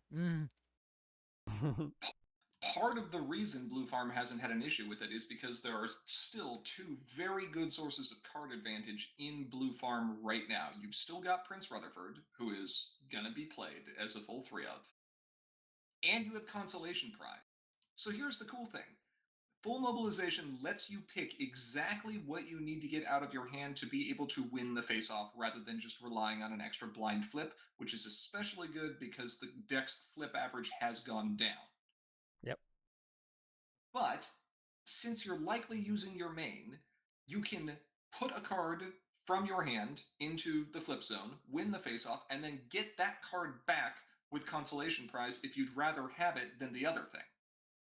Yeah, and then going way out of format, if you've got Faithful Student, you just blindly dump all of your events into your flip zone and then just be like, K. Yes, you can also do that, which is hilarious. Yes. So as you say, I have this as a 4. Mostly for like the early game in Blue Farm. I'm a little less warm on Blue Farm, but I still have it as a 3. Yeah, same here. I think Blue Farm is not as strong as it once was, but it's still very good in the decks with 3. Bugle had this at a 1? Good lord. I know, that's what I'm saying. What? Yeah, explain your smallness. Yes. 3/5, I don't like how it chews up your hand, and I think that hurts its viability in some decks. Okay, Pancake says he agrees with Bugle. Let's hear but your... what does Pancake know about Blue Farm? Explain your smallness. I know. He knows how to make Blue Farm almost perform well. Which means shots fired. What? Which means his opinion is almost correct. I mean, his Blue Farm deck did fine. It did. I'm just harassing him. He knows that too. Harassment. All right. Next card. We can get back to that if C Pancake has a response. Yeah. Who's this? The GP. What? Is that a yellow line reference or a red line reference? Wow. Full name drop. 2 cost, 2 yellow rec, 4 power. Event immediate. Put a friend, resource, or troublemaker with no magic counters on it into its owner's hand. Your opponent's, yours, doesn't matter. Immediate speed. Yeah, it costs 2, but it's also lower rec. We have Unsat at home, and it's much better. And yet. And yet? You gave this a 4. This hits more things. And it's immediate. Like, I don't like the conditionalness of it, but you can use this to answer a ton of stuff. I don't think you 3 of this, though. I absolutely think you 3 of this. If you're running a yellow deck, yeah. I think this thing is great. Because we no longer have Unset. I think it costs 2, and so therefore it's a 3. I think it's still too good at 2. I think the aggro decks are slower, and things are tending more towards mid-range, so playing 2 for disruptive events is completely maybe. Conditional, high cost, have a 3/5. Like, yes, it's good, but ouch. Pancake did comment back, Blue has always had issues with extending out to final game. Winning face-offs has gone down in value for Blue Farm because you can't out aggro anymore. Please explain Misty to me then. The main? The main. Yeah. Okay, next. Yeah, go ahead. I was gonna say next card. I'll argue with Pancake in chat. That's fine. 4 from Bugle for this card also. Yeah, she's a like lonely girl with a tragic past. 4 for me on this card. Okay. Get prepared. 1 cost, 4 power. Immediate. Reduce the play requirements of the next card you play this turn by 2. Draw a card. Play this card only during your turn. So, entry. That gets you... It reduces all requirements. So, if it has 3 different colors, but they're all 2 rec, then... Just, yes, what this is saying is, here's your, like, cheat code for tricorns. Yeah. I have this as a 3 because it's just entry. It is, in fact, just entry. And I don't see decks that can't use other methods. It's a good piece of entry because it replaces itself and it only costs 1. But I don't think it just makes the mark. And like, entry has to be really good to be higher than a 3. Yeah. Well, I mean, there was this one card called Trading Traditions, but we don't talk about that card. But that, and I was thinking about, like, I thought really hard about this one. Trading Traditions is turn 1. There's a whole bunch of things you can play. Right, guaranteed. Which makes it a 5 because it's just like, yes. Because, like, it's required and it's, like, it has to be, this is the only entry that enables this really, really good deck. And the deck is bad without it, or not nearly as good without it. Doesn't function without, yeah, right, because stuff like Factory Jack, sure. Yeah. It's not the best option available out there, but it's still pretty good, and it does let you do some silly things with multicolor. Like being able to play, off the top of my head, like Allura and Twitch or Queen Haven and Alpha Biddle on turn 2 going first. And that's just mean. So have a 3.5. So if you go second on this, you can treat this as a Trading Traditions at home, kind of. Before the card draw rule. Asterisk. Yeah. 3. Yeah, and then Ivory? It's entry. I put this at a 4. I mean, it's entry. You also get to draw a card. I don't know. I think it's a little better than a 3. I'll put it at a 4. Buell has this as a 4. Next card. Glowing Up. 4 power, 2 cost, 2 rec in pink and white. Yet another song. Search your deck for an accessory, reveal it, and put it into play. Then choose one. Banish all token friends, or shuffle all the cards in your hand into your deck, then draw that many cards plus 1. Also, did anyone else actually, like, listen to the lyrics and just be like, what are they talking about here? No. Pop. It's pop music. I mean, yeah, they actually released a lyric video for this song, so clearly they were proud of it. Was this from the movie or from? Yeah, this is movie. from the movie. No, And this from the movie. What? I don't even remember this. And this then is the song Pip's with face. Pip's, like Pip doing the performance when it's revealed that the Pegasi can't fly. Oh, okay. Yeah, And there's a lot going on, else going on in that scene. And I'm angry about the art here because motion blur everywhere, and this is like the only good frame, and her face is just like.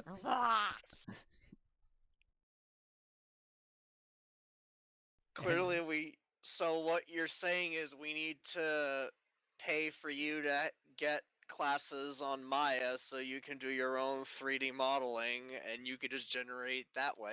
Exactly. I mean, I know how to do that. The problem is, are you going to go and like get the assets or something?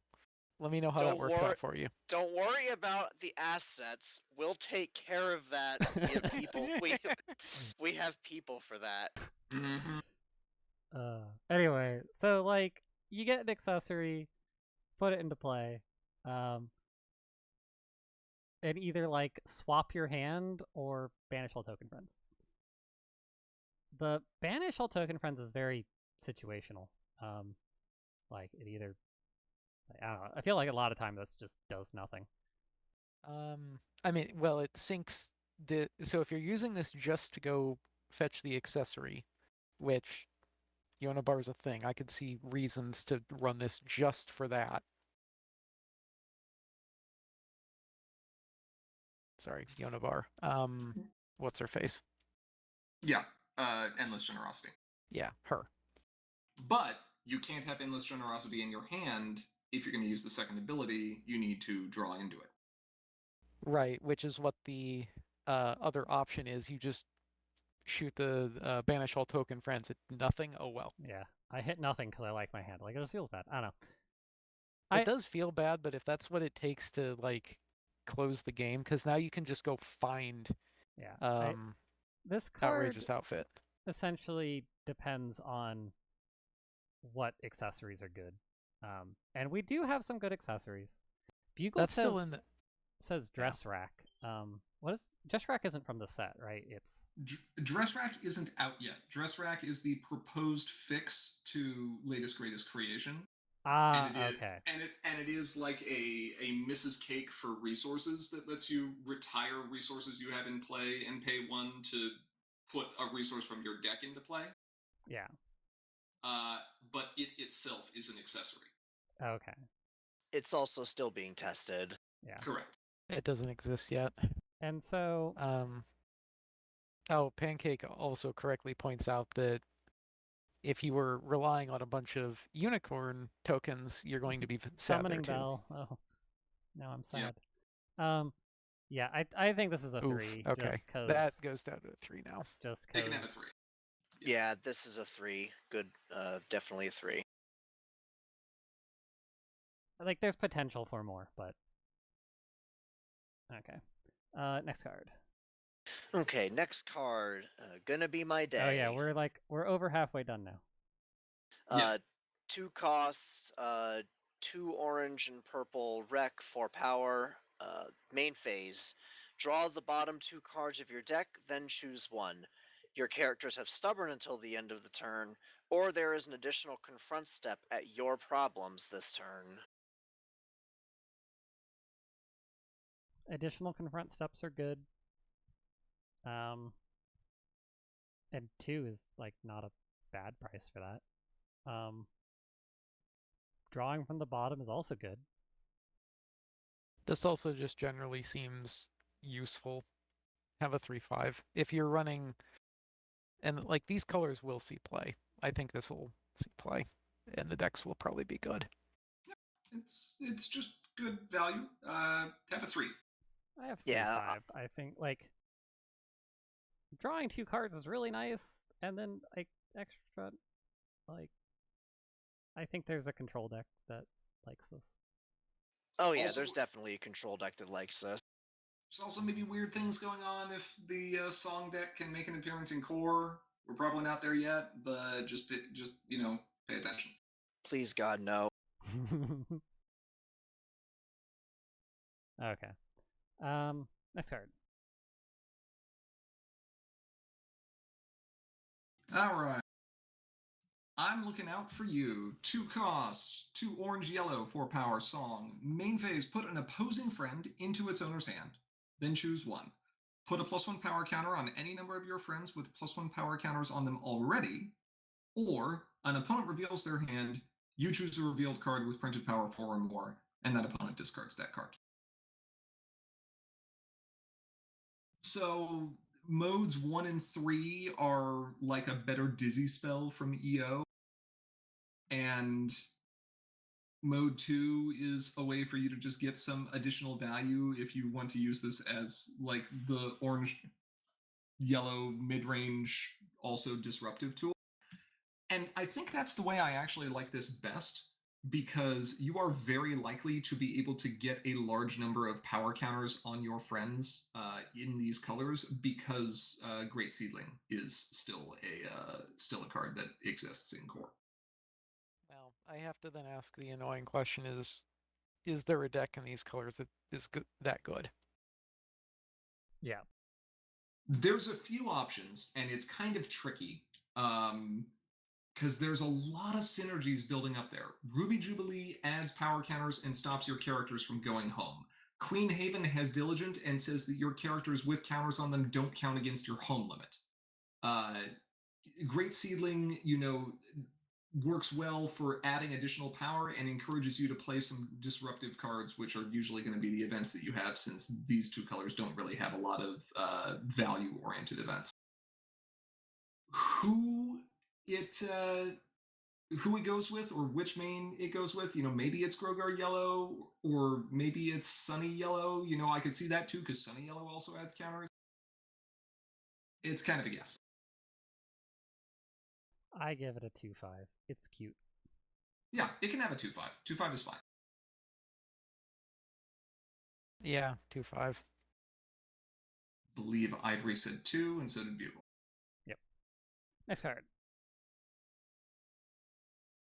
Just got back. 3 cost, 3 white, 3 power. Put a non-unique friend from your discard pile into play with a magic power counter on it. Or sorry, not magic power, magic counter on it. So main phase reanimation for 3 cost, which is, standard. But it also gets a magic counter, which if it already has magic restored, which magic restored is enters play, right? Correct. Yeah, then it has 2, and there's a decent number of cards that like that. It kind of depends on if Reanimator's a thing and how much they care about having the magic counters. So I have this as a 4, but I don't actually know if Reanimator is at that level. And it's because of that I brought it down to a 3. I think the card ranks higher in Reanimator, but I think Reanimator ranks lower right now until there's some more expensive targets. Yeah, I can give it a 3-5.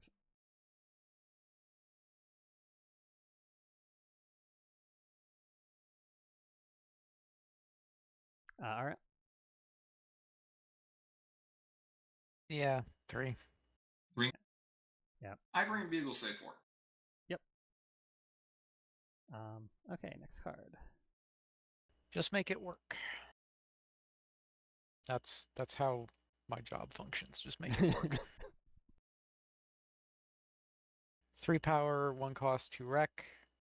Orange. Each player draws the bottom 3 cards of their deck, then discards 3 random cards. If you're in pink, you don't mind that. Yeah.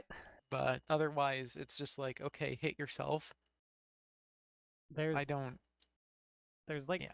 very few decks this card is really good in.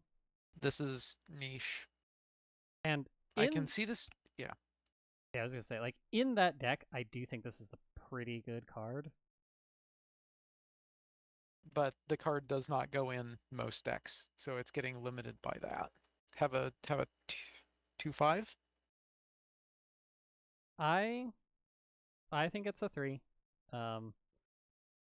Because of the Izzy orange deck. Yeah, Izzy Orange is absolutely playing this card and loving it, whether it be early or late. Being able to disrupt the opponent and have them have minimal control over this is really good for just about any type of matchup. Yeah, you either and go ahead. I was gonna say you either have to be running Pinky Sense or not care about discarding cards, which Izzy does not care. Like both of those apply. So I also gave this a 3. Yep, it can have a 3. All right, next card.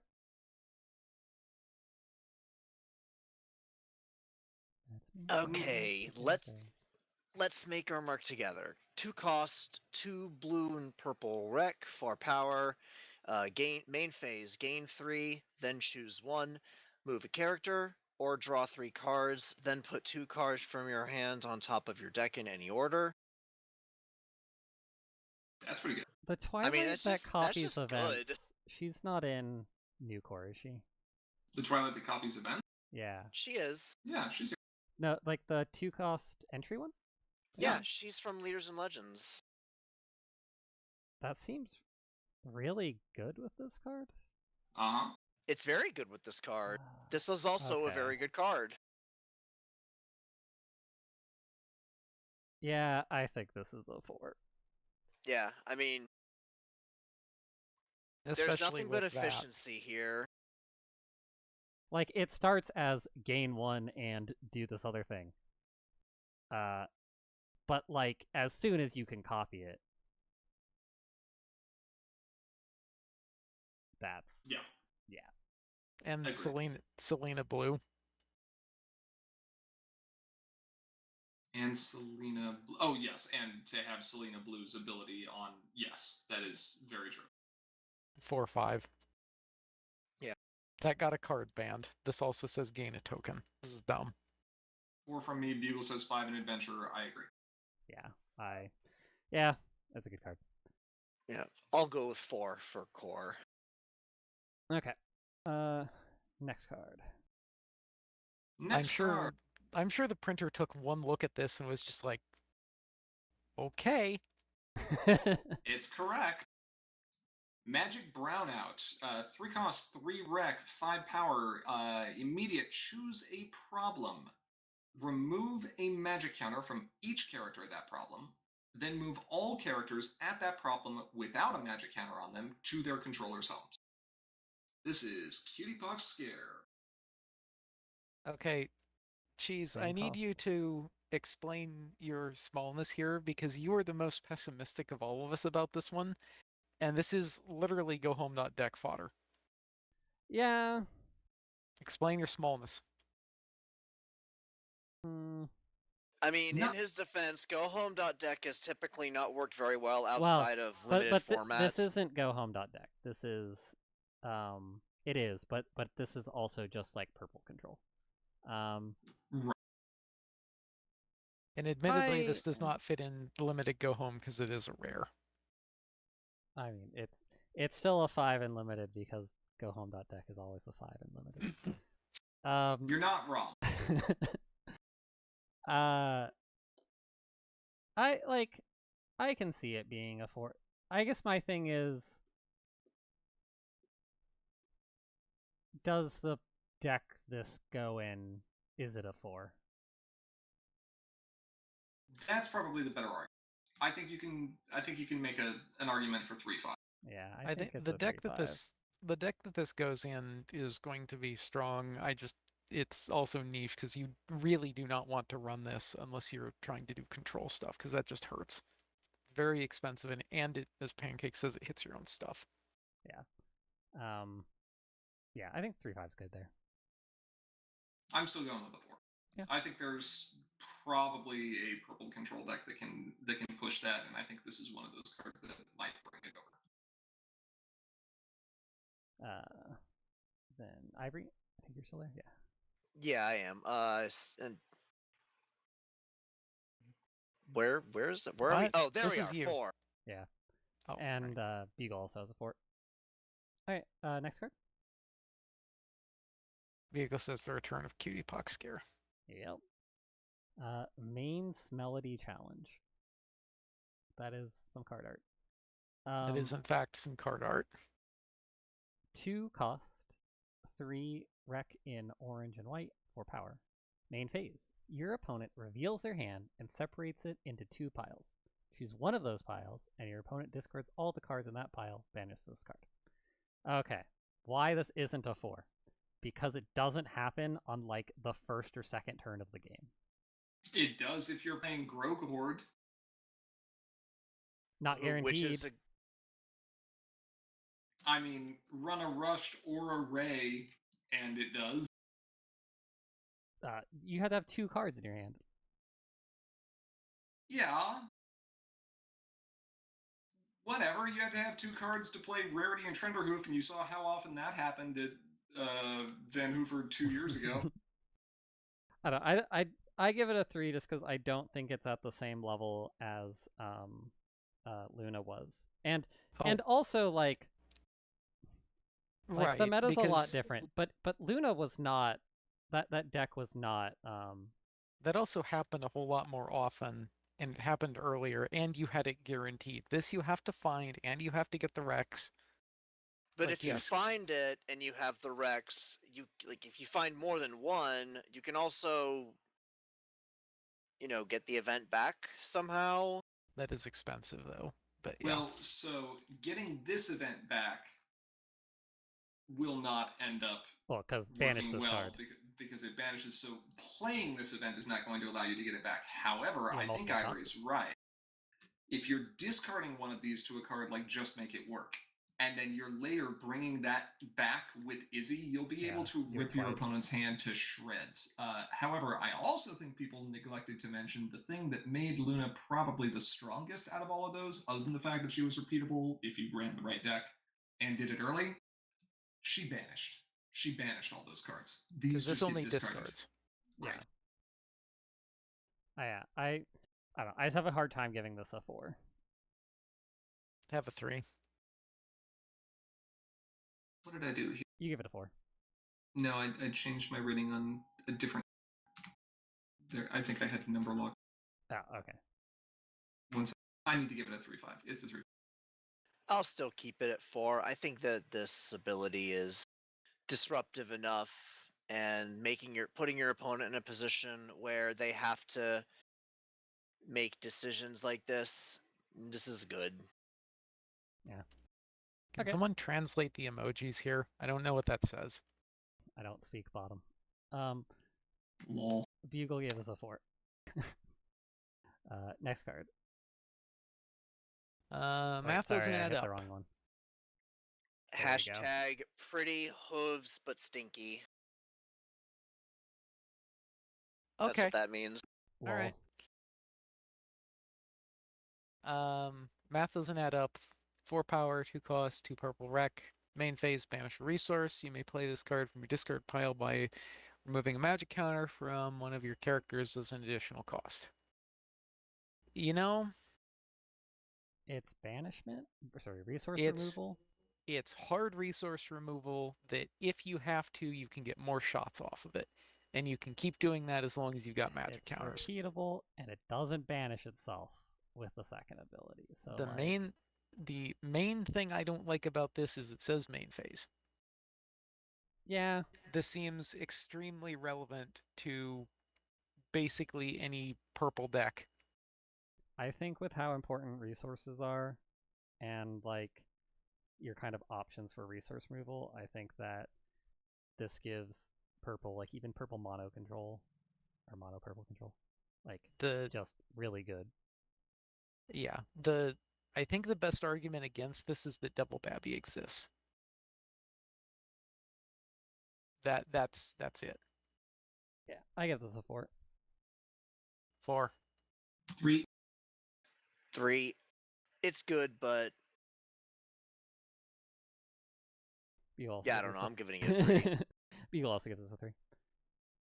Okay, next card. Mayonnaise. Ding. 1 cost, 3 purple, rec, 3 power. Chaotic. Chaos. When this card is flipped, banish a friend until the end of the face-off. Main phase, banish a friend until the end of the turn. Any player may pay 2. If they do, banish that friend instead. Yeah, so you can view this as 3 AT, banish a friend. You can pretend to view this as I forget that. Luna's future. Luna's future. But you better be okay with it being banished, or be okay with trying to play around that. Like never do it when your opponent has 2 AT. So because of that, I rated a 3. That being said, Portal was a 6. Portal was immediate, and that was a huge part of why it was such a good card. But getting more shots off of him on Enter's play is still huge. Which is why your opponent won't let you. Or will be with all the modes, I still think this is good. You're gonna see this. This is exceptionally good. There's a big thing here that I think is kind of being overlooked, and that is that this gives any purple deck that is worried about dealing with one problematic opposing friend for one turn, which mostly means like a combo deck or something like that, an option to get rid of that card for the entire turn for 1 action token. Yeah. For just long enough to do whatever it needs to do. That's all you need. Just need it gone for a moment. Yeah, obviously you can end up doing this with additional value, and you can run this alongside, AT generators so that you can permanently get rid of your opponent's cards if you want to spend 3 action tokens to do that. But it's also like a portal effect on your own cards when you flip it blindly with Chaos, and just having that as incremental value is so good. This is very versatile. Some good deck is going to run this. Have a 4. Yeah, this is a 4. I think it can be a 3.5. You actually have this as a 4-5. 4-5, yes. Yeah, I think this is definitely a 4. Bugle gives it a 4. Yeah. Okay, next card. All right, Midnight Snack. Grinded pony hooves. Play Matt spoiler. Lol. 1 action token, 2 orange, 2 pink, 3 power, event, immediate, dismiss a friend, and then I'm just going to stop reading because that's everything I ever wanted to see. Yep. So this card is good. Hold you on, go ahead. Hold on. It says other stuff. It says that friend's controller adds that friend's power to another one of their friends until the end of the turn. Okay, go ahead. Yeah, that's the part. It's really hard to use this to stop a confront. It has to be the only friend there, or the only character there. Yeah. The backswing on this really hurts. That being said, you're still going to run this because it says dismiss a friend, and that's a thing. Like the Izzy deck, Izzy Orange runs like 3 of, because removal. And it's not because of the art. Part of that too. And like sometimes it can stop DFOs, but I would not view this so much as a tool to disrupt opposing DFOs, so much as I would use it as a tool to answer problematic opposing friends the moment that they enter play. And the big one that comes to mind there is Shopkeep. Yeah, Animoy also points out that there's a very stupid thing you can do here to basically Bluna yourself into double confronting. Absolutely. Yes. You know what? Sure, that alone is enough to push it up to a 4. Have a 4. Yeah. I think it's a solid That's 4. Dumb. It is a solid 4. It's versatile. It's dismissing. Pancake doesn't like the this. The art's gorgeous. I like this. Oh, Pancake this card's great. 4. Well, no, because it Pancake gives it a 4, but it's just like question marks. This card breaks my brain. Yeah. Okay. Next card.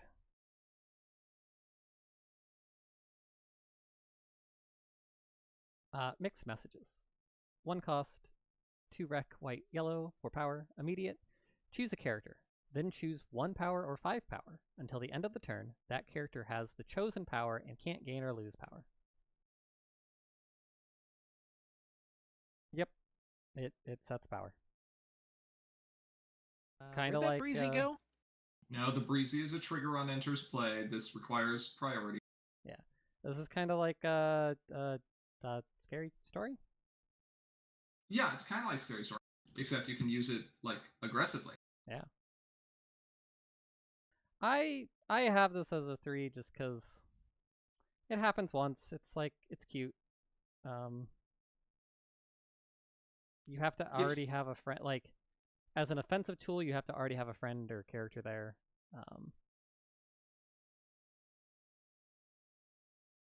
Defensive trick. Wait. As an aggressive tool. Okay, yeah, sure. Aggressive. Yeah, as a defensive tool, it's decent to stop a confront for a turn. Well, like a face-off chicken kind of thing. I mean, just like you don't want them to confront.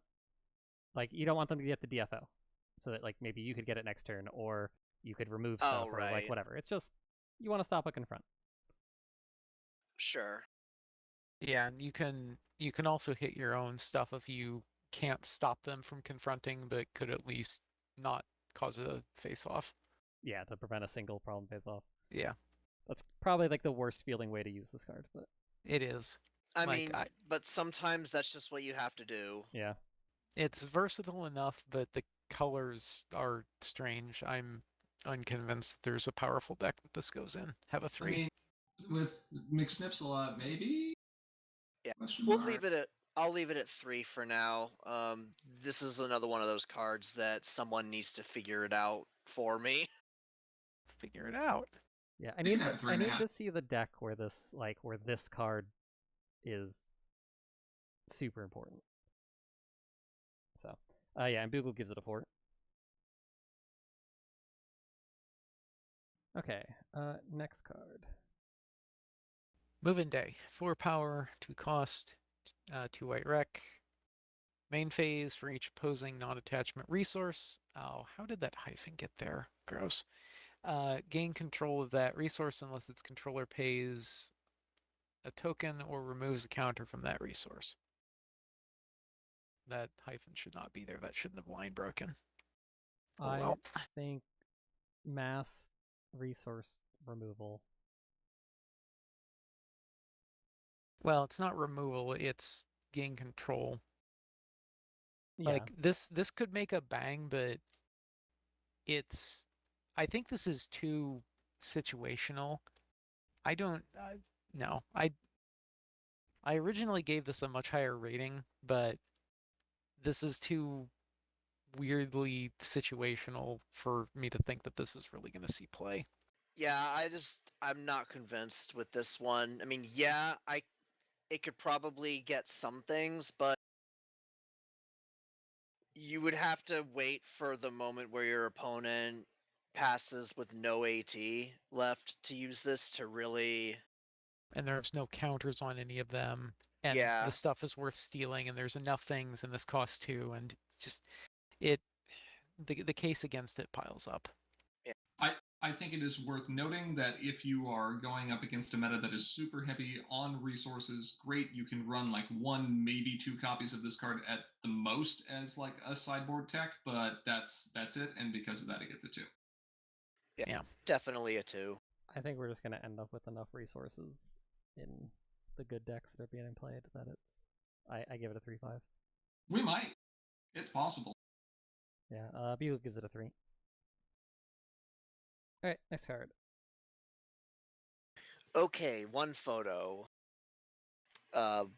1 cost, 2 blue rec, 5 power. Main phase, choose one of your characters with at least 1 counter on it. Draw a number of cards equal to that character's printed power, then discard that many cards. Remember that blue magic restored 4-cost friend way back at the start of the stream, and I was like, well, there's a blue card that really synergizes well with this. Yeah, this is the one.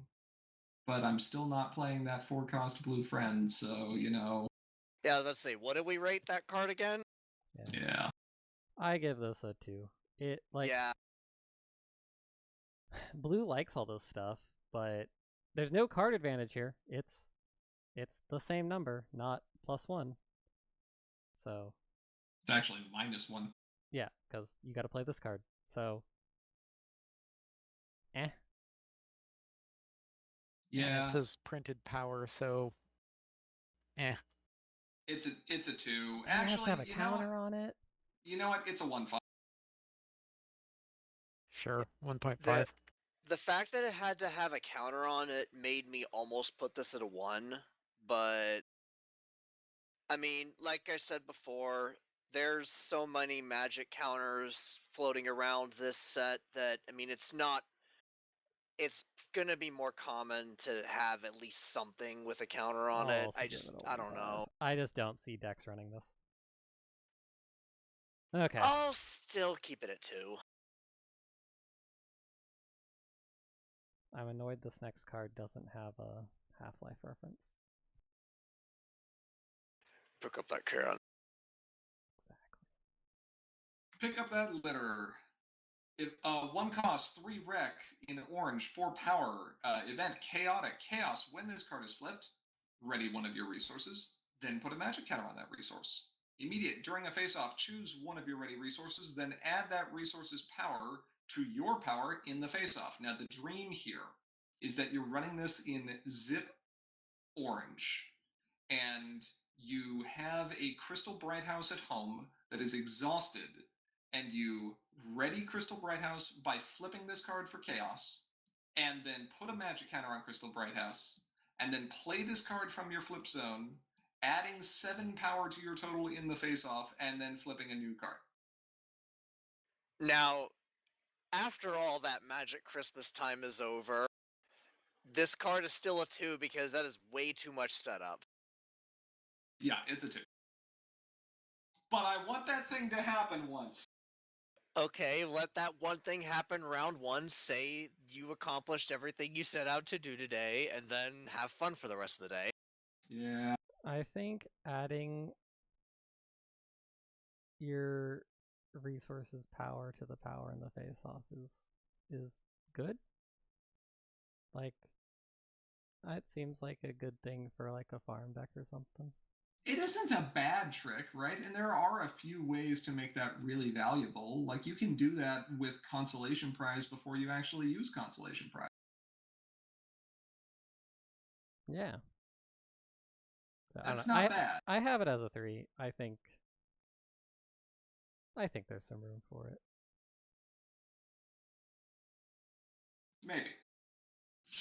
Maybe. It's still a 2 for me right now, though. Yeah. Okay. I have a 2. Yeah, and then Bugle also has a 2. Next card. Princess Prison Break. 1 cost, 3 in purple and white, 5 power. Immediate. As an additional cost to play this card, banish Troublemaker from your hand.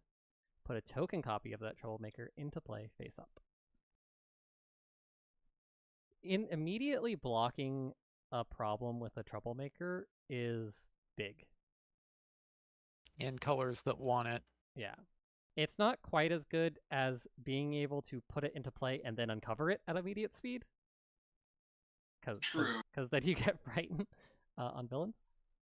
But, like, it's still pretty good. This is just, like, there's extremely few ways to get around this as a, like, you're not double confronting. Do we also need to talk about the really rude thing you end up doing with this card? What's the really rude thing? Well, normally you're giving up a card... normally you're giving up permanently having access to a Troublemaker to temporarily get access to a Troublemaker as a wall when you most need it, right? Sure. And so for stuff like Sirens, this is not great because it's a token copy. And for your other things, like all your recursion on Troublemakers doesn't end up working because it's a token copy. When it's gone, it's gone. However, if you banish a Grogar, yeah, that is mean. Yeah. That's real mean. Banish Grogar. Because you can still get the Grogar. Because you can still get the Grogar. Yep. The other rude thing you can do here is if you slam a Grubber into play. Oh, that's mean. Immediate speed, rip a card of your choice out of your opponent's hand in Adventure? Gross. I hate it. Because we don't have decks in Adventure that love doing that. We're just going to do it more. Even more ways. It's even in the colors. Adventure is a bad format. Adventure is getting worse by the moment. 4. I have it at a 3/5. I also have it as a 3/5. That's more for the deck than for the card's utility. I have it a 4. Okay. Buell also has it at a 4. Next card. Queen's Calling. 3 power, 1 cost, 2 rec in blue and yellow. Immediate, choose a problem and exhaust any number of your friends until the end of the turn. Those friends contribute their power to confronting that problem. So this is, you can't have, what is her name, Nurturing Nature anymore, but here's an event that basically does something even better. Yeah. Yeah, it's kind of crazy. It's good. For me, it happens once, and you don't get the power. So I don't, this is not the equivalent of moving up a bunch of friends. It's not. Neither was Nurturing Nature, though. Yeah, but until Thorax was really getting all the support, Nurturing Nature was winning.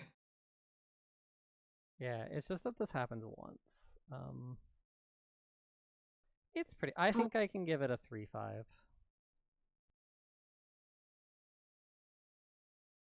I think I'm a little higher on the blue-yellow deck. I'm going to give it a 4. I'm also pretty optimistic for the blue-yellow. I'll also give it a 4. Yeah, I have a 4. I had this rated higher, but then I'm probably still thinking about last meta. That is, a few of these are... Oh, I gotta remember what's actually in this, the new meta. We've only had one tournament, or... There's just been one, right? Other than playtesting. Asterisk. Yeah. One pre-release tournament, I guess you could say. Yeah. Okay, next card. Sneaking in Anyway. 2 costs, 3 blue and orange rec, 5 power. Immediate, choose 1. Frighten or exhaust a friend, then choose 1. Unfrighten or ready a friend. That's cute. It is cute. It can be a 3. Yeah, it can be a 3. This goes in blue orange elves. I still don't know if that deck is above a 3. Yep. I really like both of these effects. I really like both of these effects even more at immediate speed. I'm giving it an extra half point for that. Understandable. Yeah. Carry on. Okay. Make it a 4. Commit. No. Next card. It's not a 4 because of the deck more than anything else. You gotta commit, man. I am committing to as high as I think the deck will go. Here. Yeah. Successful Infiltration. Yes, that is Infiltration. You knew it had to be here somewhere. 2 cost, 2 rec, 4 power, immediate. Look at an opponent's hand, choose a card from it, and put that card on top of its owner's deck. If you play this card during a face-off, until the end of the face-off, opposing flipped cards lose and can't have abilities.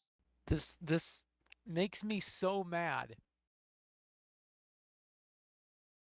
All I want to do is take a Slender Pony out of your hand and put it on top of your deck and make you lose.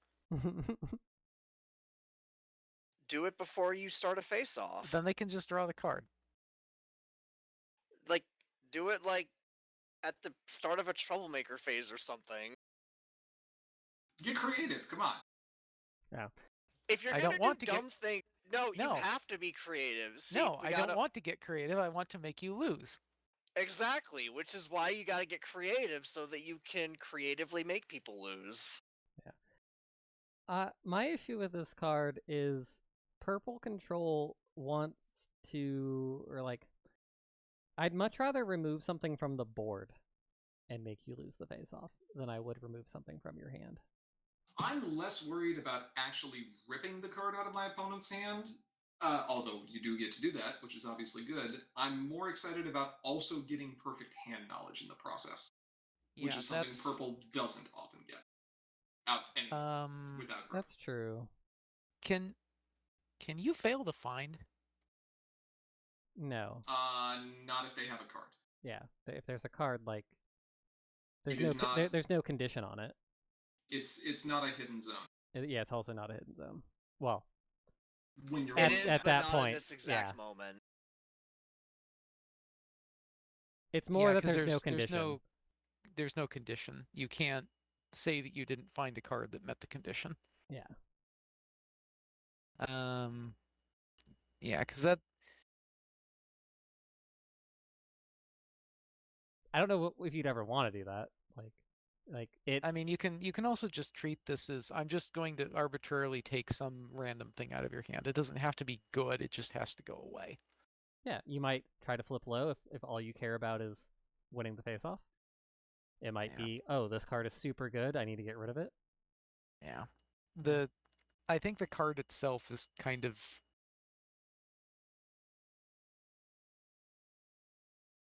undesirable here, but the stuff will run this. The card being niche is killing it. 2/5.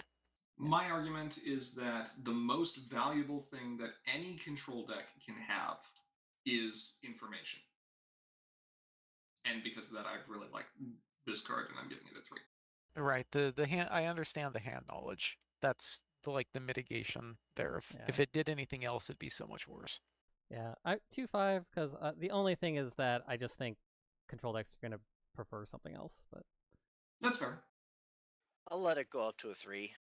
Yeah, Bugle has this as a 3. Bugle doesn't believe in fractions. Correct. Next card. Neither do I, just for different reasons. Tactical Maneuver. Is this the card? Yeah.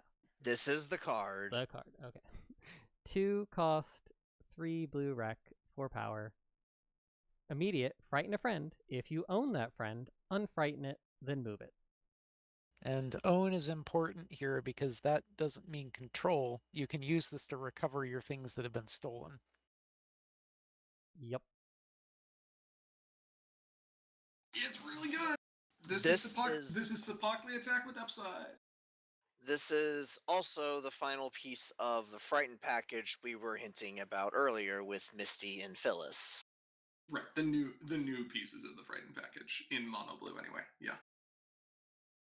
And it's also there's a bunch of dumb stuff that you can do with this. This is way higher utility than it looks like, because frightening removes bad counters. It also removes good counters, but oh well.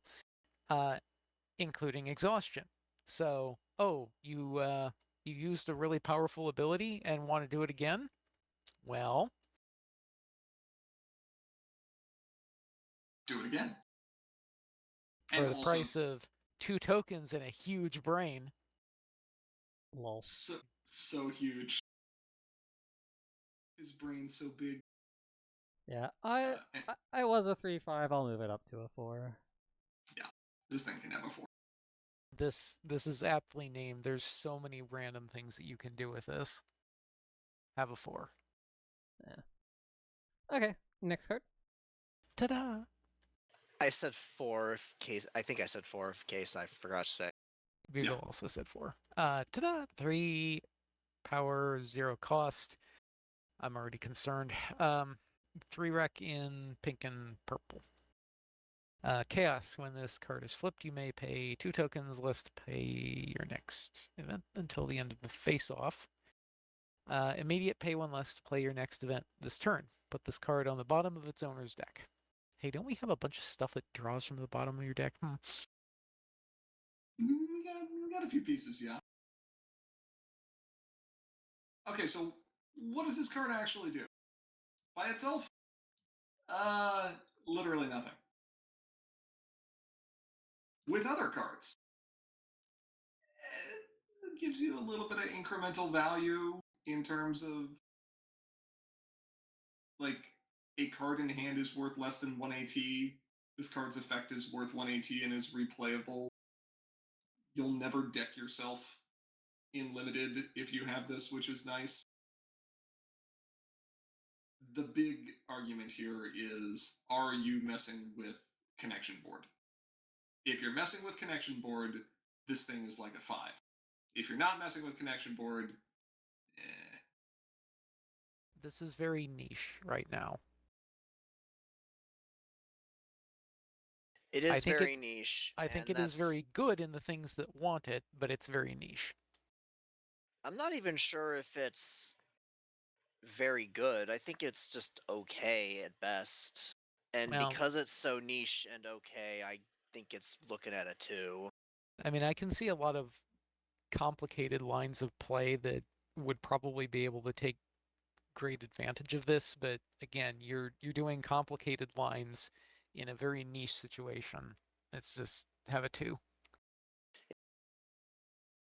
It can have a 1.5 from me. Even though I really like the interaction with Corkboard, I just don't know how well that deck is going to work, so. Ta-da. Ta-da. Are we ready for the next card? Yeah. Okay. Bugle gave that a 2. Corkboard only, maybe. Valiant Speech. Okay, Valiant Speech, 1 cost, 2 yellow rec, 3 power, chaotic. Chaos. When this card is flipped, put a 1 power critter friend token into play. Immediate. Put a 1 power critter friend token into play at your main character's area. If you play this card during a face-off, put 3 into play at your main character's area instead. Does this go in anything that isn't Hitch? Yeah, Yuna runs it. I suppose. Well, oh yeah, 3 power. Yeah, Yuna runs this. Okay, Hitch and Yuna. And Thorax. Were Thorax, of course, that adventure. I mean, it's good. It's okay. It's 3, I think. It's okay. It's a solid 3. I mean, it gets you critters. Critters are always nice to have, especially if you're swarming. This thing is really good with Yuna for its chaos effect as well, because it can let you do the I'm going to punch 2 troublemakers at once thing, and that's pretty good, because Yuna's relying a lot on her flips, and you're also running Station Hotline, which lets her get involved again. So I have this slightly higher to 3-5. I think this goes to a 4. There's enough stuff that wants this, and that stuff's all pretty good. That's fair. All right. Next one. Whole New You. 2 cost, 2 rec, 3 power in pink. Well, the rec is pink. Event, main phase, search your deck for a friend with the same title as one of your characters in play. Reveal that friend and put it into your hand, then shuffle your deck. You pay 1 AT less to play your next friend with that title this turn. So, a couple clarifications. This does not have the same type of wording as Transform. Transform says, same title, different subtitle. This one doesn't care if it's different, but Transform also said included that card's name in its title. This one has to be the same. So, like, if I have a Misty and Izzy in play, I cannot use this card to go find just a Misty or to go find just an Izzy. That is not the same title. Backwards. If you have a Misty, a Transform would allow you to go find a Misty and Izzy. I'm not talking about Transform. I'm talking about this card. This requires that they are identical. Right. No inclusion. They must match perfectly. And I think the only exception to that is you're allowed to add or remove Princess and Queen. I think that's correct. Yeah. That being said, what this card actually basically says is find any copy of a friend you already have in play for 1 AT in a card. provided that friend costs at least 1 AT. And that's pretty good, especially when you consider some cards that you might want to see duplicates of, like anything that Cadence Blue would run, or any other pink deck, for example, like Cherryberry. Getting a second copy of Cherryberry is pretty good. Also, this isn't color restricted, like Smile, Smile, Smile, or Mrs. K. Whole new shopkeep. Whole new shopkeep. Gross. I hate it. Why would you do that? Whole new shopkeep. That's terrible, and it's free too. Gross. Heh. I don't like it. It can have a 3. It's a good card. It can have a 3/5. Yeah, 3. Give 3. Getting more copies of things is neat. Bugle also says 3. Next card.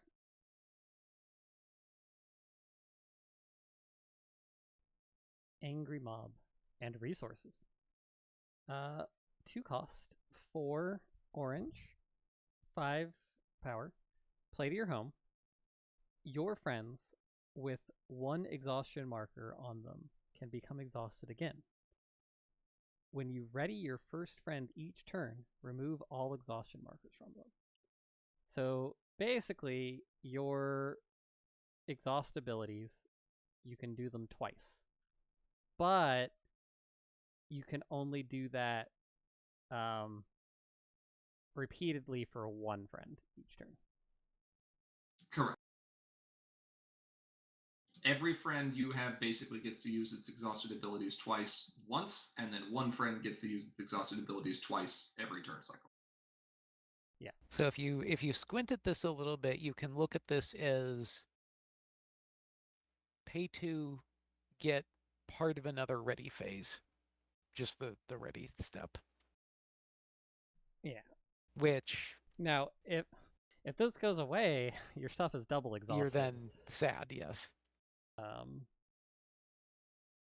I think you can get a lot more than 2 value out of this, even like the turn you play it, in the right deck, and it just kind of keeps adding value. This is a waste of an SR because you can barely see what's behind the text box. It needs to be an SR. This thing does not need to be coming up all the time in Adventure. Or I'm not Adventure, Limited. Yeah, I give this a 4. I don't necessarily know the exact deck, but I think it enables a lot. Orange, blue, pretty tempting, for sure. 3/5, because this is also a card that you both want a 3 of and you don't want a 3 of, because 2 copies of this does nothing other than prevents you from goozling yourself. Right. It can have a 3. Yeah, I'm gonna give it a 3 as well. I'm just not as impressed, I guess, as Cheese and RR. Yeah, and Bugle I think also gives it a 3. Look at this guy. Hi, my name's Rob. Mob. We're out of the events and onto the resources. Yeah. Next card. Cantor Logic Factory. 5 power, 1 cost, 2 rec in blue, pink, purple. Unique location. Play to your home. Immediate. Banish 3 cards with different card types from discard piles to choose one. Move a character, draw a card, or put a magic counter on one of your cards. Note that this doesn't say your discard pile. Yeah. And that is exactly why it gets bumped up to a 4. Yeah. This is a dumb card. This is one of the cheapest sources for magic counters late game. Have a 4.5. I think it's really good for, like, remove your opponent's cards, remove your own, get magic counters. Get magic counters, gain card advantage, move your opponent's cards or yours at immediate speed, like... Yeah, and it doesn't exhaust, like, you can... The only limit is the discard piles. It does goofy things with Allura and Twitch. It does great things with Allura and Twitch. You're right, Ara. I'm giving it another half point. It's a 4.5. It's pushing that 5 territory. It is, yes. Like, the there's so many things that just look at this and start. I wants it. I know. I saw a mono deck that onces it so hard that it splashed for it, and it wrecked me. Well, yeah, because the thing with get prepared, yeah.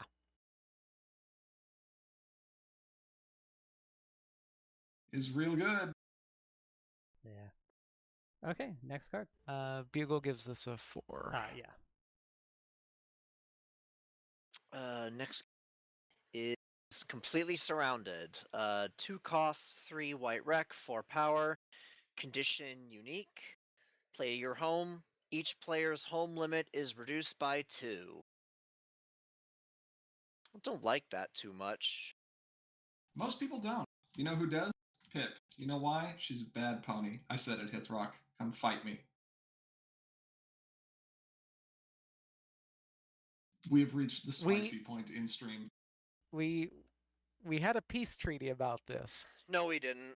There was nothing in the treaty about Pip. Okay, fine. That's true. You signed a peace treaty, but the peace treaty wasn't about this particular thing.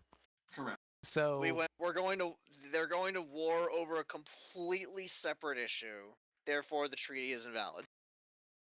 Okay, so this is GP versus Hithrock 2? Yes. Yeah.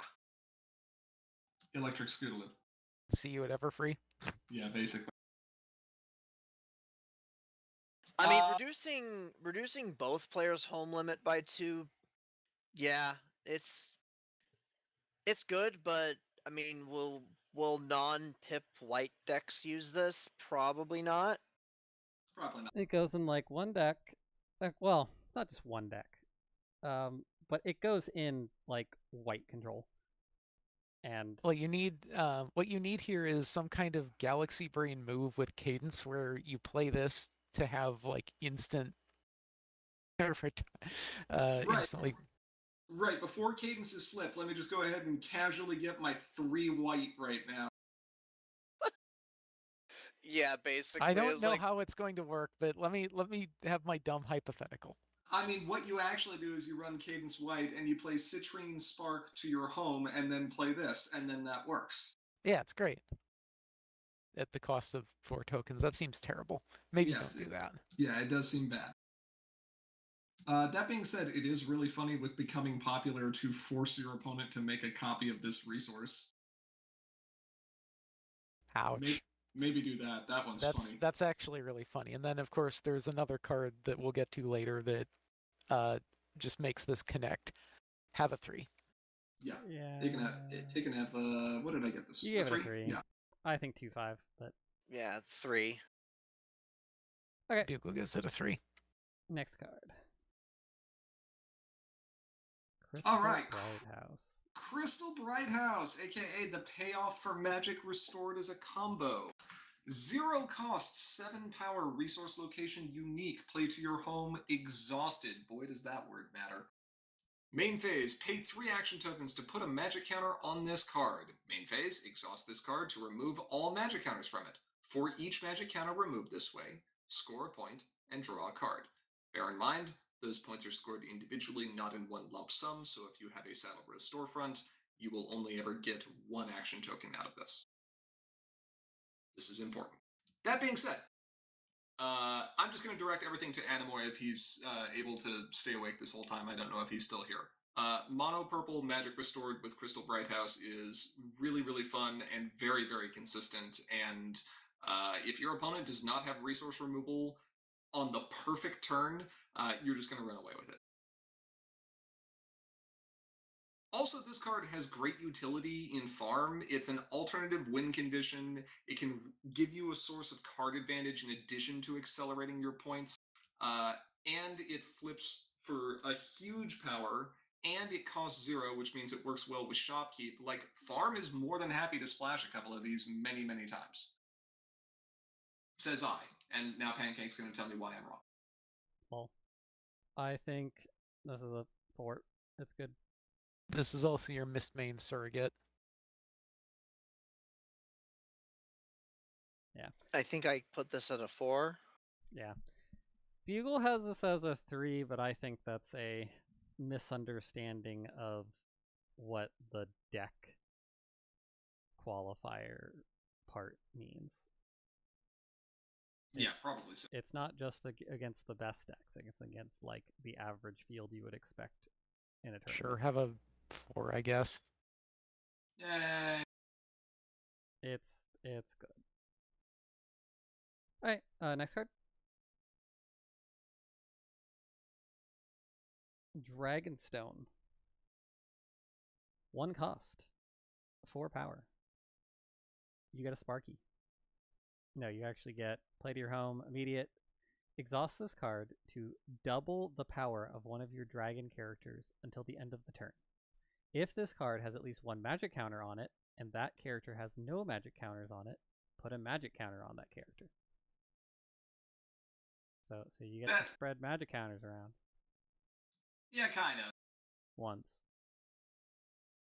Right, so at this point, we're starting to get into interesting questions about what exactly is a magic counter worth, and that depends a lot on what it's on.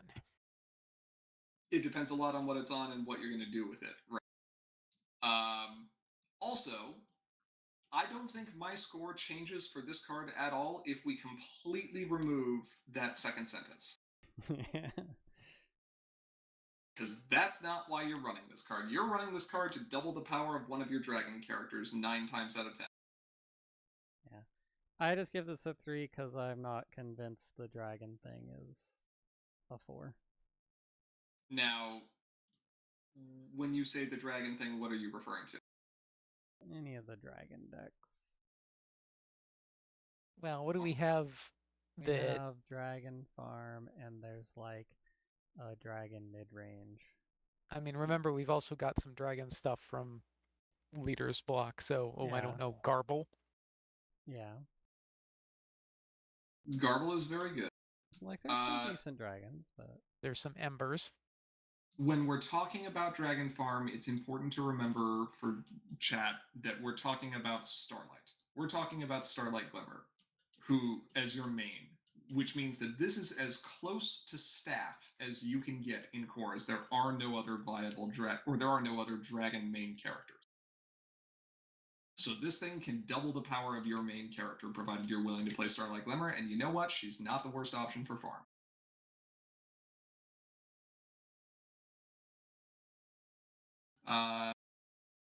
That being said, is it good enough to bring it all the way up to there? Dragon Farm is pretty good. I'm going to give it a 4. I give it a 3. I'll say 4. It's going to have a 3. Eagle says 3. Things will use this. Maybe if the second sentence becomes relevant, it gets more. Don't know if there's something that uses the second sentence. You need to be able to repeat, like, want to remove it every turn to do something cool. Right. And this is something that could also, like, turn from a 3 to a 5 if the correct things are printed. Yeah. I would like to see more magic counters in the future. Mm-hmm. I think I'm sure they'll be coming. Thing. So, next card. Earth Pony Crystal. 3 power, 1 cost, unique artifact, play to your home.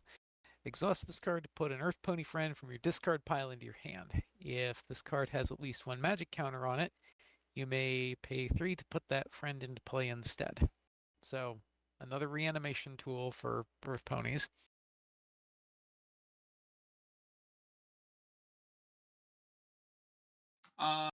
Yeah, being able to reanimate like a giant pinky tricorn is great. Being able to just get an Earth Pony back from your discard in conjunction with Izzy, where you can potentially do this twice per turn, is nuts. That thing's really good. It is, in fact, really good. I think I also put this at a 4. Of the tribal crystals, I think this one is probably the best. I know I have Dragonstone at a 4 as well, but I think this one is better. Not better enough to get another rating, but I prefer it. 3.5. I really like this card. Getting free Earth Ponies, or getting the Earth Ponies from your discard pile back into your hand is very nice. There's some decent Earth Ponies. There is the thing about, like, reanimating them, which Pinky is she's nice, but Pinky would be worth doing that too. The rest of them, you're just fetching an Earth Pony back, which, like, that could be okay utility. So, I don't know. Maybe you could put this in, like, Cadence and just keep getting fuel. That wouldn't be bad. Yeah. Bugle gives us a 3.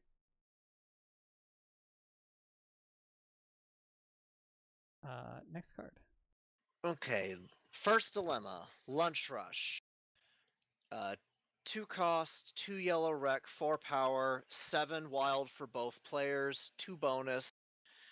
When this card enters play, you may move one of your characters at home to this problem. It's not bad. Kind of wish it was blue, but yellow is also a decent aggro color for this. I think it's a solid 3. Mom, can I have day shift? We have day shift at home. Oh, look, day shift is at home. Yes, you can have day shift. Please move your character. It's good. 3.5. I give it a 3 because it costs 2. Dilemmas that cost 2 just, like, it's a dilemma that costs 2, but the baked-in move, I think, makes it worth. If it was a 5 requirement, yes, but it's a 7 requirement, and it's in yellow. Like, you can move 3 power up. Maybe you can move more if you're lucky. But I don't know. I generally find, like, 1 for 5 is way easier to deal with than this. To this problem. Yeah, okay, fine. Have a 3. Yeah, Bugle gives us a 3. Okay, next. Masquerade. Masquerade Mask. Is this our first accessory? I think it is.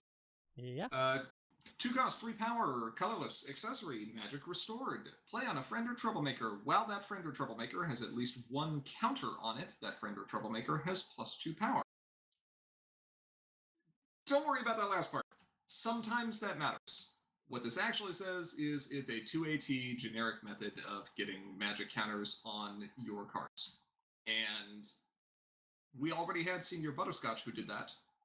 So that was pretty good. And this one is potentially better and worse.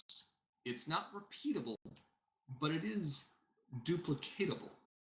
And we'll talk about that here in a second. But it is because of that I strongly disagree with Bugle's rating, saying that he was originally giving it a 1, being too expensive, and to just use message if you want the counter. And I'll let you know when we get to the card that matters. This is a 3 for me because I really like this in Magic Restored combo decks or Allure and Twitch. I still have it at 2 for the same reason that Bugle does. But maybe there's something, I don't know. I see both sides. Have a 2.5.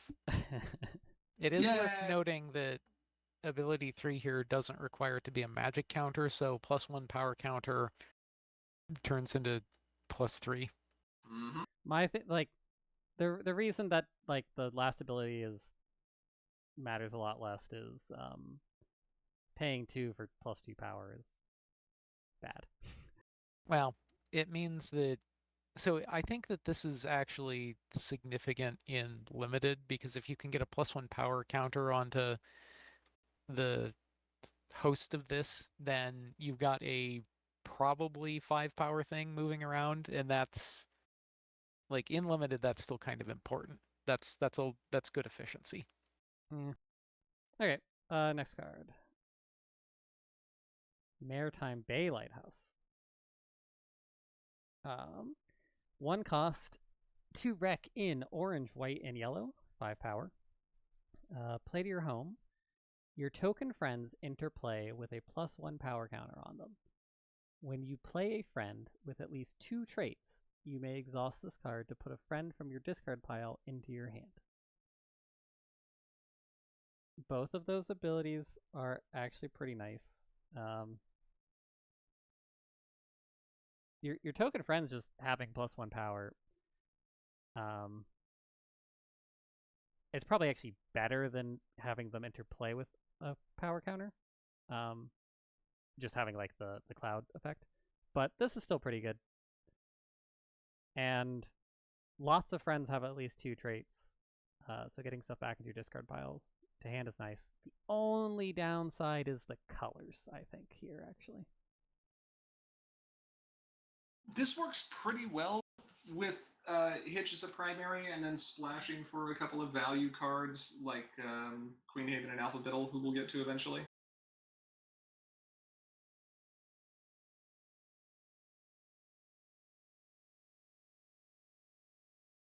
Yeah, I have it at a 3/5.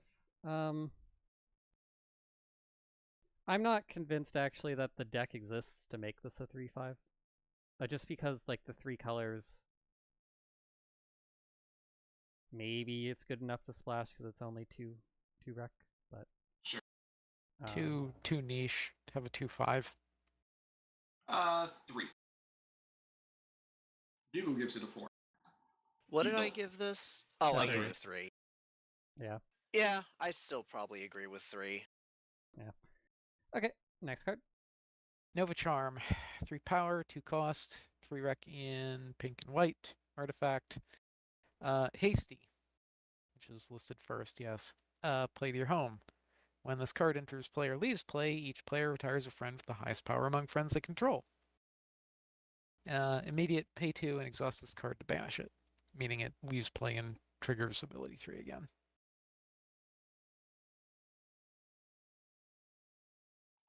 That's pretty good. I'm just going to go ahead and Fashion Disaster this card instead, so I can just retire it and get that ability. That sounds better. Then I'll get it back with Izzy. That sounds mean. Yeah, you're like very rarely going to want to pay the 2 here. Pretty good though. Pretty strong. Yeah. At least against like the big friend decks. Yeah.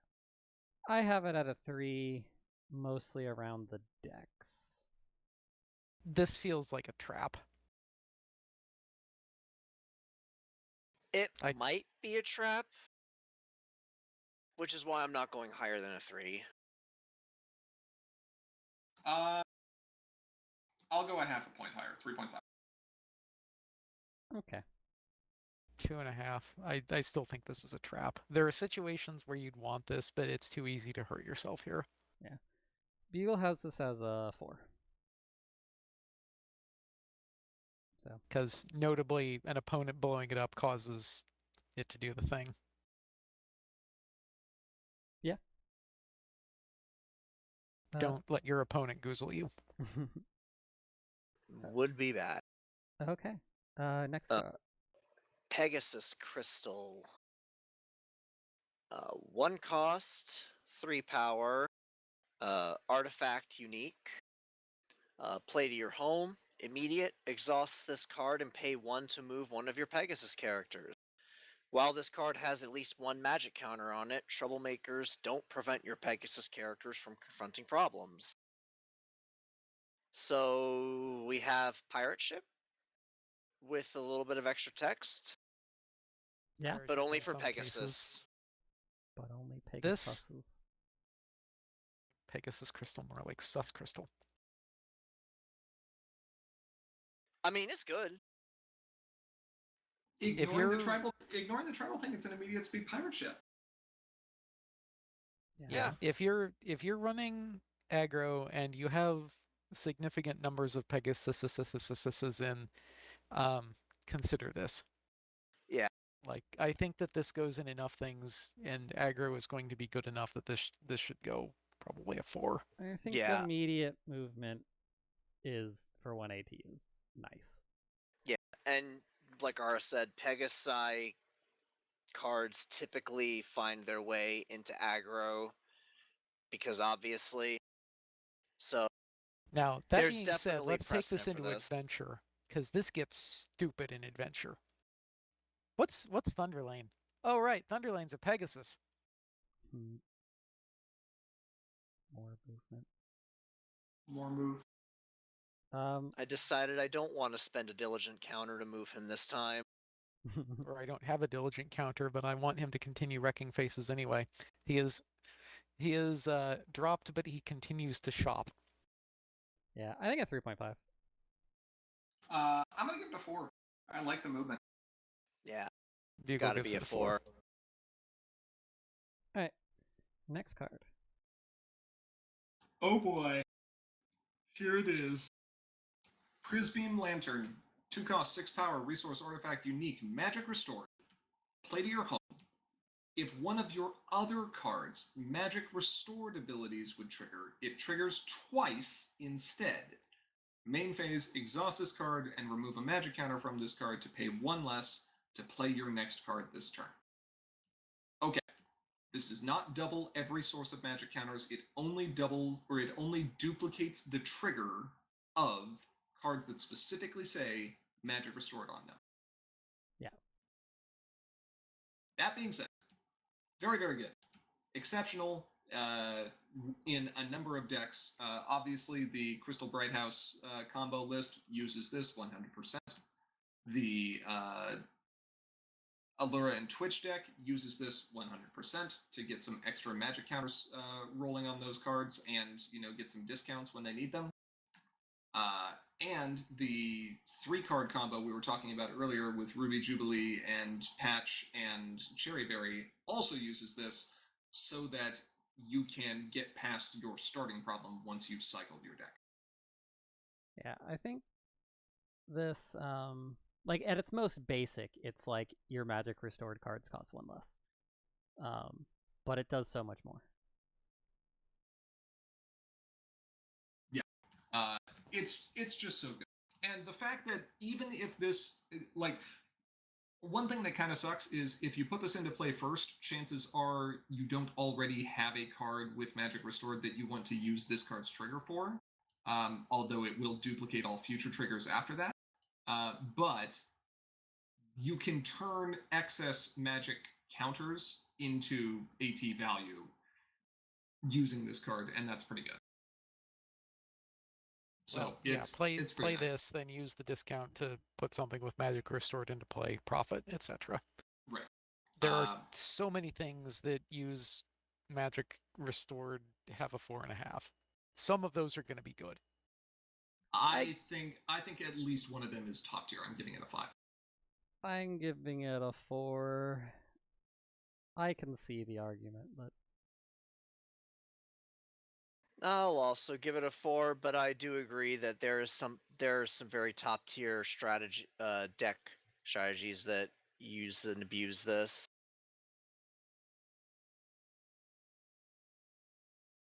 I like how I started out as the most pessimistic, and now I'm like the second most optimistic. That's what makes Slugfest great.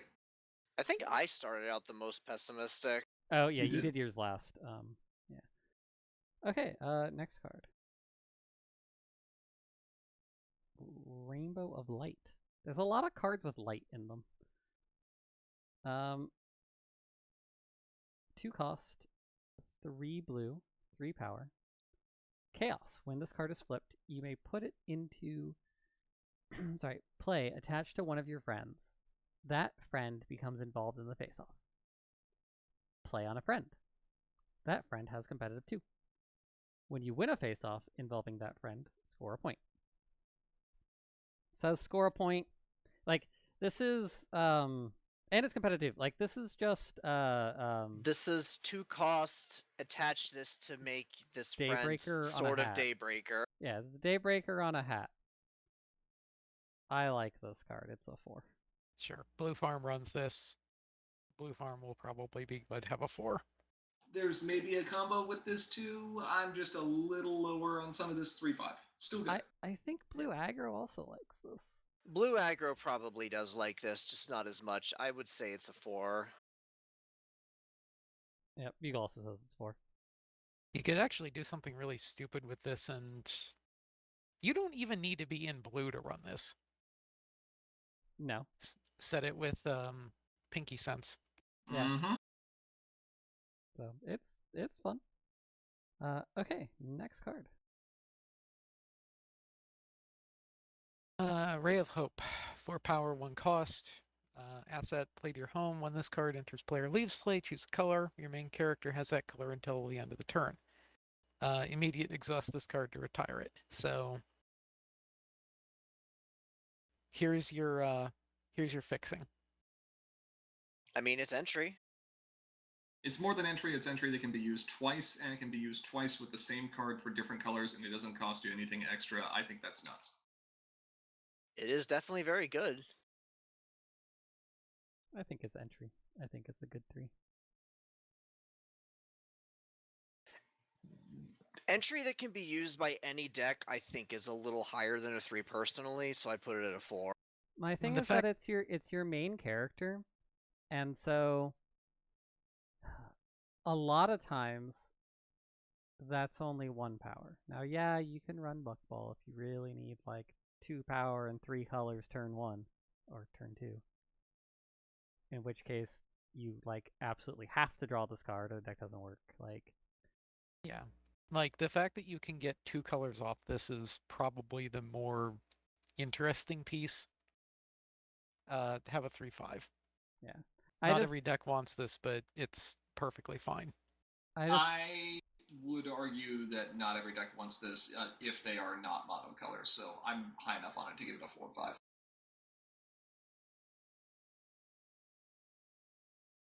Yeah. Alright, next card. Alright.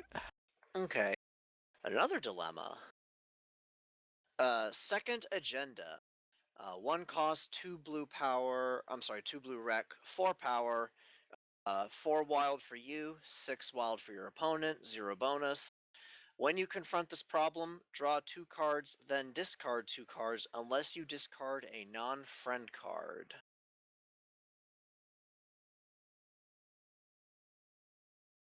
Low confront Rex. This is unfortunately mandatory, but if you're running an aggro deck and want some gas, this seems interesting. Yeah.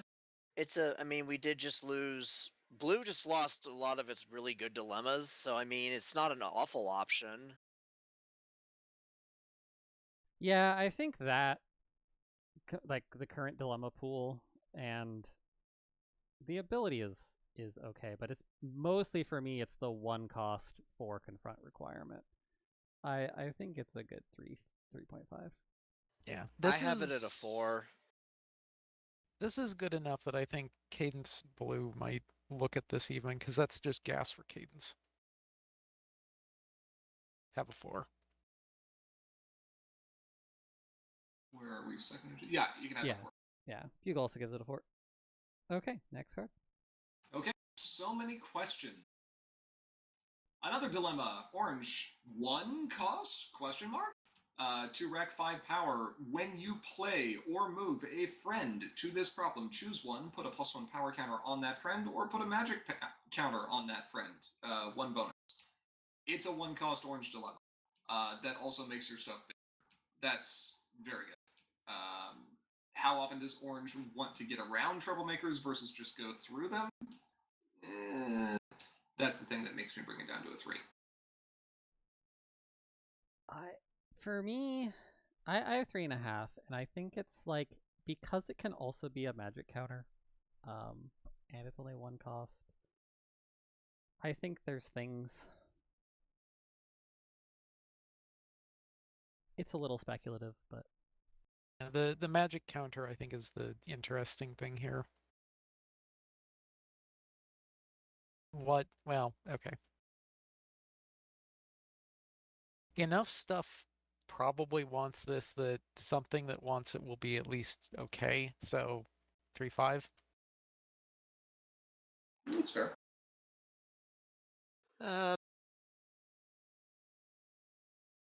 Do I think this is still a 4?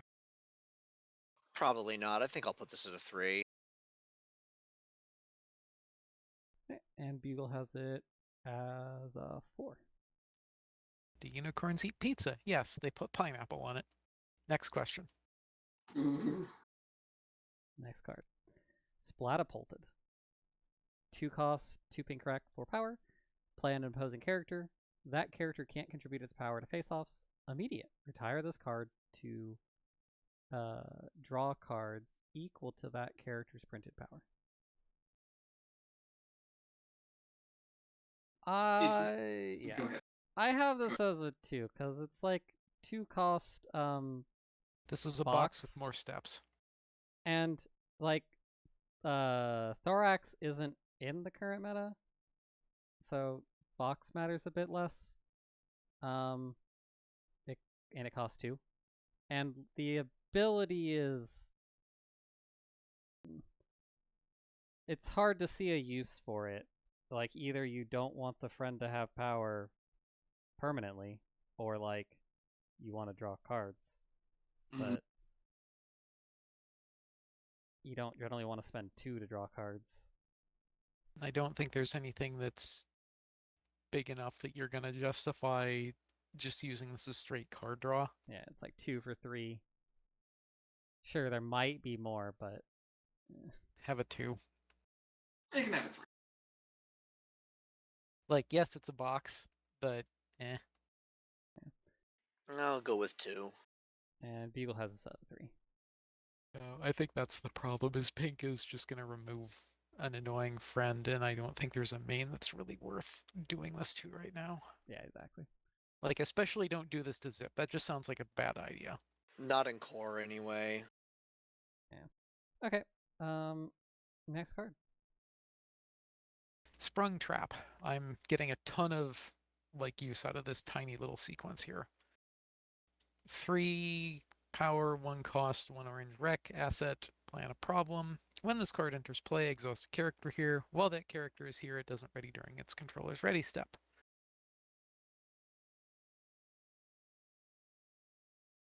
This is great for work hard, play hard. Yeah. It's a nice orange control tool.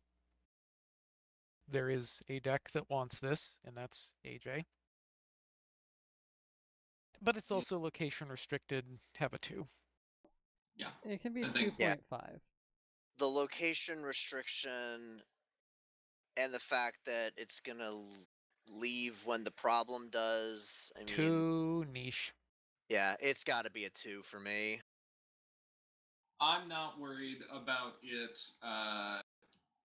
sticking around. I'm worried about being able to play it early to get AJ flipped. So for that reason, I don't mind the location restriction. That being said, it's still a 2. Okay, next card. Okay. Station Hotline.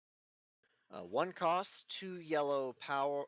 2 yellow rec, 2 power. Accessory. Play on a character. At the start of a face-off, you may exhaust this card to have that character become involved in the face-off. If this card would leave play, you may pay 1 to put it into its owner's hand instead.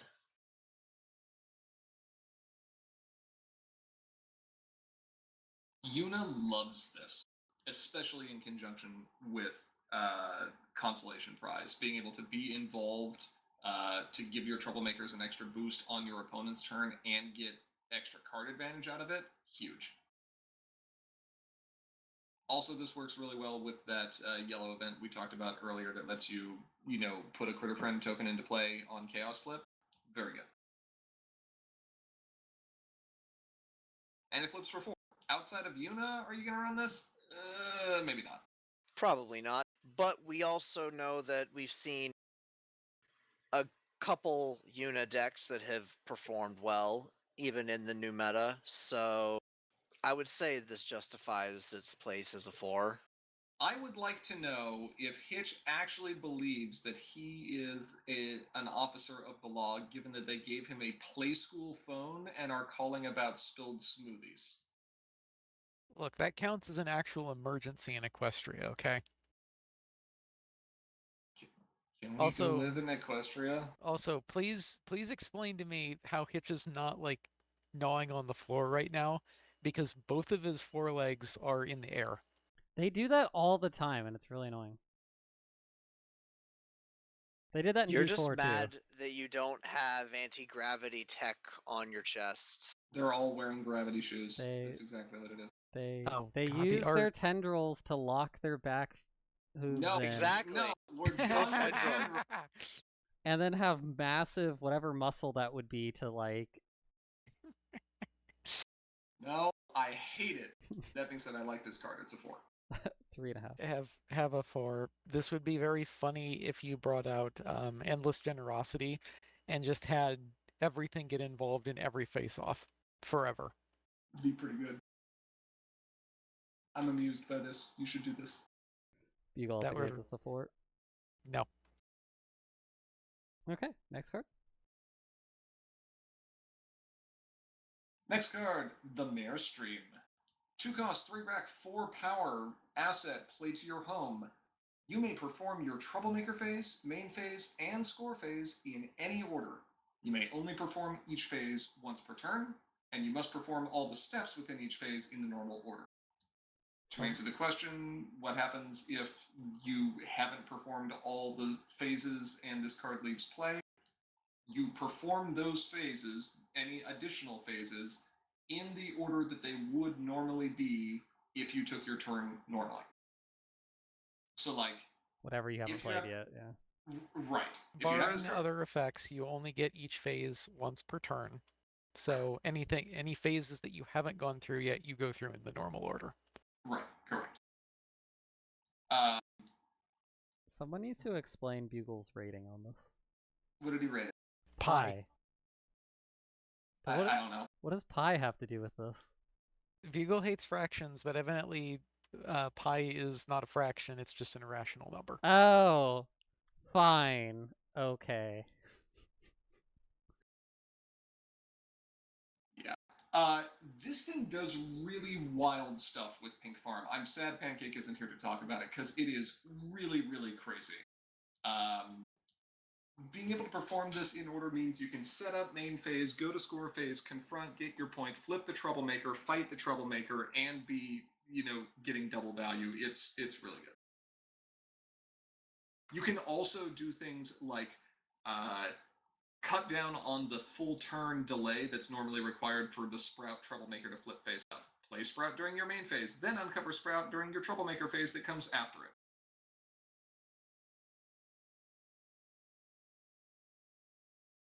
Very good. I think the card is a 4. 3.5. Known to have a good thing, have a 4. Yeah, 4. Bugle says pi. Okay. Next card. Troggle Infestation. 1 cost, 1 pink wreck, 5 power. Play in a problem. When this card enters play, you may uncover a face-down Troublemaker here. Immediate. Retire this card, look at the top 3 cards of your deck, then put those cards back in any order. So this is like 1 cost main phase, uncover a Troublemaker, and then also look at the top 3 cards of your deck. I have this as a 3. Like, I see you being able to do things, like there's maybe farm stuff. I think this goes in the pink farm list as a quote-unquote backup way to... It, like, lets you set your deck. Yeah. Well, maybe. Likely. I just don't see what makes it a 4. Troggle? Yeah. It's pretty good for Pink X control, being able to uncover a Troublemaker immediately. Well, but it's not like... The thing is that if it were hasty, it would be much better. But you can use 4. this for control, not just for farm. Right. I'm not talking about this for farm. I don't think you do this for farm. I think you do this for control. I mean, you could, but it's got a high flip, and you can use it to set your deck. It has utility in farm. Is it great? Well, it's just like pink farm is not really a thing.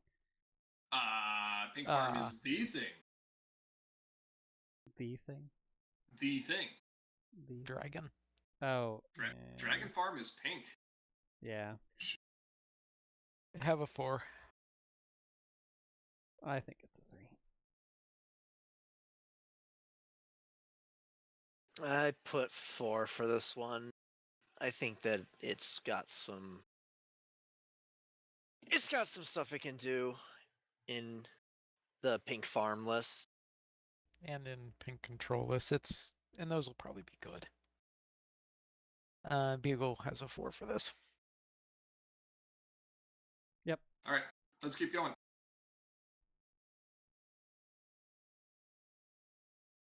Are we on the next one? Yep. Unicorn Crystal. 3 power, 1 cost, unique artifact, play to your home. Exhaust this card to reveal a card from the top of your deck for each unicorn character you have. Choose a resource revealed this way to put into your hand, then shuffle your deck. If this card has at least 1 magic counter on it, choose a resource or event instead. Crystals! Yeah. This lets you dig, well, once you actually have things, but once you have unicorns. But like, you can dig and find resources, which is kind of meh. But once it's a counter, you could find events. That's pretty good. Yeah, it's not just like, oh, draw a card. It's look down and draw a card. Also shuffling your deck. And there's a lot of decks that actually don't mind that or actually like it.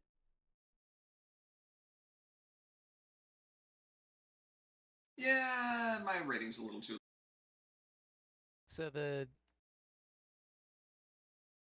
once you get enough, you need 5 unicorns to make this work, but once you get enough unicorns, you can just Izzy into this and just not have to worry about finding it. Yeah.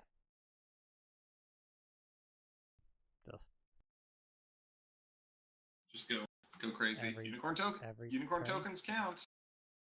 Like, yeah, you can play an event.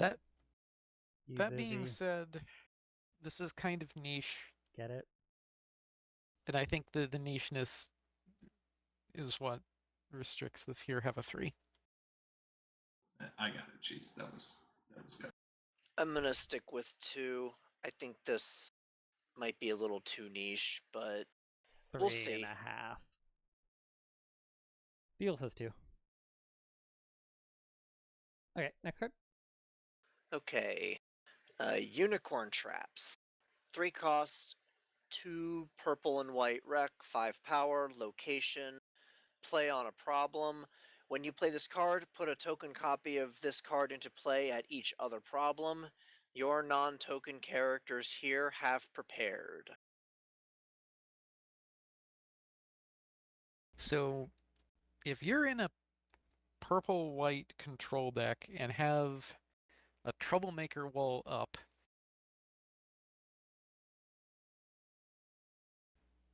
I think you need to look at this card. I agree. There's a magical happy Christmas time where this card is amazing. I don't think getting there is good. Yeah. What do you think would be required for this card to be good? You need a mass number of friends and put a troublemaker at every problem. And then you need to keep your opponent canned up. Like, say, either you have to try to confront this, and that's your only way through. Now, this would also be quite funny with the Tyrek super rare troublemaker.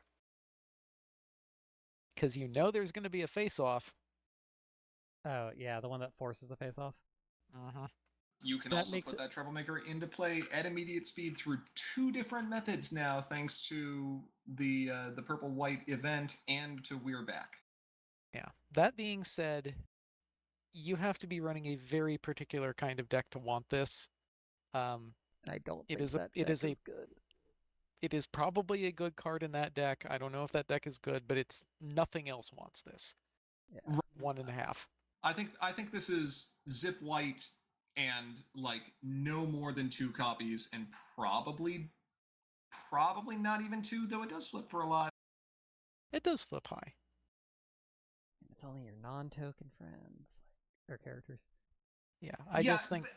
Don't worry about the non-token things, because if you're running tokens in those colors, they're all unicorn tokens. They don't already worry have about it.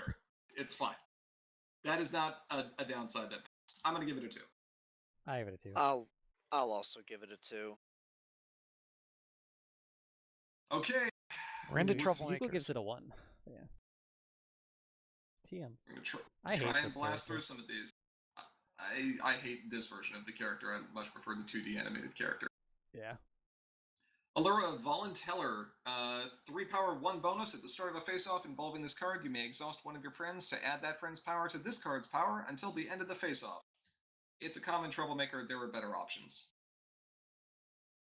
It's cool. It's interesting. You can do some exhaustion stuff, and you can definitely make this huge power. But it doesn't do that much else that's interesting. I'm giving it a 2. Yeah, this is a 2. Have a 2. Next. I have a 3. Why? Not because I don't think that you can build a deck that's going to synergize with this card, but because why are you giving up so many other options for non-epic troublemakers? Yeah, it was more around just like you just want to slow things down, but actually, you know what? You're right. This gets a 1. I think it's a 2. What are you doing running this? Give this a 1. Bugle gives us a 1. Run something else. There are so many better options. You know what? You're right. It's a 1. Like the baseline requirements on a troublemaker at this point are above this. We all go down to 1. It is pretty bad. Yeah. Okay. It's fine in limited. Like limited's fine, but yeah. Okay, next card. Alpha Biddle. Wait. Alpha Biddle Blossom Forth. Blossom Forth. Pay up. At the end of each opponent's turn, if this troublemaker wasn't challenged this turn, that opponent must pay this card's controller 1. Not only do you gain an AT, well, assuming your opponent has any AT,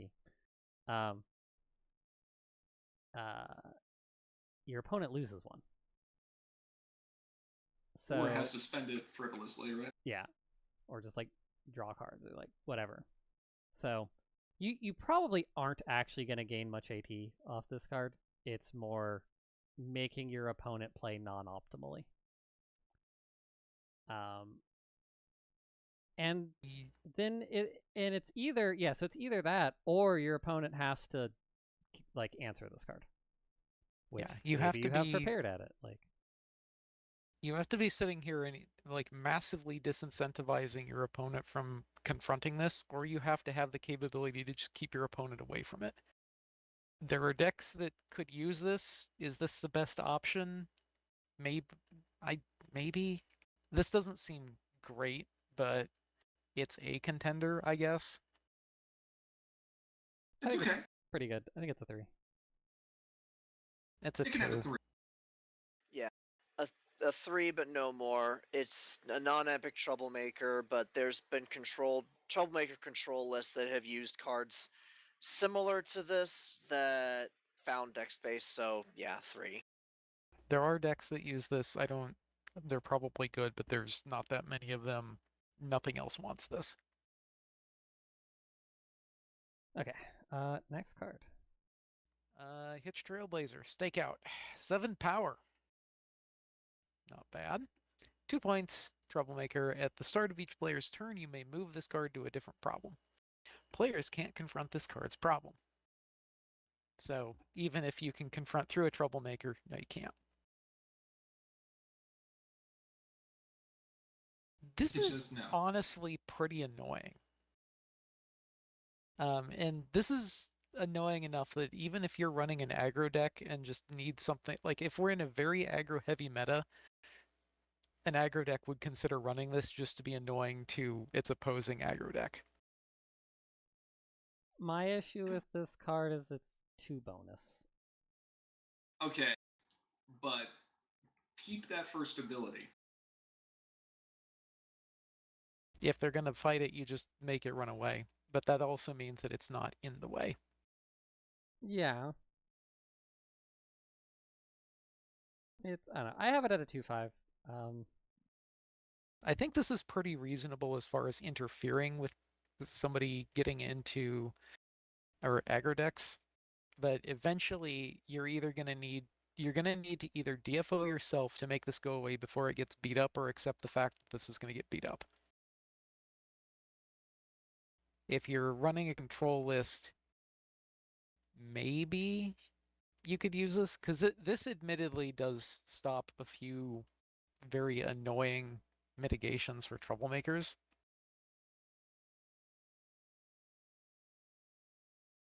Uh, 2.5. 3 for me. I like this card. Yeah, I think 3. You can be annoying enough with this that I can see it being a 3.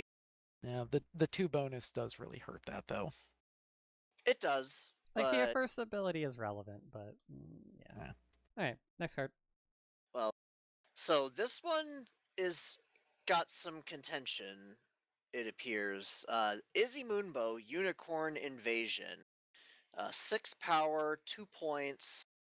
As this card enters play face up or is uncovered, name a non-main character card other than Izzy Moonbow, Unicorn Invasion. Cards with that name lose and can't have abilities. Cards with that name can't be played. Now, I know what you're thinking. I don't know why people are rating this so high. I don't know why people are rating this so highly. I rated it the same thing I rated EEA Council, because it's going to be used in the same way. It's going to be used to protect your combo. Yep. But EEA is a general blanket. EEA is a general blanket that costs 4 AT and also prevents about half the combos it would normally protect from being able to work. Yeah. This sits here and says, there is one particular card that I hate, and that card just doesn't happen right now. Yeah. It doesn't stop me from doing things. You can't play it. Go away. Do not collect $200. We've had a bunch of other single target, you can't play cards before. What's the problem with them? They've all been on Friends. Yeah. Putting this card on a Troublemaker, putting this effect on a Troublemaker is so much better, because you also get the ability to search for this card, because if you're running Troublemakers in a control or a combo deck, you're running Grogar. Yeah. And Troublemakers are much more difficult to interact with than Friends are, especially if you uncover this on the turn that you're going to go off, ban the one card that you fear, and then... But that's the problem. It's one card. Like, and I don't think that being a friend is why this card hasn't been, this kind of effect hasn't been good before. I think it's because it's just been one effect, or one card. And there's generally lots of different cards that can mess you up. All of the friends that we had previously lost their effect as soon as they were frightened, so even soft removal would end up messing with that. If Izzy Moonbow is turned face down, right, it'll turn face up and you'll get the effect again. But the bigger thing that makes this card really good right now, and may decrease its rating over time, is the fact that the card pool is so small and the type of disruption we have is very different.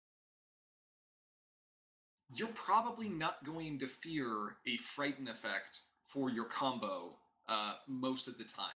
So a lot of the disruption that still exists post-rotation, it just makes it a little bit more expensive.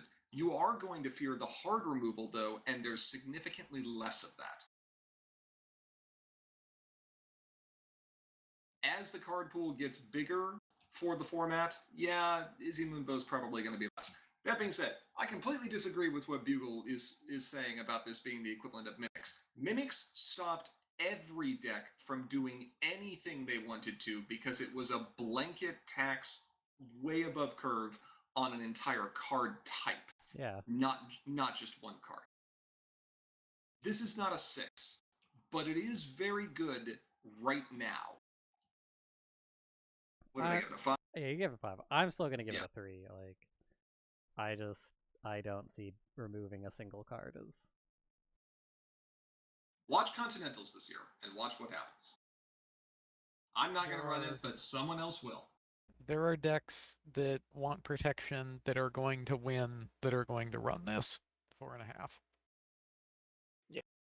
I'll just run 2 different removals. Best of luck. All right. Next card. Next card here. Misty Bright Dawn, Inside Information, 4 power, 0 points, inspired, and then a bunch of reminder text. The only reason I don't rate this card lower is because it's 0 bonus, and 0 bonus troublemakers are, like, correct. Yeah, it's... Again, there are better options, but I think this one is better than Allura. If you're going to choose to run this in a troublemaker control deck, you could do worse. You could also do better. This gets it 2. In limited, this is a 5. In limited, this is great. But in core, it's a 2. Oh god, it sucks for your opponent in limited.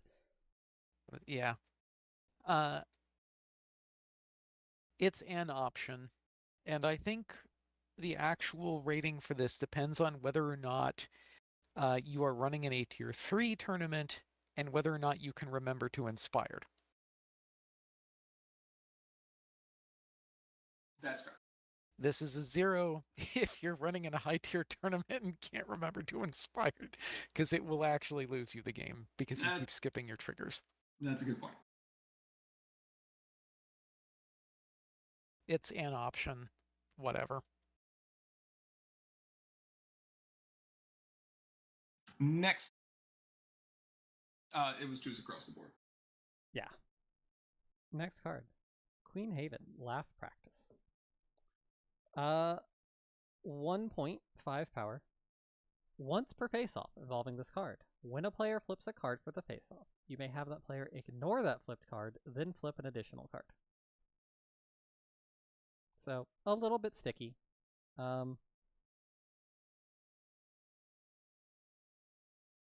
It's either player. Yeah. And that's the only reason it's interesting.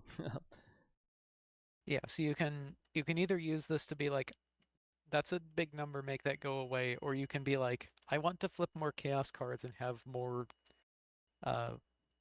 on-flip effects go off. Yeah. I think this is fascinating in Chaos Control, and there's also an argument to maybe run this in Zip Control. Yeah, the issue is with all non-epic troublemakers is your opponent has to confront it before it's interesting. Yeah. And so, yeah, I guess it, like, especially early game in Chaos Control, it gives you more chances to do something fun. There are decks that want this specifically for what it does. So it's niche, but it's a troublemaker that is fine. I give it a 2.5. You can have a 3. Have a 2. Oof, even more. Well, what did I put this at? 3. 3. Yeah, this can stay at 3. And Bugle gives this a 2. Chaos Control only. No, like I'm going to be extremely pessimistic about the troublemakers, because the baseline for a troublemaker is so high that a lot of the stuff that we print basically by definition is not going to be very good. Right, it's there for limited, and that's okay. Speaking of good troublemakers. Next card. Sprouticus Maximus, Mechanical Mayhem, 6 power, 2 points, troublemaker epic. The rest of this basically doesn't matter, except it actually does. When this card is uncovered, each player chooses 3 total friends, resources, and troublemakers, so 3 across all of those categories they control, and retires the rest. You had me in the first half, not gonna lie. Yeah. It was like, whoa. What do you mean doesn't matter? Well, okay, that's true. It doesn't matter because it doesn't contain the word villain. It's an epic that you can beat up. Also, it blows up the field. Yeah. Hello, yes, hi. 4.5. I give it a 4, but like, this is some nice removal. Are you farming? Yes, it says epic. Are you controlling? Yes, it blows things up. Control, it really depends on what kind of control. Like, purple control generally likes its friends, but yeah, if you're going wide, there are definitely control styles that like this card. I mean, it's not supposed to matter because everyone's only supposed to have a home limit of like -7. So, only. Yeah. Hypnotoad. It's like Cornered, but better. It is notably better than Cornered. It's like Catajack, but different. And I can't say better. It's just different. It's a 4. It's cheaper. Yeah, I put this one at a 4. It would be a 5 if it was villain, but it's not, so it's a 4. Yeah. Why is there a basketball hoop inside of his head? Wait, what? Well, There's a basketball. Sprout is a child. Sprout is a child. Oh, I see it now. Yeah, no, that's funny. He's got a picture of himself. Oh my god, he does have a picture of himself. The stupid truck horn, a pair of fuzzy dice, the basketball hoop, and like there's something else stupid in there. I think it's a bobblehead of himself. Amazing. Next card. Total narcissist. Yeah. Okay. This one is Sunny Star Scout, aggressive messaging. 4 power, 0 points, chaotic. Chaos. When this card is flipped, put a magic counter on one of your cards. When this card is uncovered, put a magic counter on one of your cards. Do you like magic counters? Yeah, do you like magic counters? Do you like control? Here? Yeah, I mean, it's fine. It's a 0 bonus troublemaker. If you're running stuff that cares about magic counters, you may be running this just for the magic counters. Yeah, kinda. Does the purple magic counter deck run this? It does. Yeah, I think that's really the deck that this goes in. I would say it's a 3. I've got it a little higher at a 3-5. Allura and Twitch also runs this. Yeah. Yeah, 3, because it makes magic counters. This is something that, like, this is above the baseline of troublemakers for some decks. 0 bonus. Why not? Yeah, I have this as a 3. And Bugle has it as a 3 as well. Oh, it's problem Magic time. Did we counter remember to counter. rotate the problems? I don't know, Cheese. Did you? I can fix this. Just rotate it, no BS. Yeah. Yeah. Rotate. Okay. Are we also going to rotate our whole background as well? Get rotated. Get rotated. Rotato. I need a Rotato again. I do. Alicorn announcements. 3 orange plus 3 wild for you, 8 for the opponent, 0 bonus. Magic restored at the end of your turn. For each magic counter on this card, put the top card of each opponent's deck into that player's discard pile. I'm going to add an asterisk to a couple of my scores for problems if they have magic restored listed on them. That being said, this is also just generically good for orange control in that it's a high confront rec for the opponent with 0 bonus, and incidental magic restored or magic counters are not bad. I have this as a 3, excluding the combo deck where it is a 5. I have 3-5. I have 3. Yeah, I think I'm just mirroring GP here. This is a fine problem. The combo deck obviously makes it stupid. Yeah, but the combo deck only cares about magic restored and ignores the rest of it. Correct. And Bugle gave this a 3. Yeah. Well, I mean, I guess in my case, I'm already writing that whole mess off because patch was a 6, so I guess I get to ignore the combo potential here. Yeah, that's fair. Okay, next card. I think this is me. All of these options clash. Busy is sad. 0 bonus, 7 for your opponent, 3 pink, 2 not pink for you. At the start of each player's main phase, you may choose odd or even. If you do, characters without power matching your choice can't contribute their power to confronting this problem this turn. Confronting... Yeah, okay. Yeah. This is actually pretty annoying for your opponent to ever confront. Yeah, it's difficult, but you can also just choose, like, if you want to cause a face-off, you can, on your turn, you can just not make a choice. And then their stuff magically starts contributing and you can start a face-off basically at will. Yeah, there's lots of stuff you can do with this. And it's like, it's good powers if it confront requirements. The 0 bonus, it does depend on if you want to use this as an aggro thing with like a little bit of make it hard, like a little bit harder for your opponent, or if you're like going all out control. As an aggro card, this is a little sad to see a bonus 0, but it is. Yeah.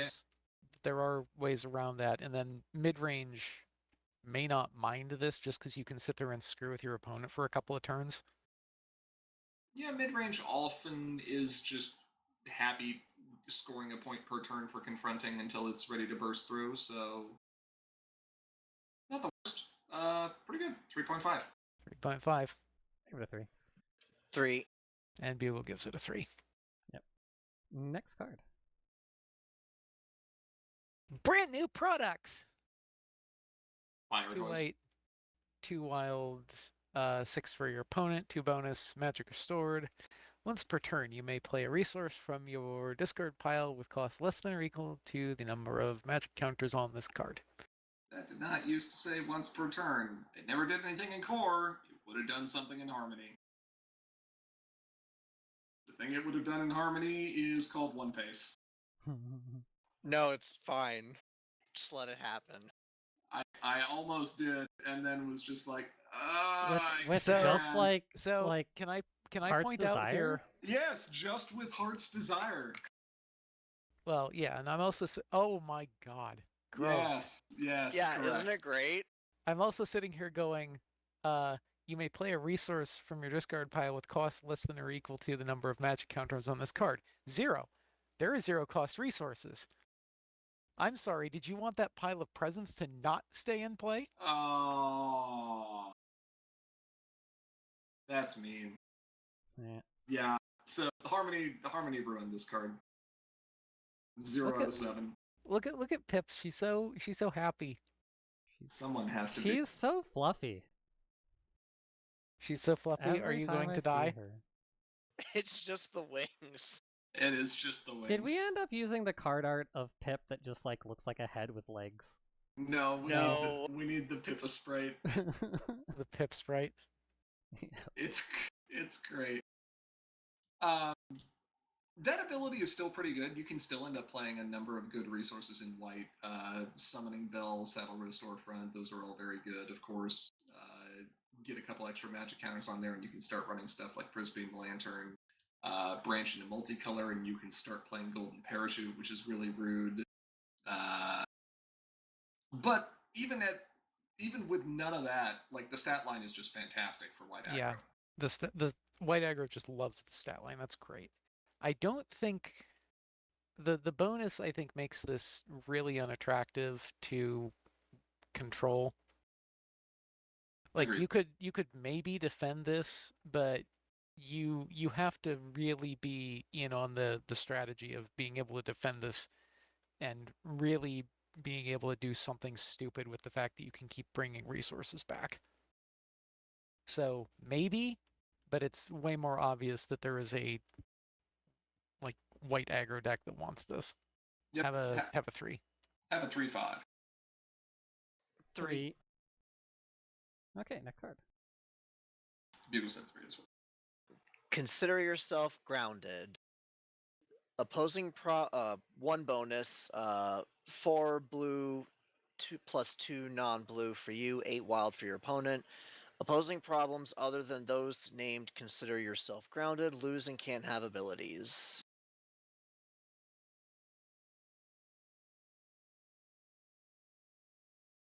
That seems pretty good. Seems okay. Oh, it seems pretty strong against a particular combo. Yeah, except that particular combo is just going to use one of the counters on patch to replace this problem. Yeah, but don't worry about that part. You're excited for a brief moment. I am excited. Yes, you are excited for a brief moment. This is true. Yeah. The stat line on this, I think a blue aggro deck would consider this just to shut off annoying crap on your opponent's problem. Blue control definitely considers it, though. Is just like, yes, I would like your problem to not be doing anything right now. No getting through my troublemakers. I have this as a 3. I have a hard time getting it higher because, like, there are multiple. I guess the question is what, like, problems don't really fit into this either. So I'm looking at this kind of like they do. There's multiple archetypes that want it. And they're going to be good. There's not nearly as many problems as there are other cards, and so there are problems that just like never see play, problems that always see play, just because like you don't have other options. And then there's cards that are like, this deck would be worse without this problem. It's really hard to get there for a non-starting problem because like you have to flip into it. But like blackmail is, you might not always get it, but just like the threat of it existing, it's so good that you run it even if you can't confront it, which I think pushes it far above just 3. So for this card itself, I'm at a 3. Because I think like it's a good card. You don't have too many other options, but like, is the deck really that much worse without it? This is kind of attractive, yeah. For blue control, I think it is. You want things that are going to reward you with value when you can protect them and they can stick around. And I think this is one of the best options because it just blanks so much that your opponent might have. I can give it a 3/5. It also blocks Dilemma's abilities. Don't forget that. That's pretty good. So yeah, you know what? Actually, that is kind of important. It can have a 4 from me. Yeah, I'll give it a 4 as well. I like being able to make my opponent's dilemmas have no text. Yeah, Bill gives it a 4. Next one. Double Agent Gambit. Blue, 3 and 3 wild for you, 6 wild for the opponent, 1 bonus. Magic Restored. This problem's bonus is increased by 1 for each magic counter on this card. It's flexible. This is nice. Get some bonus if you want. If you don't want the bonus, put the magic counter somewhere else. It doesn't have to be a 2. It doesn't have to be a liability for you. Like on Crystal Bright House, and then turn it into a point that's guaranteed instead of having to play stupid games with do you win the face-off. Not a bad option. I like it. Also, it says Magic Restored on it, so, asterisk there, that whole thing. I still think it's a 4 even despite the combo. Oh, yeah. Plus, this gives you another ability to, or another card type that you can start putting magic counters on if you want to try to get extra bonus. If you think you can win the problem face-off, hey, you don't need Crystal Bright House. You can just have this thing. Yeah, like that's probably the most interesting piece of this. You can run this even outside of a Magic Restored deck and choose whether you want it to be a 1 bonus or a 2 bonus at the moment. The flexibility alone, I think, is like interesting enough that anything blue aggro would be interested in this. Blue combo, if such a thing exists, or really any combo that cares about Magic Restored, might be interested. Yep. 3/5? 4 for me. I give it a 3. Ivory? Oh, I thought I said it was 4. Ah, okay. Bugle gives it a 4 for basically the same reason as me. Yeah. All right, next one. Finding your magic. Starting problem. When you're are you muted? I have 2 control keys, but only one of them speaks in OBS, but only 2 of them speak in OBS, but only one of them speaks in Mumble. Amazing. So I see myself talking, but not Find your magic, or finding your magic. Starting problem. When your main character is turned over, gain 1. This is a very good card because it's a starting problem, so you always get the effect. And there are mains where it's very easy to turn them over, and it's not on confront, or sometimes even if it is on confront. And you don't need any of the other starting problems, so just gain an extra AT. On the count of 4? Get paid a token for doing what you wanted to do anyway. The The problems with this are all opportunity costs. That's it. Also, I'm very sad that the Sequestria mains are gone because, lol. No, bad. I too would like to pay 1 and score 2 points and turn my main over. That's so wrong. That's so wrong. Come on, you can't do that. You can't sit there, run this, pay 1, effectively turn your main over, use that 1 AT to play a troublemaker on your next turn, your main turns back. No, bad. Why not? Bad. Oh, here we go. Okay, so Did you not know that worked? I just hadn't never thought about Seleno. What? Seleno? Okay, watch this. No, Tempest. I know. Oh yeah, like Tempest is rude. Pay 1 to Grubber. How about watch this, okay? I'm going to name the deck that runs 2 copies of this card. Queen Chrysalis. Yes, yeah. Queen. From New Dawn. Yeah. Go on. Flip me back to my start side. Watch what happens. You get a token for getting flipped over too. Lol. Both directions. Yeah, there's some interesting stuff with this card. Yeah, run this with any of the New Dawn mains. Amazing. Anyway, this is a solid 4. Yeah, this have a 4. Yeah, 4. Hugo also says 4. Yeah. Next card. Get off my stage. I was going to say it right. Perfect. Well done. No, you need the Harrison Ford. Get off my plane.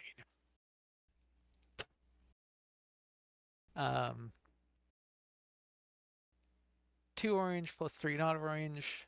6 for your opponent, 2 bonus. At the end of your turn, put a +1 power counter on this card. As this card is replaced, redistribute all counters on this card among any number of your friends. We can't say characters. That would be cheating. That would be funny. Yep. It's okay. It's a 3. If you're not running monocolor orange and want... Well, what is this? What wants this? You want some kind of, like... I guess elves would be fine with this? Yeah, elves wants this. It's basically elves. Sunny Blue would run this, probably. Yep. 2.5? I do 3. I got a 3.5. I like this. It's probably a 3. Niche. 2.5. Okay. Bugle gives it a 3. Next card. Holiday Visit. Another Magic Restored problem. 1 bonus. 3 yellow plus 3 wild for you. 6 wild for your opponent. Your home limit is increased by 1 for each magic counter on this card. What is that smile that Hitch is doing right now? This thing is going to haunt me in my dreams. It's creepy. This whole sequence was just weird. This looks like something out of a Source Filmmaker video with TF2. This was one of the earliest 3D ones, so yes, it looks like crap. Despite this, that doorknob right there, that doorknob is polished, and they did all of the ray tracing, so it is properly showing reflections. Yeah, I love it when effort goes to dumb things. No, it's not even effort. It's just that was probably literally default. Someone was just like, "It's a doorknob. What material is it? It's shiny brass." And the engine's just like, "Okay, I shall shiny it and spend probably 99% of the scene budget." Like, probably. Anyway, your home limit is increased by 1 for each magic counter on this card, and then this card gets replaced, and then all your stuff at home has to go away. Okay, it's a 2. The only thing on this card that matters is Magic Restored, 2. You got that in the wrong order, Cheese. You start the problem face-off, then flip into this card, and your home limit is increased by 1. That's the nice side, but like, then the downside, like, this is literally spring forward, fall back, right? Yeah, If it gets replaced on your opponent's turn, you're not resolving your home limit. Yeah.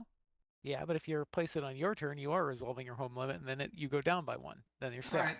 All right, then you're sad. Or just replace it on your turn and then replace every other problem on your turn and win. So this is a 2 asterisk.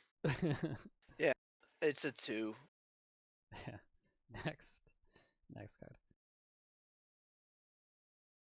Not enough glitter. 2 pink, 2 wild, 1 bonus, 6 wild for the opponent. Magic restored. When this problem becomes solved, dismiss all friends with cost equal to the number of magic counters on this card. That means if you don't put a magic counter on this card, it will dismiss all tokens. It blows up the tokens. Yeah, which is nice. Is the good part of this card. I have this at a 3.5. This has actual utility here. Yeah. Have a 3. It's a 3. Yeah, it's 3. It's not as good as Party Bomb. No, it's not. But we can't have Party Bomb. This is Party Bomb at home. Yeah. Bugle thinks this card is excellent. Gives it a 4. Yeah. Like the stat line's actually okay as well. Yeah, it's not bad. Next. Preserving the evidence.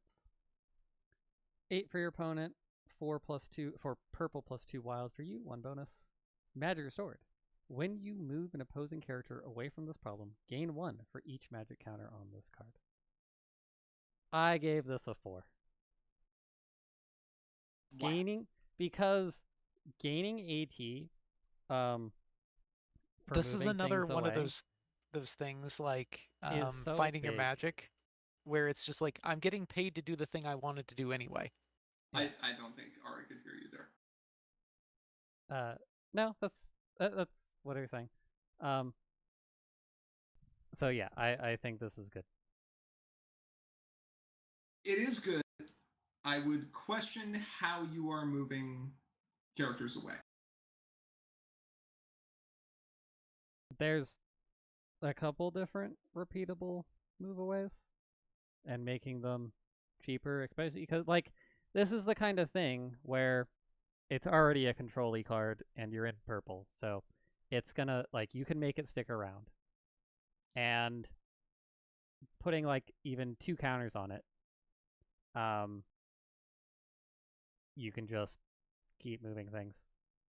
If you can get 2 counters on this, then you can end up using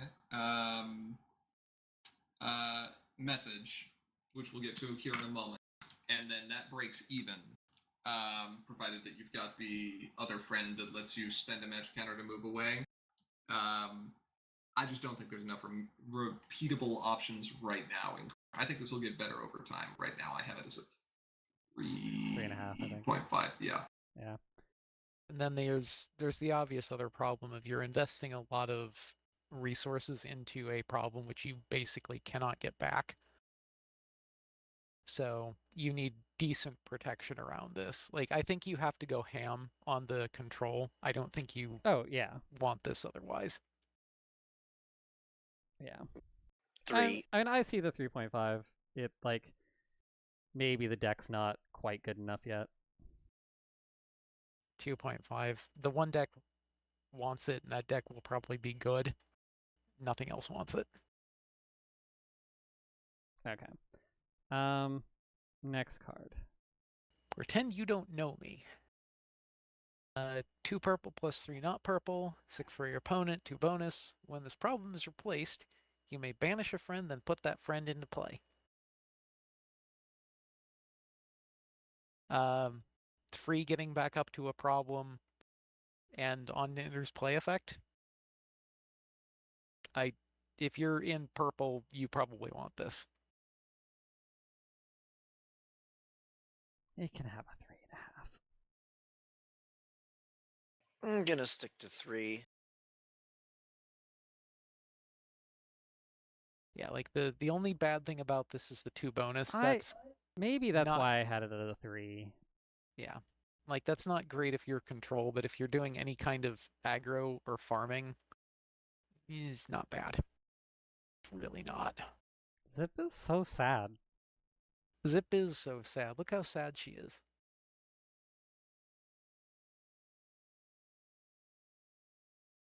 I like portals. Yep. Bugle gives it a 4. This is not to be confused with I like turtles.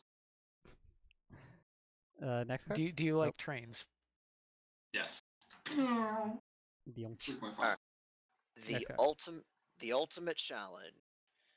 1 bonus starting problem, 6 wild for you, 7 wild for your opponent. At the start of the game, you may mulligan an additional time. Okay, Combo, you have a new go-to starting problem. Aura, this flavor may be the most perfect flavor on a problem that's ever existed. You're welcome. This is also the provided card for limited. It should have still been an ultra rare, but also the provided card. That would have been funny.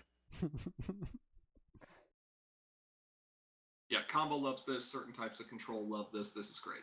Yeah, I gave this a 5 simply because 1 or maybe even 2 archetypes will almost always choose this as its starting problem. I see the. I don't know. I have it as a 4.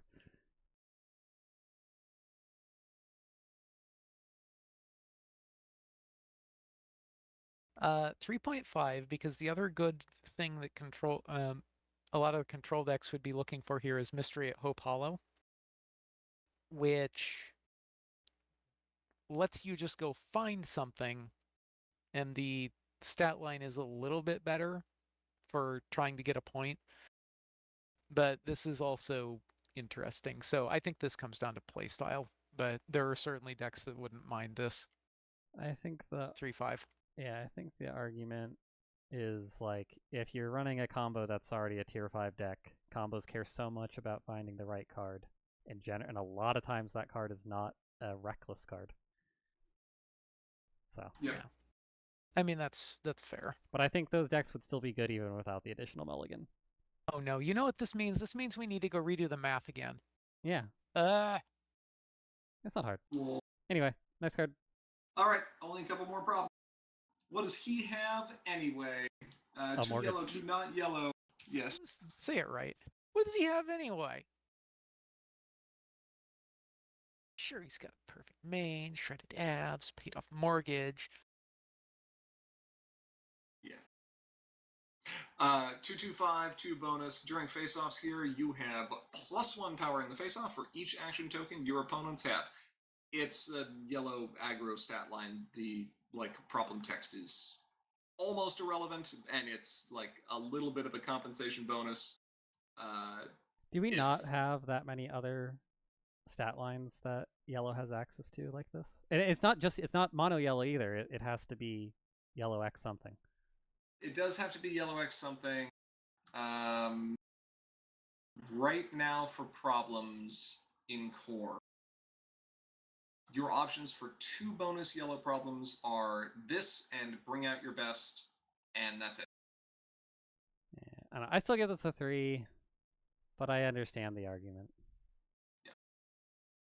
I also give this a 3, but sure, have a 3. I think it's a 4 for aggro potential. Yeah. All right, next card.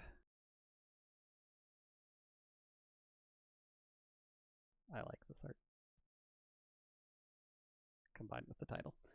You're getting ratioed. When an opponent moves a character, send that character to this problem unless that opponent pays 1. 3 white, 3 not white, 8 for your opponent, 0 bonus. This is interesting. I guess it's just a good baseline control problem, just from the stats. The ability is kind of situational, and oh no, it's any movement. This is also very funny because if you're facing down go home.deck, you're sitting here and just being like, yeah. Go ahead. It does what control wants to do. Now of course, if you want to move to this problem, then you don't care. And this is moves, so it's oh no, how does this interact with Devil Babby? Oh yeah, no, this is Screams in agony. We can discuss that. I think it's actually a little complicated. Anyway, and this affects any movement because this is not just a move action. Yeah. I give it a 3/5. I think it does things. It does what White wants to do. Oh no, this is wow. That actually did. Oh no, it is actually easy because this is a trigger. They move and then the send happens. So Devil Babby doesn't care. I think I have this at a 4 because it's a go-to control problem that we have access to in current core. Yep. 4. 3.5 for me. For the deck, not for the card's utility. Yeah. B gives it a 4. Okay, next card. We're into ultra rares, thank God. Ruby Jubilee Headliner is exhausted. Oh, she's readying. Oh, no. Spin. The oh my god, it's pixelating. It was not happy. Anyway, go ahead. The art on this is insane because I got something to work here. 4 orange power, 4 cost, 3 orange wreck, Pegasus. If one of your characters would be sent home from a problem, you may put a +1 power counter on that character instead. So, no, they don't move. They just sit there and get bigger.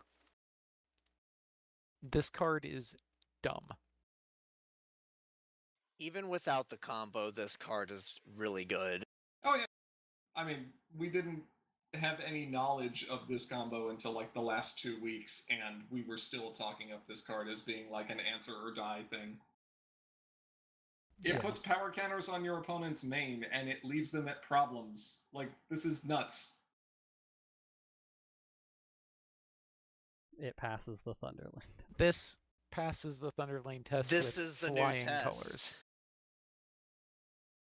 Literally flying. Yeah, and I do think that it's a 4 without the combo, but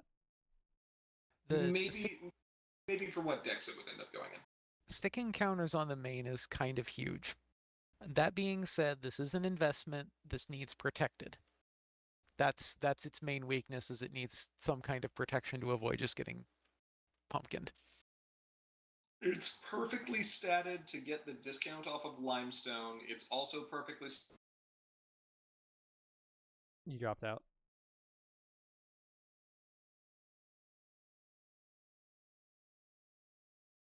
Oh, I dropped out.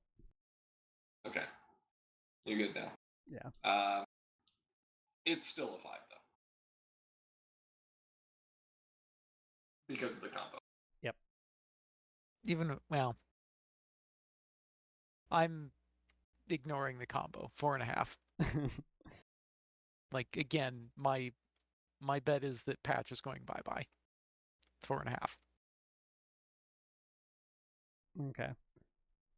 Bugles gives it a 5. Next card. Okay. Violet Frost. Pushing back. 3 costs, 4 pink wreck, 4 pink power. Aurora Corn, Unicorn Friend. When you play this card, gain control of an opposing problem. You meet the confront requirements for a problem if you meet either player's confront requirements for that problem. What's an Aurora Corn? They are... I'll explain later. They have weird sparkly horns, that's it. Okay. I actually don't see this the ability. I mean, the ability is cute, but really the value in this is the 3 for 4.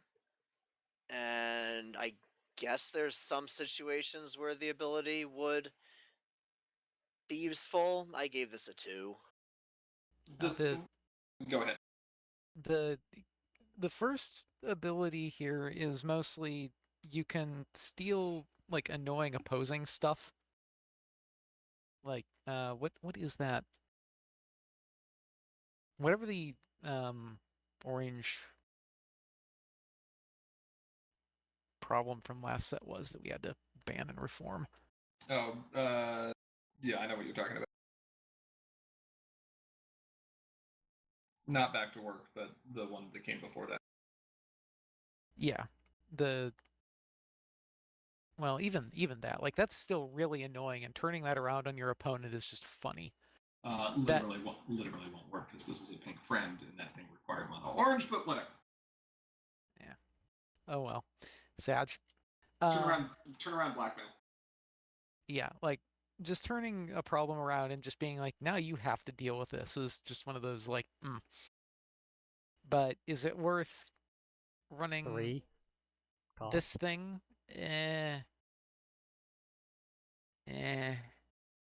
Probably not 2. 2.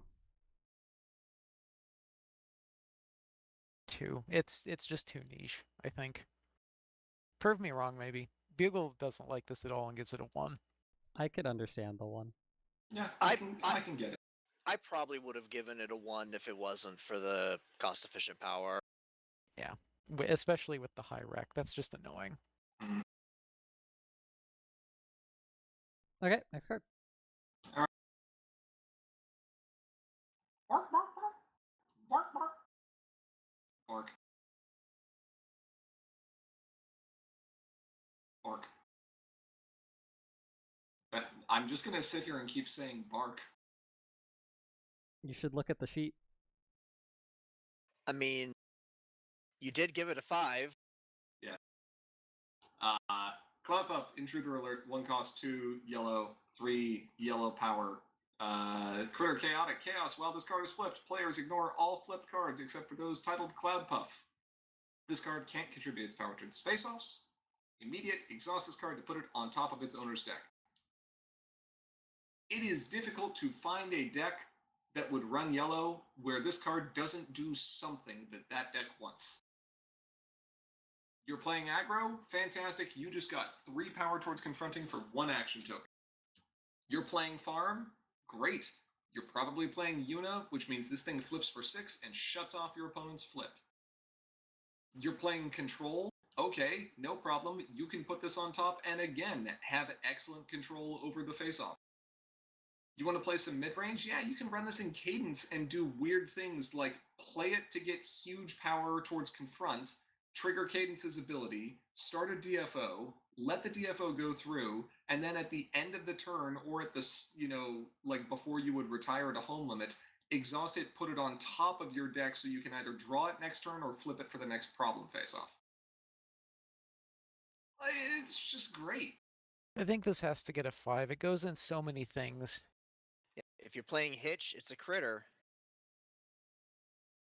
If you're playing Hitch, it's a critter. Yeah. It admittedly does have a chaotic trait, but oh well. It's a 5. Yeah, this is a 5. I'm sorry, it's a bark. 0 of Bunyip. Bugle also says, or Bugle says 4. Okay, next card.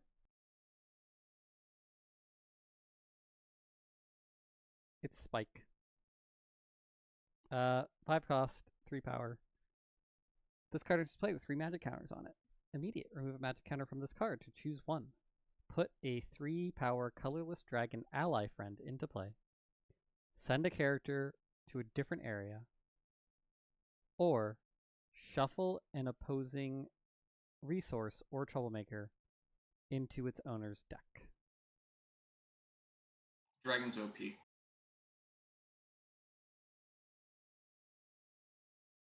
Yep. Don't even need color, and they can already do all this stuff. Hacks. I give this a 4 because some of these abilities are pretty nice, and magic counters have a cost, but like, it's not that high. Especially in the kind of deck that would make use of this. This is a very expensive card. It is. Yeah. It can turn around and turn into 12 power, which is... that's nothing to sneeze at. Yeah, that's a big part of it. If the opponent doesn't have the best removal, or you have decent protection, then like, it becomes very nice. like its resource and troublemaker removal. Like, it's just kind of flexible and does things. The only downside is the cost, but I give it a 4. 3-5. The cost is really, really high. 3. I was tempted because you get 3 magic counters that you can play with, but 5 AT, I just don't see this being any more than just average. 3-5. I think 5 is the sweet spot, and it can be reanimated, and it can be portaled, and that's the scary thing. Yeah, the reanimated and portaling thing is I think the way more interesting thing, because if you're in a control deck, immediate send a character. Yeah. That's big. You can't do much about that. You can play Ruby. That's all you can do. I didn't say anything, I said much. Yes. Alright. Cool. Next card. Alright, first Tricorn. God, this is an ugly card, and I'm the one who picked the art for it. Lura and Twitch, highly persuasive. 3 power, blue, pink, purple. 3 cost, 2 rec and blue, pink, purple. Ally Critter, magic restored. Main phase, exhaust this card and remove a magic counter from this card to gain control of an opposing friend. At the end of this turn, frighten that friend. When you frighten a friend, draw a card. The art is just a hot mess. There's too much going on here, but good luck getting a picture of this that isn't blurry due to the motion blur. And we'll just do the promo in 2D. It would probably honestly look better.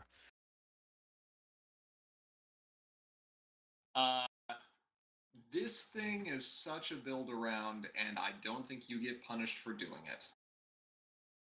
Even with the exhaust clause being added on here late in design, which it definitely needed to be, you just can and will bury opponents in value with a combination of the blue Frightened package and Bottled Dragonfire, which we still have yet to get to, and Tyrek and Tyrek's Lair, Grogar's Lair, and just a couple of magic restored pieces to synergize with this. You'll be taking opposing friends, using their abilities when you need to, frightening them, drawing cards out of it. It's just great. Yeah. The last ability not being restricted to just what Allura is doing is big. Oh yeah. There is a deck that wants this.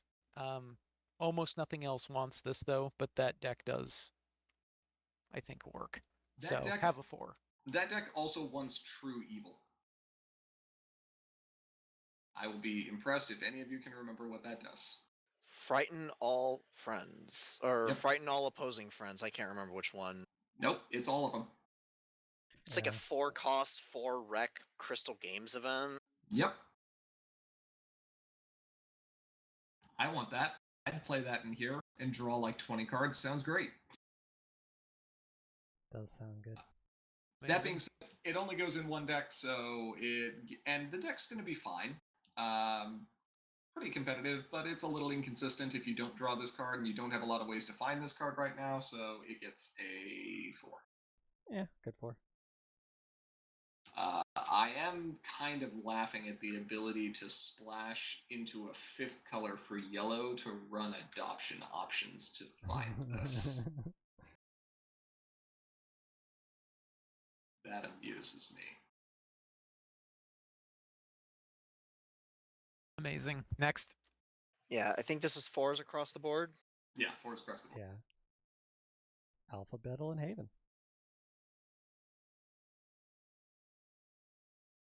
Alphabettle and Haven. T for 2. 3 cost, 2 orange, white, and yellow rec, and 3 power in those colors. Unicorn Pegasus Royalty. Handy. When you play this card, put a token copy of this card into play. Your friends here with printed power 2 or less have +1 power. It's alright. Good token synergy. That is amazing token synergy. You get some double handy things going on. Boost up the critters. The only thing that's preventing me from putting it higher than a 3 is, will you have all these colors in a token synergy deck? Oh yeah, because you're just going to run Get Prepared and Bloodstone Scepter.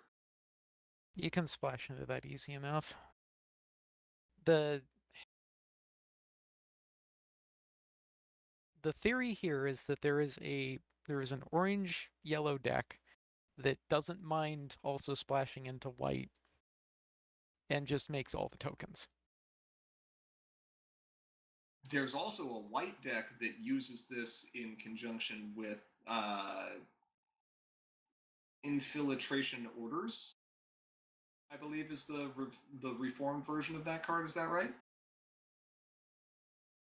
The yellow resource? I thought that got banned. It should be high-speed infiltration now. High-speed infiltration, that's the one. That plays this card, makes a token copy, and then exhausts high-speed infiltration to put a token copy of this card into play, and uses that token copy's handy trigger to ready high-speed infiltration, and exhausts this to put a token copy into play. You have to pay 1 every time you do it, but it's 1 AT gets you a copy of Alphabetal and Haven. That's dumb. That's funny. This gets you a lot of tokens. It gets you a lot of power. It gets you a lot of unity.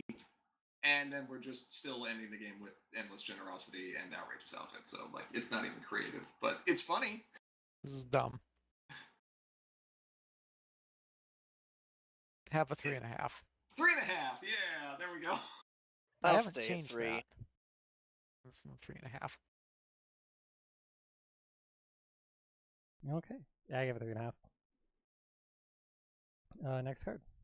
All right. Message from the past. Here we go. I like this card. I do too.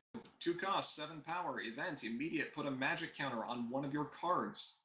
When this card enters your discard pile from anywhere, you may banish it. If you do, at the start of the next turn, put this card into its owner's hand. Follow My Lead has nothing on this. It has something on this.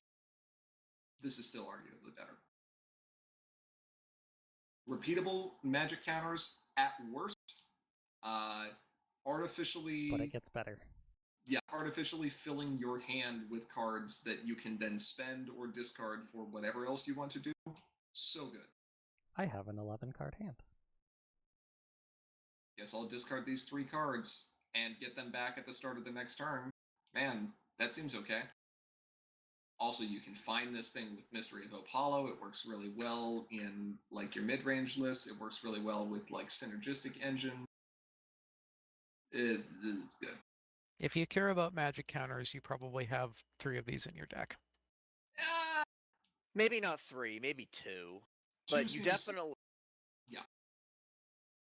That being said, I think this has to be a 5. Importantly, it has a picture of Twilight on it. Everything else doesn't matter.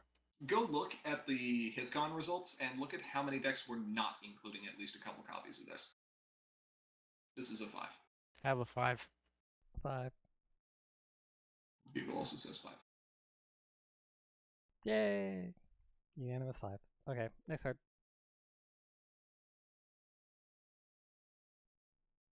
Zero bars. 1 cost, 2 white wreck, 5 power. Immediate, choose 1. Reduce each player's maximum hand size and home limit by 2 until the end of the turn. Or each player must immediately resolve their maximum hand size and home limit. If you play this card during your main phase, choose both instead. This is fun. Says who? This is funny and very obnoxious. The player playing white. Okay. As long as we're clarifying. And Pip looks sad, which is the most important part. Yeah, like, oh, I just double confronted and sent like 20 of your things home, but you don't have to do your home limit. Oh wait, yes you do. Also, it's -2. Like, and by -2, I mean I also have a night vision in play. Your hand limit is nothing. You've got a night vision and a totally surrounded, or completely surrounded. This could just really mess up a field for 180. For not, yeah. Now, you have to be playing a deck that doesn't care, but you can do that. Yeah. The backswing on this is kind of tough. I think that one deck that doesn't care is going to be a very fierce deck to deal with, so I'm giving this a 4. Yep, it can have a 4. 4.5 style points. Bugle gives this a 5. I'm impressed. I'm curious which deck he thinks is going to be. This is Bugle running tier. Meanie Bill's big sister. Yes, he enjoys this kind of garbage. Yeah, that's fair. Yeah, I give it 4. I'll tell you the type of garbage I enjoy. Well, I'll let Aura tell you the type of garbage I enjoy. Did we switch? Working. We tried to. There we go. Okay. Bottled Dragonfire, 5 power, 1 cost, 4 blue rec. Unique artifact, play to your home. When you pay at least 1 action token to play a friend, if you have no action tokens remaining, gain an action token. When you exhaust one of your characters, you may exhaust this card to draw a card. The only reason Cadence doesn't windmill slam a bunch of these is the 4 blue rec. Yeah. If you're running an aggro deck in blue, you should be like frothing at the mouth over this. Especially because if you're running a blue deck, you're running Phyllis. If you're running Phyllis, you're exhausting characters, which means you're also drawing cards. I like drawing cards. Yeah, there are enough blue decks that want this, and I'm sure one of them's going to be good. Have a 4.5. I think it's a solid 4. Yeah, I think this is a 4. I think the fact that this stretches into other archetypes is why it gets the half. That's fair. It makes sense. I'm giving it a 4 because high rec does keep it constrained a little bit. Yeah, it's true. Okay, next card. Okay. We have... Insert community meme with the dude looking at the tiny piece of paper. Yeah. Connection Corkboard. 3 costs, 3 purple, rec, 4 power, asset unique, play to your home. If an event you play would be put into your discard pile from the Q zone, banish it to beneath this card instead. As you play an event, copy the effects of any event banished beneath this card, then remove any events beneath this cards. Those cards remain banished as reminder text. So basically, I get 2 shots off of every event at the cost of them never coming back. That's exactly what it says. Yeah, basically. It's a complicated way that we have to word it, but that's effectively the ability. Deal. You gonna let me double up on events? Yeah. Okay. You got 50 cards, you better make sure that you can win with those 50 cards, because you don't get to reset. No. This just goes in Luna Naylander. I'm just gonna do shenanigans. Shenanigans beget shenanigans. It's true. Oh, this is so terrible, because you can, like... Tranquilities. It's actually not very good, because Tranquility has to go to your discard pile, and this stops Tranquility from going to your discard pile. That's the saving grace. Terrible. That being said, you can do other stuff with this. There's some pretty terrifying things you can do. They're all fairly weird, though. Some of them are nifty, though. I put this at a 3, but that's primarily more because I don't really have the brain power to think of all the things you can do with this, so I'll let someone else do it. I agree. This is combo bait, but not even my combo. Someone go figure it out. 3. 3. More 3s. It's all 3s. It's all 3s. Okay. All 3s all the way down. And last card? Last card. Last card. Yes, last card. Real epic troublemaker. Now we got us a It says villain. Is she really a villain? Like, I know she's sitting Look at here that singing. smile. Look at that smile. She literally sings a song called "I'm a Villain." Yes, and that's the sequence that this is from. But you know what? What? No, like discount villain. Okay. Surrogate. No. Same thing as Allura and Twitch. Like discount. She's actually a fox.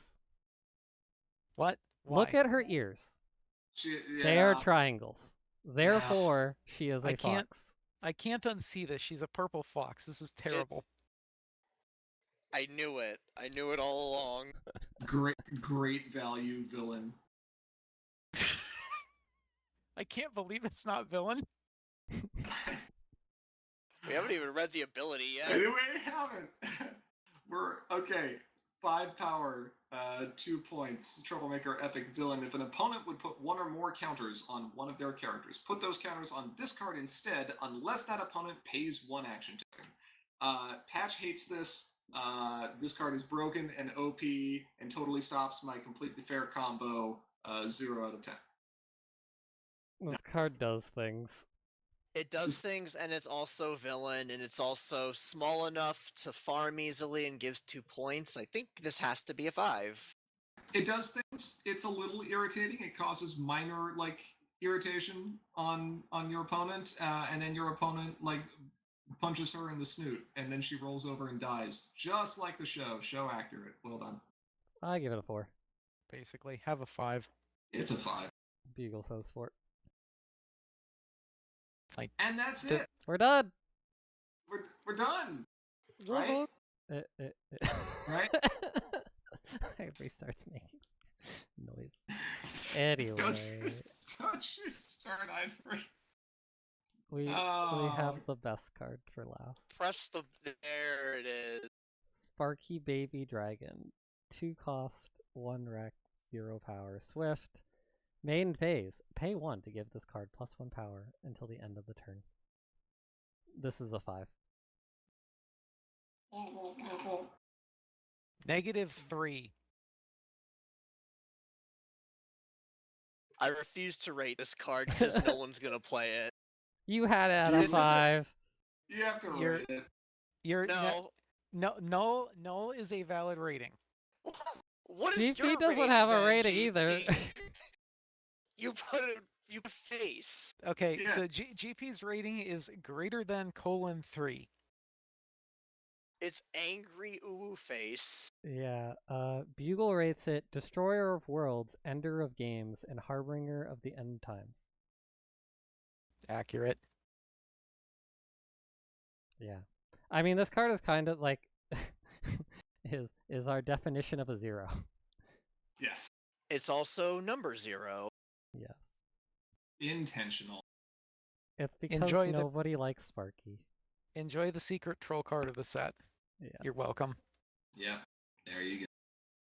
And with that, we're done. And looking at timing, a few minutes over what the longest one was, which was 7 hours 10. Which is unsurprising because this is a bigger set. Yeah, it's 163 cards. Yeah. Not counting Sparky. We were... no, that is counting Sparky. We were... You said 7.5 hours? 7 hours 10 minutes was the Fond Memories time. Yeah. Well, and this one was 7.5. Yeah. We started a little after. Yeah, that's... There. High score, me. Low score, Ara. 3.2. Everyone was over 3. Everyone was over 3. Which means the majority of these cards, or the average of these cards, is above average. I guess on average we only spent like 2.5 minutes per card. That's not that bad. Yeah. We did okay. Now we'll need people to go and comment on all of our ratings on the VOD. Also, we need to save the VOD. Ara does that very well. No, I don't. I lost at least one of them. Yeah, that's why I'm mentioning it. It's fine. We can lose it. No. We can lose this one, so we have to do it over again. All right, I'm now highly incentivized to go remember to save it. Yeah. Okay. I need to eat. Oh my god. Yeah. Yep, that'll wrap up our discussion on this topic. I'm going to skip the regular outro. You know who we are. You know what we do. Thank you for Patreon supporting us. Yep. Patreon slide. All right. We'll see you next time. Also, go watch Meticulous Talks next week. Bye. Bye. We're dead.